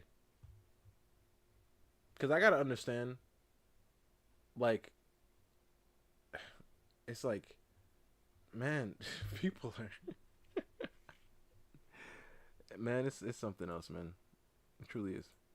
But we gotta keep, striving for it, obviously. But that's the thing, too, when, I'm not even going to talk about that because a lot of my, like not half, but like 60% of the people that watch me are, I mean, not 60, that's high. I'd say 30%. Last I checked, it was like 30%. So I gotta mind myself. Check Gen Chat. All right.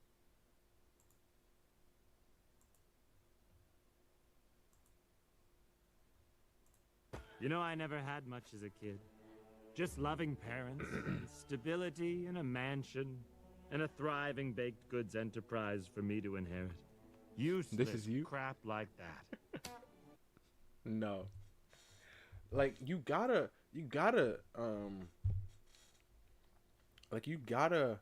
I understand the idea of building character. You gotta do something. You know what I mean? Like once my kids are like 18, like 17, 18, like once they're up there, they paying their own phone. Right? Like maybe even before that they paying their own phone. They're paying for, like, they're pitching in for the groceries, all of this stuff, cuz they ain't, like, they got to start getting ready to get out. You know what I mean? I understand all that. But it's like, I also don't want my kids out struggling on the street. We got to build something, because they got to understand, listen, if you don't pitch in, you don't eat. They ain't going to come to my house, sit on the table and be like, well, can I? Nah.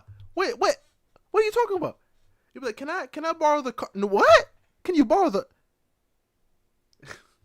what? Nah. You better go take the train. Go down to the subway. It's like, nah.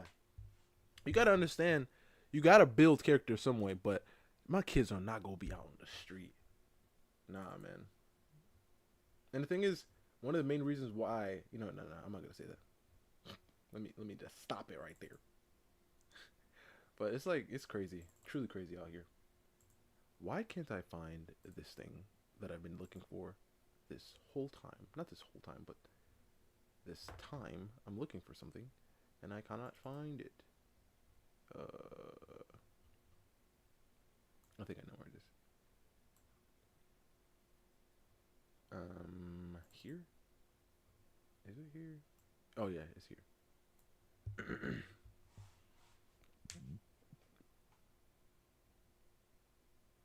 I mean, I know it sucks, but the thing is, building that up in them so they understand, okay, now I got to get a car, and then knowing they have to pay off the car and knowing how to do all these things, because it's like going on a bus or a train literally wires you to be like, yo, I need my own place. Just like living with your parents, right? Because you're like, oh man, I'm getting older and I don't like these rules that they have. That's what makes you want to move out, right? But you need to understand, you got to make sure everything is ready. You know what I mean? Everything is set to leave. Don't just jump out into the deep end, because then you end up living in your car. Especially my daughters, ain't no way. I don't even care. They're like, I'm leaving. No, you ain't. You better sit down. Because the thing is too, like I don't understand how, like, obviously your kids are getting older and they become adults, but I don't understand how it's such a common thing to just throw them out. And listen, like I said, it's a different thing. It's a different thing with the women and the daughters and the children, of course, right? But you gotta think, bro. You gotta think. Because I don't even trust, like, when I'm out, like, with my little cousins, I don't even trust people around them. Like, even my older cousins, right? My female older cousins, when I'm out with them, like, I don't even trust the people around me. You think I'm gonna trust the world just throwing my kid out there? What? It's crazy. It's crazy, bro. Because you need to realize, people don't care. People do not care about your family, none of that. People don't care about them at all. So you gotta understand, I gotta know who's around them. I gotta know that they're okay when they leave here. This thing keeps glitching on me. I don't know why.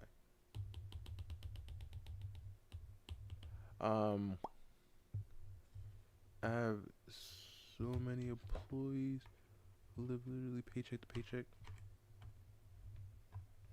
Yeah, I'm working all this OT because they call off. Okay. You see, that's different. But the thing is, because they just don't want to work. You know what I mean?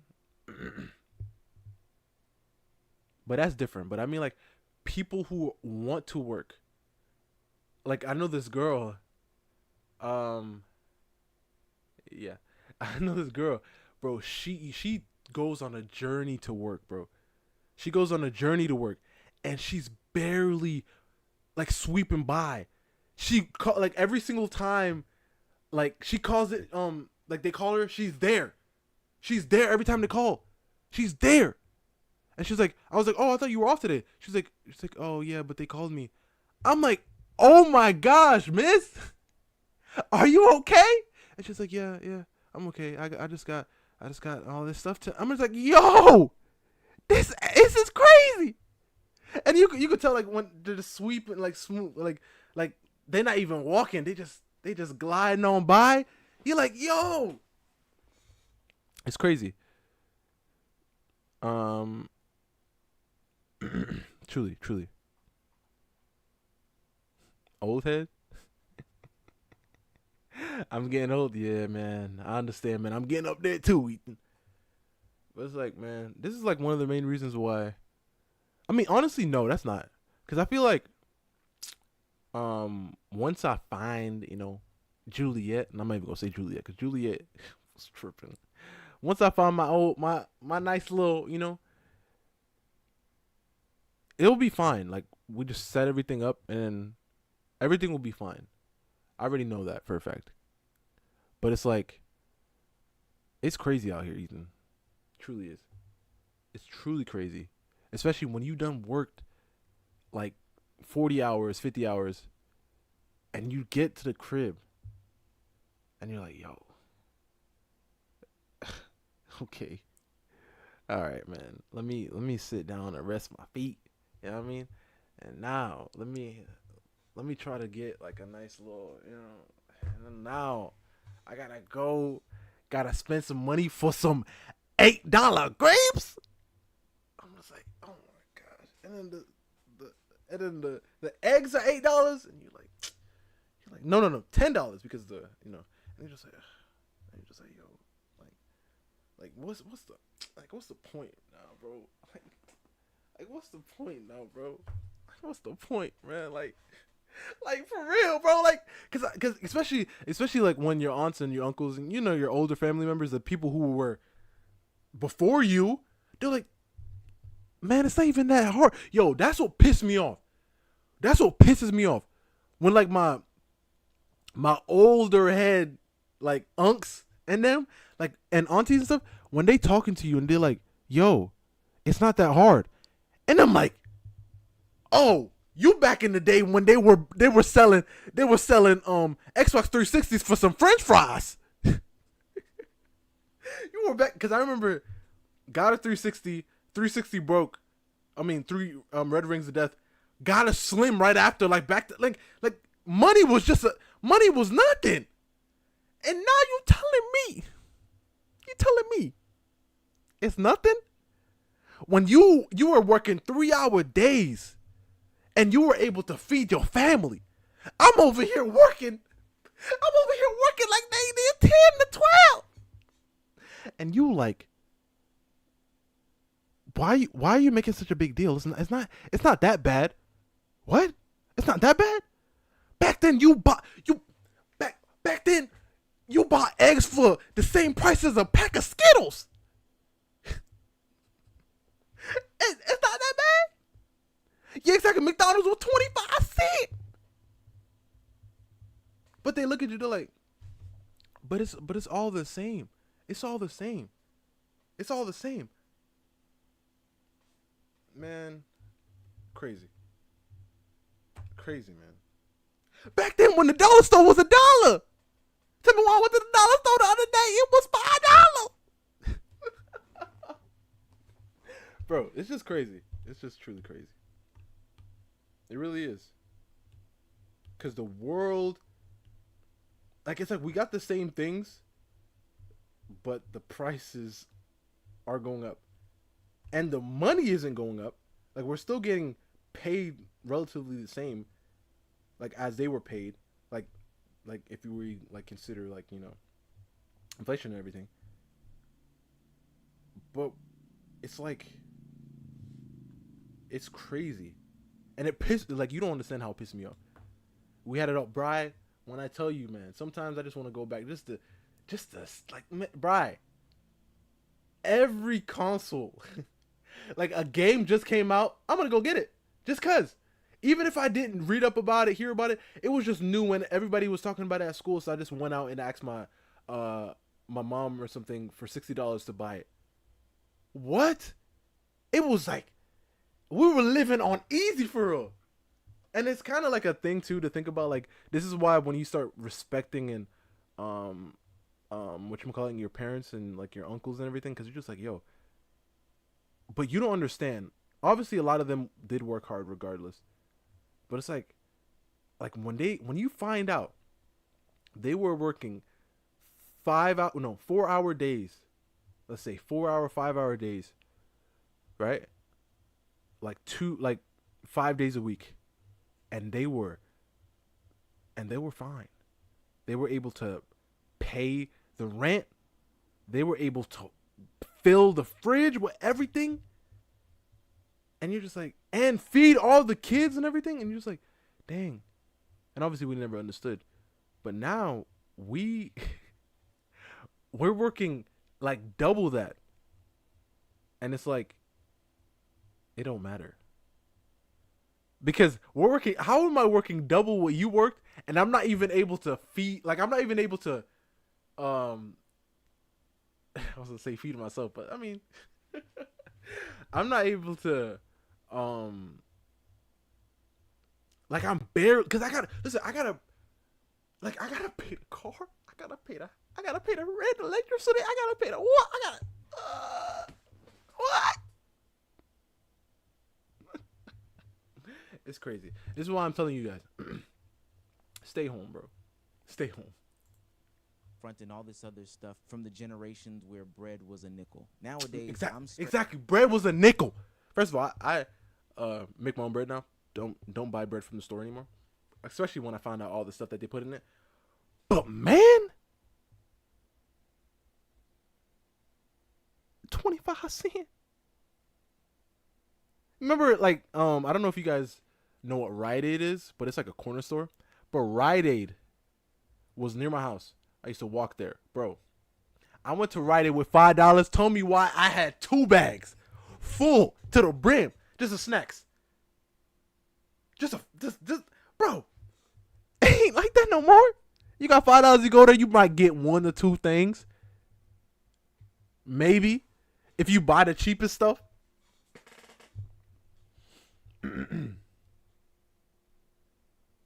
The world's broken. Somebody has to fix it. Get my death. No. Chill out. Man, I wish I had.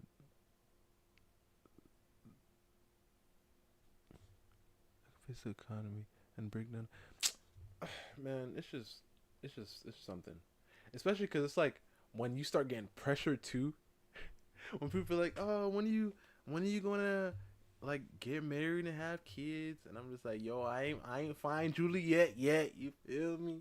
Like, first of all, females out here are doing what old girl did. Like I said, you know, what this girl trying not to do. That's what they doing, right? Even if they not being paid off of it, they doing that regardless. And it's like, I don't want to be there, you know. I don't want to deal with that. And it's crazy, you know, because back then, back in them days, everything was better. Everything, right? But it's like the world we live in now. Gotta do what you gotta do. So yeah, I've been meaning to talk to you guys about this for time. That's, as you can see, why I'm so I'm so passionate about this. But it's like, for real, it's like, and sometimes, bro, I'm just like, man, I'm just like,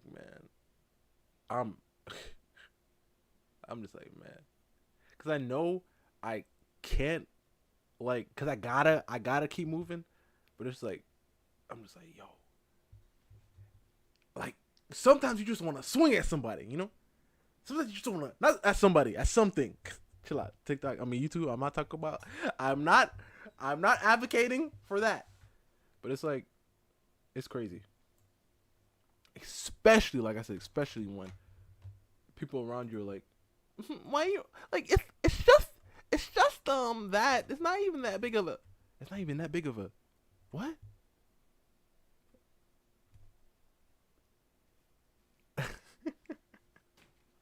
typing about? Huh? Crazy. But yeah, Brad.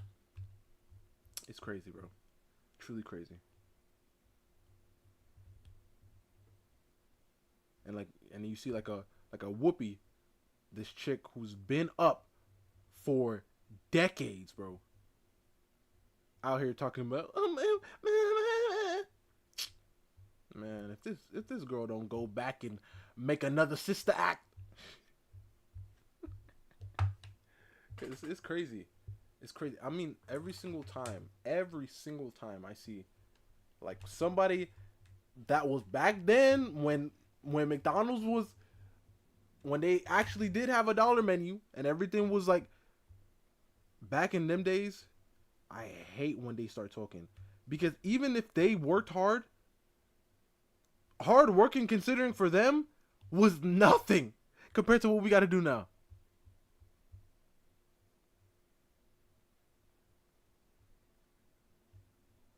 It's nothing, bro.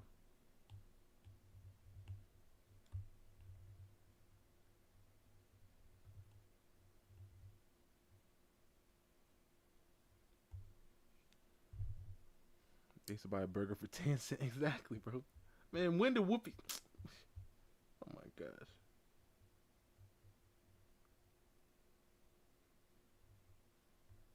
That's crazy.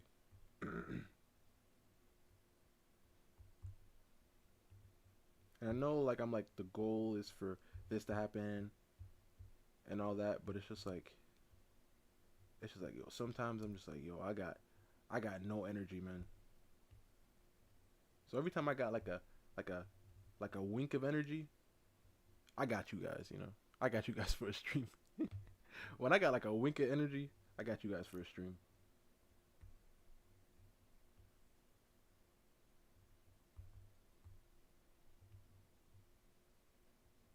Crap. I don't like. I wanted to give her like some shorts type thing.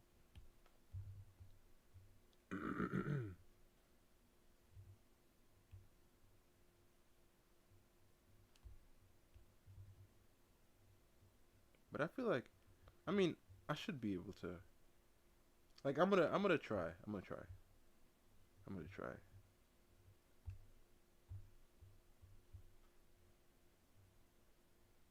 Especially if I want to be able to do this full time, I'm gonna have to spend some more time here too when I can, you know. I don't like this. I'm gonna have to find like a better way of doing this. Oh wait, it had to be the other side because it's this way. Oops. Whoops. It has to be this way.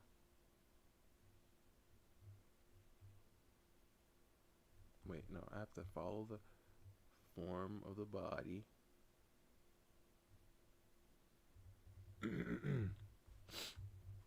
It's okay, so alright. But I don't like this. I'm trying to, because I had like, I saved some of those Greek things that Titan sent me a while back, but I don't know where they are. Like a Greek inspired like thing. That's what I'm trying to put on her, but I don't know.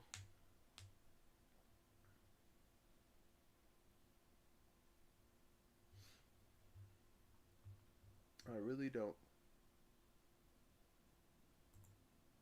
Rented out a studio and had a storefront. Dropped out, graduated, joined.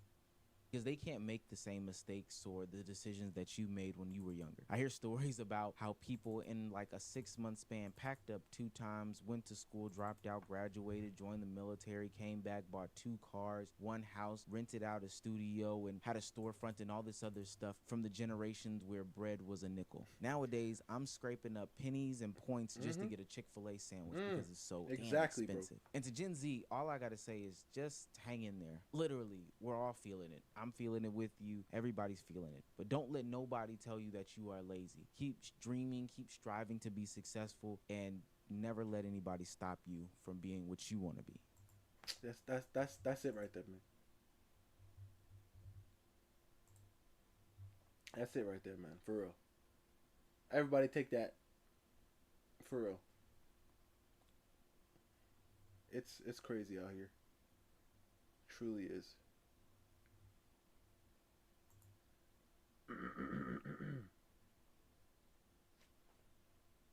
To know?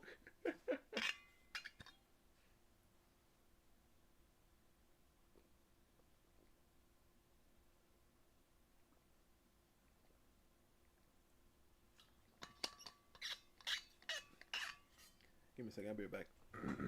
I be back. Um.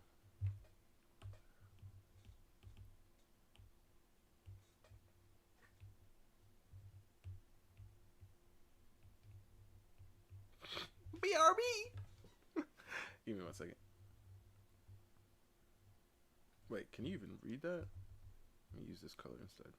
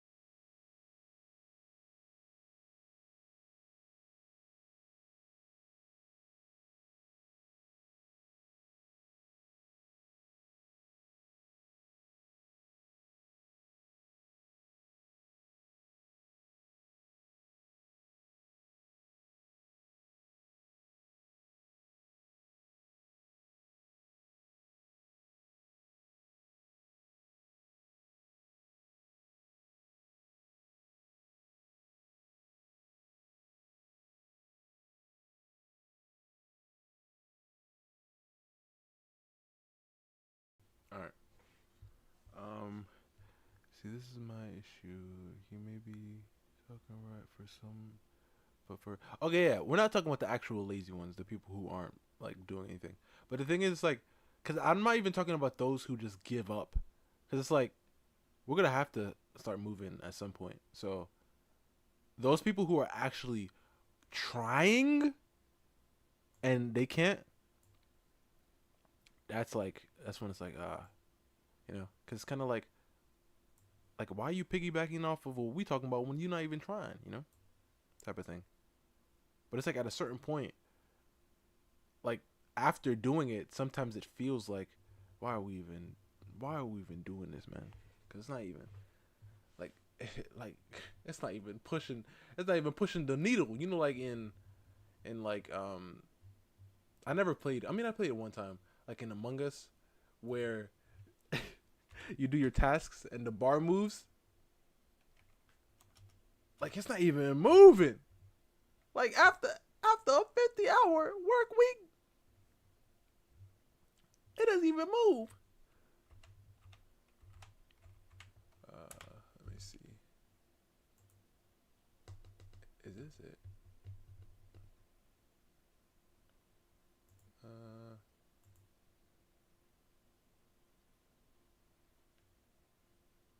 Yeah, I can't remember. Oh wow. I don't know. Ah, okay. Let's just forget it then. Wait, did I? Didn't I? Hold up. I think I could find it this way.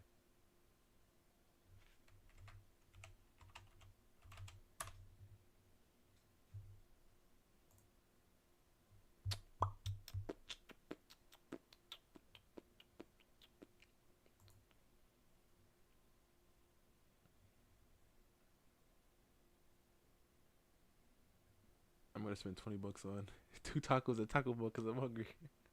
All right, Ethan, have a good one, man. That's how it is, though, man. 2 tacos.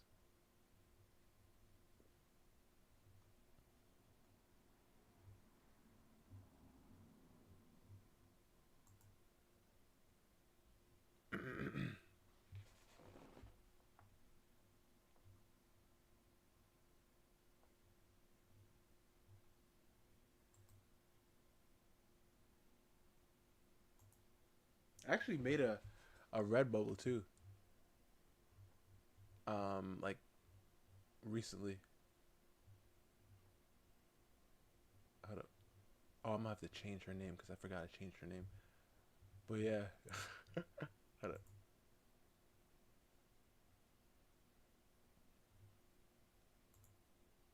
Oh crap. Wait, whoa, wait, hold up. Don't tell me it messed up. Okay, it's good. It still works. Okay, now let's go back. I need to change the picture that I have on here though. I put the picture of what's her name on here. Zoe.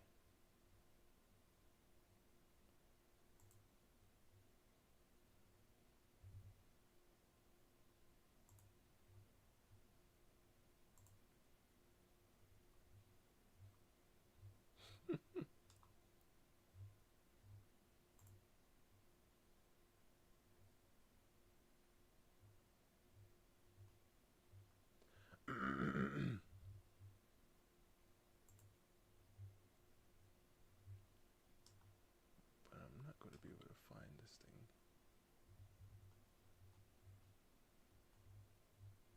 Yeah, I'm not going to be able to find it.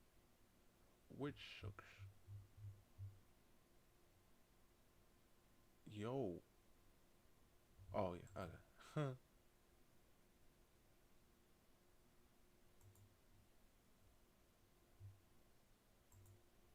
Okay, good. Okay. And there you go. Wait. What the heck?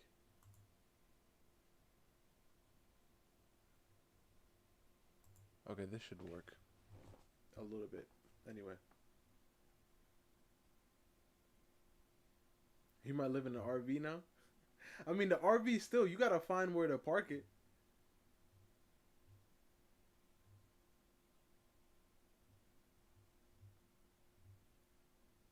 Oh, Bri, did you watch the latest Corey Kenshin video? He was talking about why that he got they were trying to cancel him. It was so funny. It was so funny. I didn't finish the whole thing, but I watched I watched like some of it.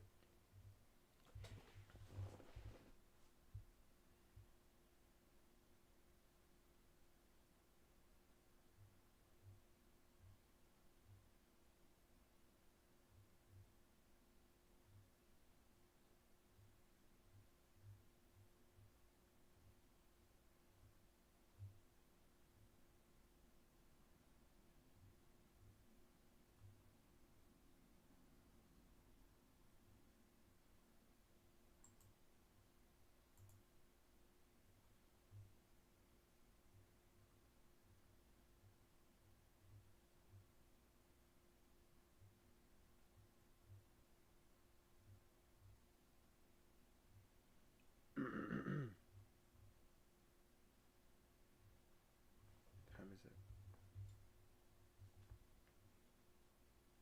Oh, well, guys,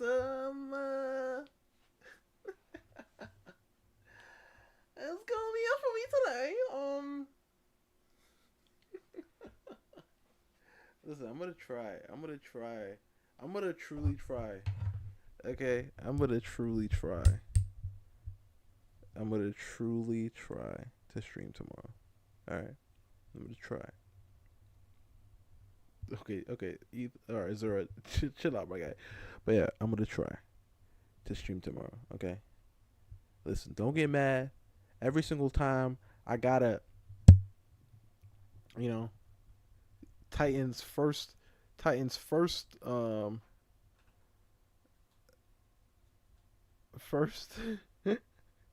thing is something. Hold up, I can't go back to the top. I wanted to see what Titan said because Titan said something crazy. I'm pretty sure he was like we wanted you back anyway, or something like that. Uh-oh. Uh-oh. But I'm gonna try. I'm gonna try. Okay. We're going to try. That's all we can say. That's truly all we can say. I'm going to make an attempt. He missed you the most? Really? Really? Ty, you missed me the most? Nah, he's just assumed it. Yeah, I can see that. I can see that. But yeah, guys, it was fun. It was fun. You know, I had a good little stream of nothing, like Titan said.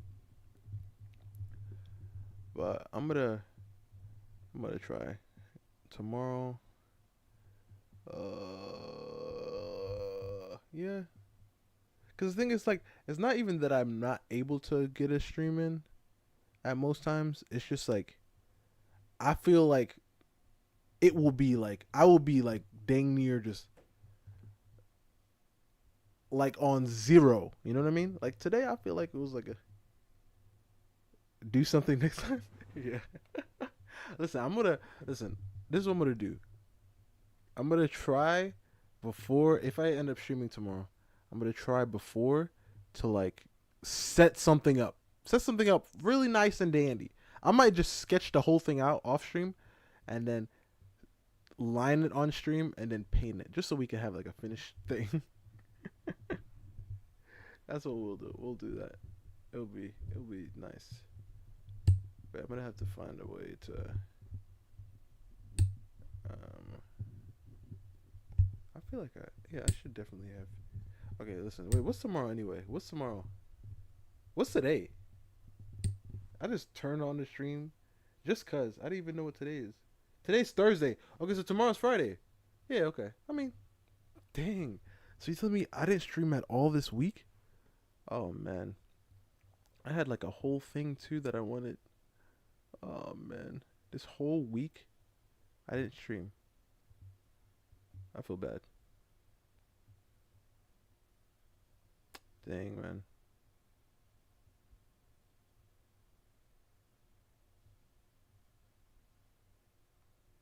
Dang.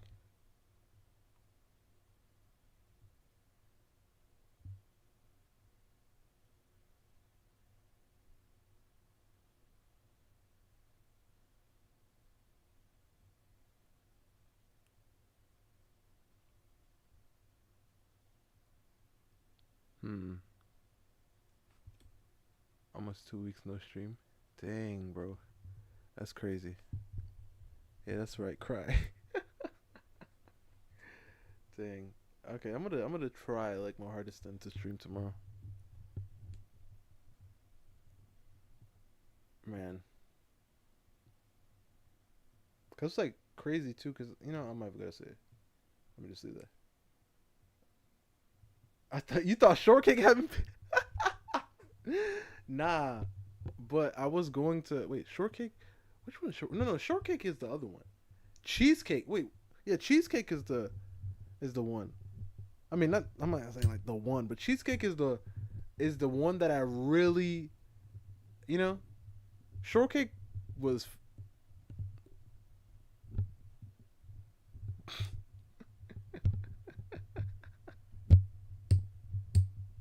Let me just. No comment.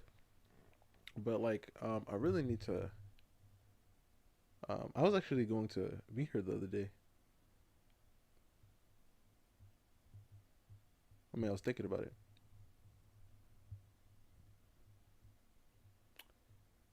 But man, extremely, extremely crazy. Extremely crazy. But yeah, how's life though, guys? Like, how you guys been for this almost 2 weeks? With time though, I actually have been writing a lot. I actually got a lot of things done. Listen. I'm not gonna spoil them, but all I gotta say is Garrick better look out. He better look out, cause somebody coming for him. That's all I'm saying. You want to crash out? Listen, I understand that feeling. We all want to crash out sometimes, but we just gotta keep moving forward. Well, what did Rocky say? What is the quote? It don't matter how hard you can hit. It matters how hard you can get it, and keep moving forward.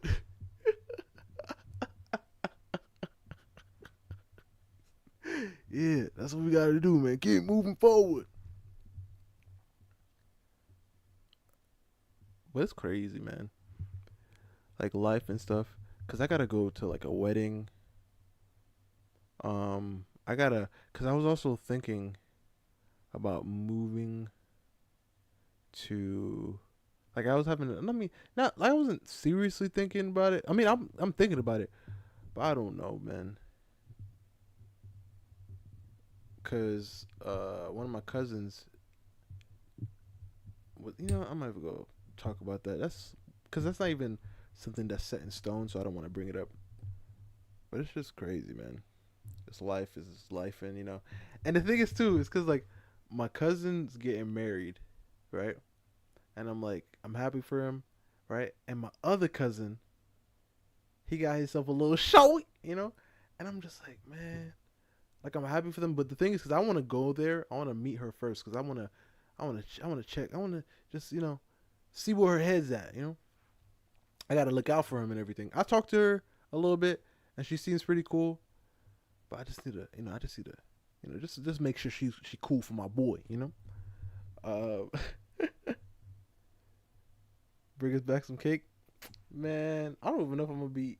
I mean, depending on how everything goes, over there. Depending on how everything goes, I'm gonna have to take a flight there, or I might take a train, cause I don't know. I don't know how I'm feeling about it yet. Yo, I'm starving right now. I should have like went and, cause it's like down the way. I could have ran real quick, came back, and still been on stream, but it's closed now. Actually, no. I'd have to go all the way down. No. Yeah, never mind. I would have never made it anyway. You haven't eaten? I ate a little something today, so I'm not on empty. I'm not empty. But I don't know. I don't know if I'm gonna eat something later today. Cause I was thinking of cause I don't want to eat like a big thing. I just wanted like a fruit. I don't have any more oranges. I might have like a banana left or two. I don't know. Might make it like a little smoothie. Listen, man.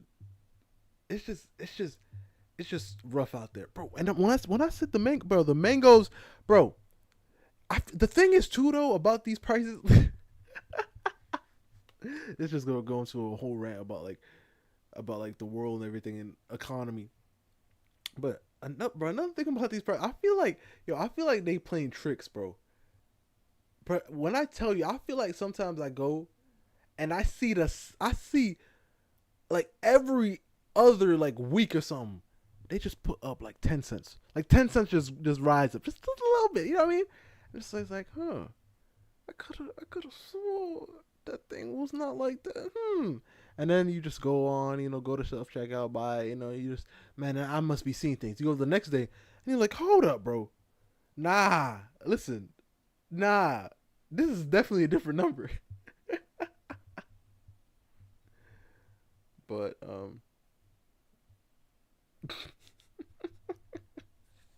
it's just something. But yeah, how's it? How you been though, Tony? How's life been, man? How's the job? I mean, no, you got the other job. You got the other job, right? How's that been, man? Everything been cool over there? Nobody's been like crazy. Nobody's been moving crazy over there. Let me turn this. Let me take this out. Okay. Oh dang.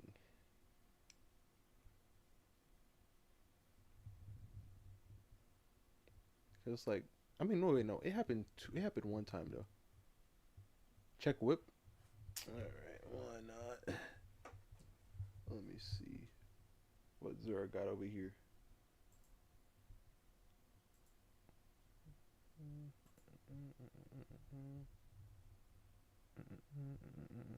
I want to try to listen. I just don't. I just feel like I have no time, bro. I mean, not even just time. It's just energy. Cause I feel like sometimes Ethan's been killing it though. He be killing the game. Okay, okay. I see. Okay, listen. I like it. But the thing is, like I said, you gotta like try to lower the opacity. Lower the opacity heavy with your the body, and then put some stuff on, like line the clothes around it, you know? Cause I don't be eating. It's not no. Honestly, it's not even eating, bro. Cause I feel like, cause the thing is, it's like my body's like conditioned in a way. Like I'm able to get the nutrients from what I need, and I'm able to, like, I have energy, but it's like I feel like how can I say? It's like it's not even energy, because I feel like I have energy. It's like I feel like I don't know how to explain it, bro. Okay, let's say it's like I don't have energy to stream. Let's just say that. How about that?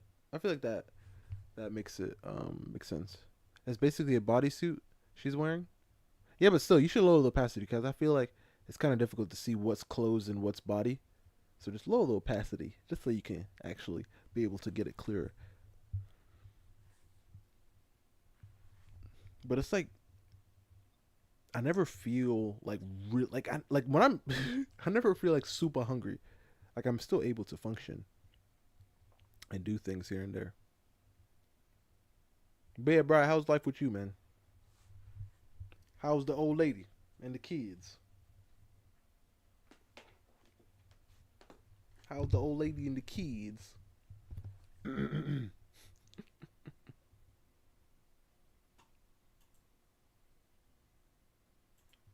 Tony said, job good.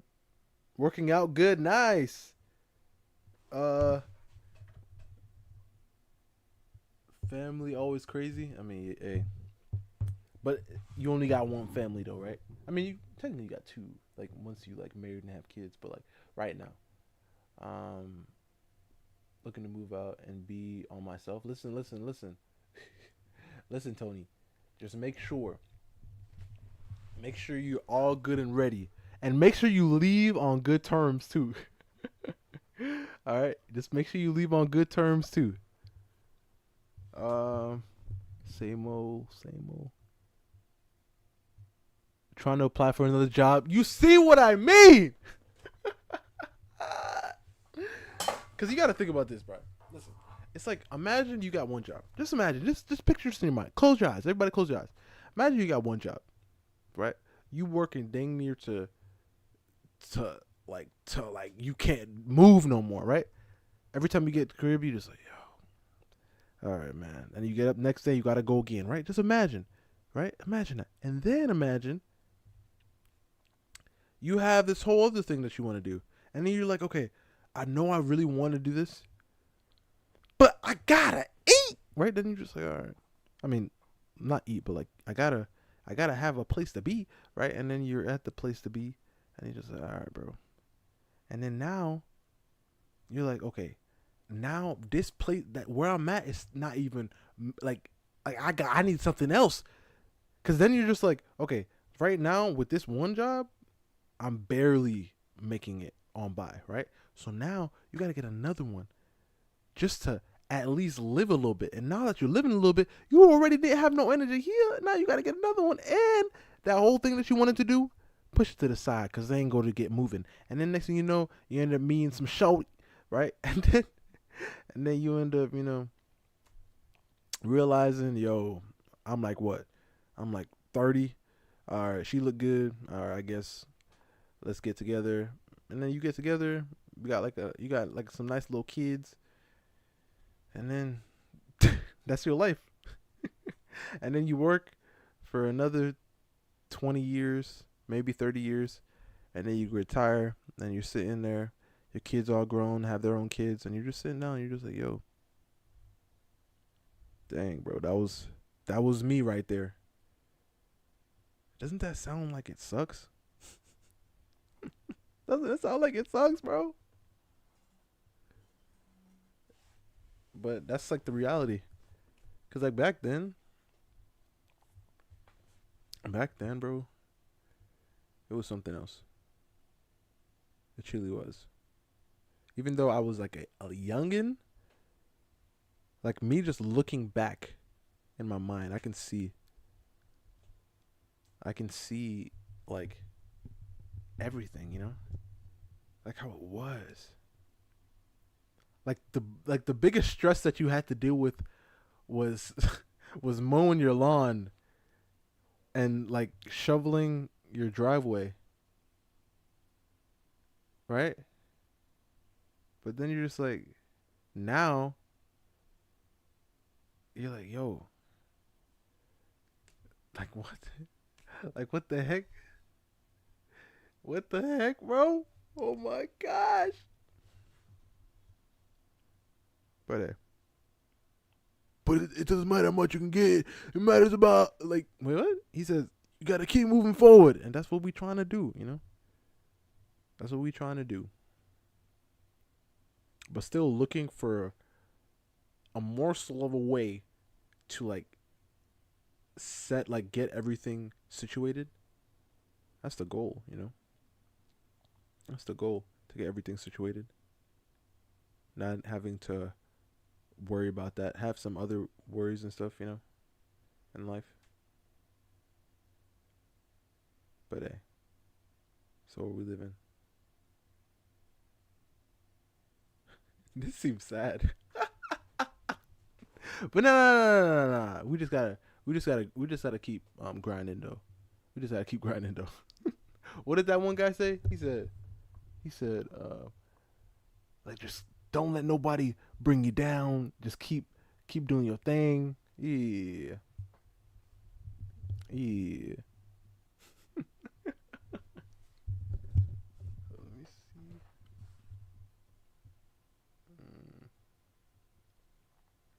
I'm not a fan of this person.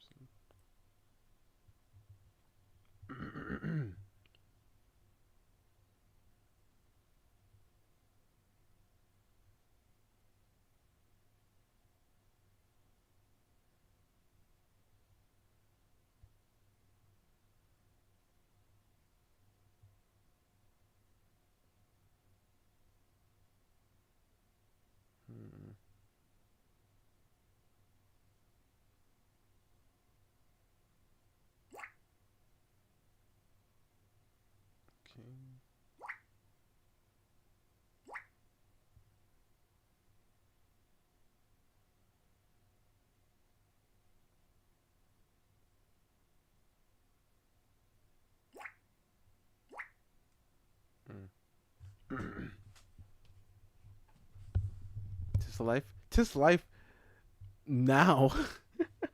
Tis life now, I guess.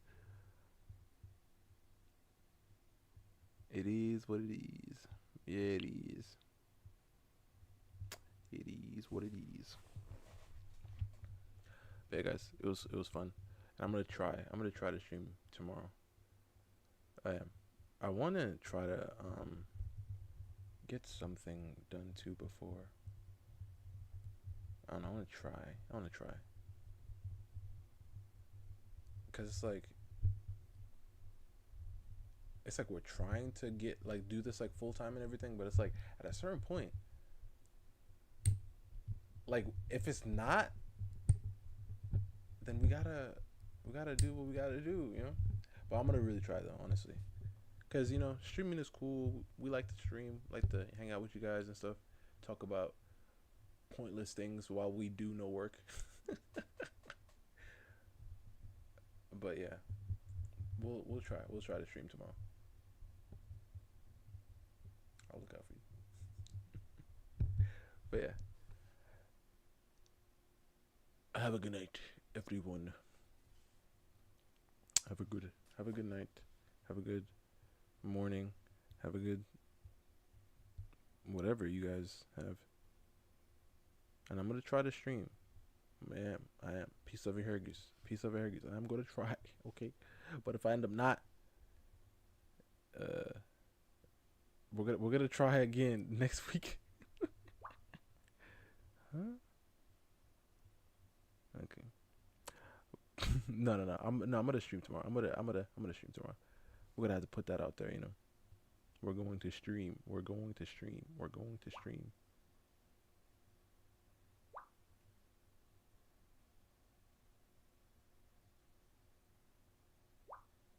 Hmm.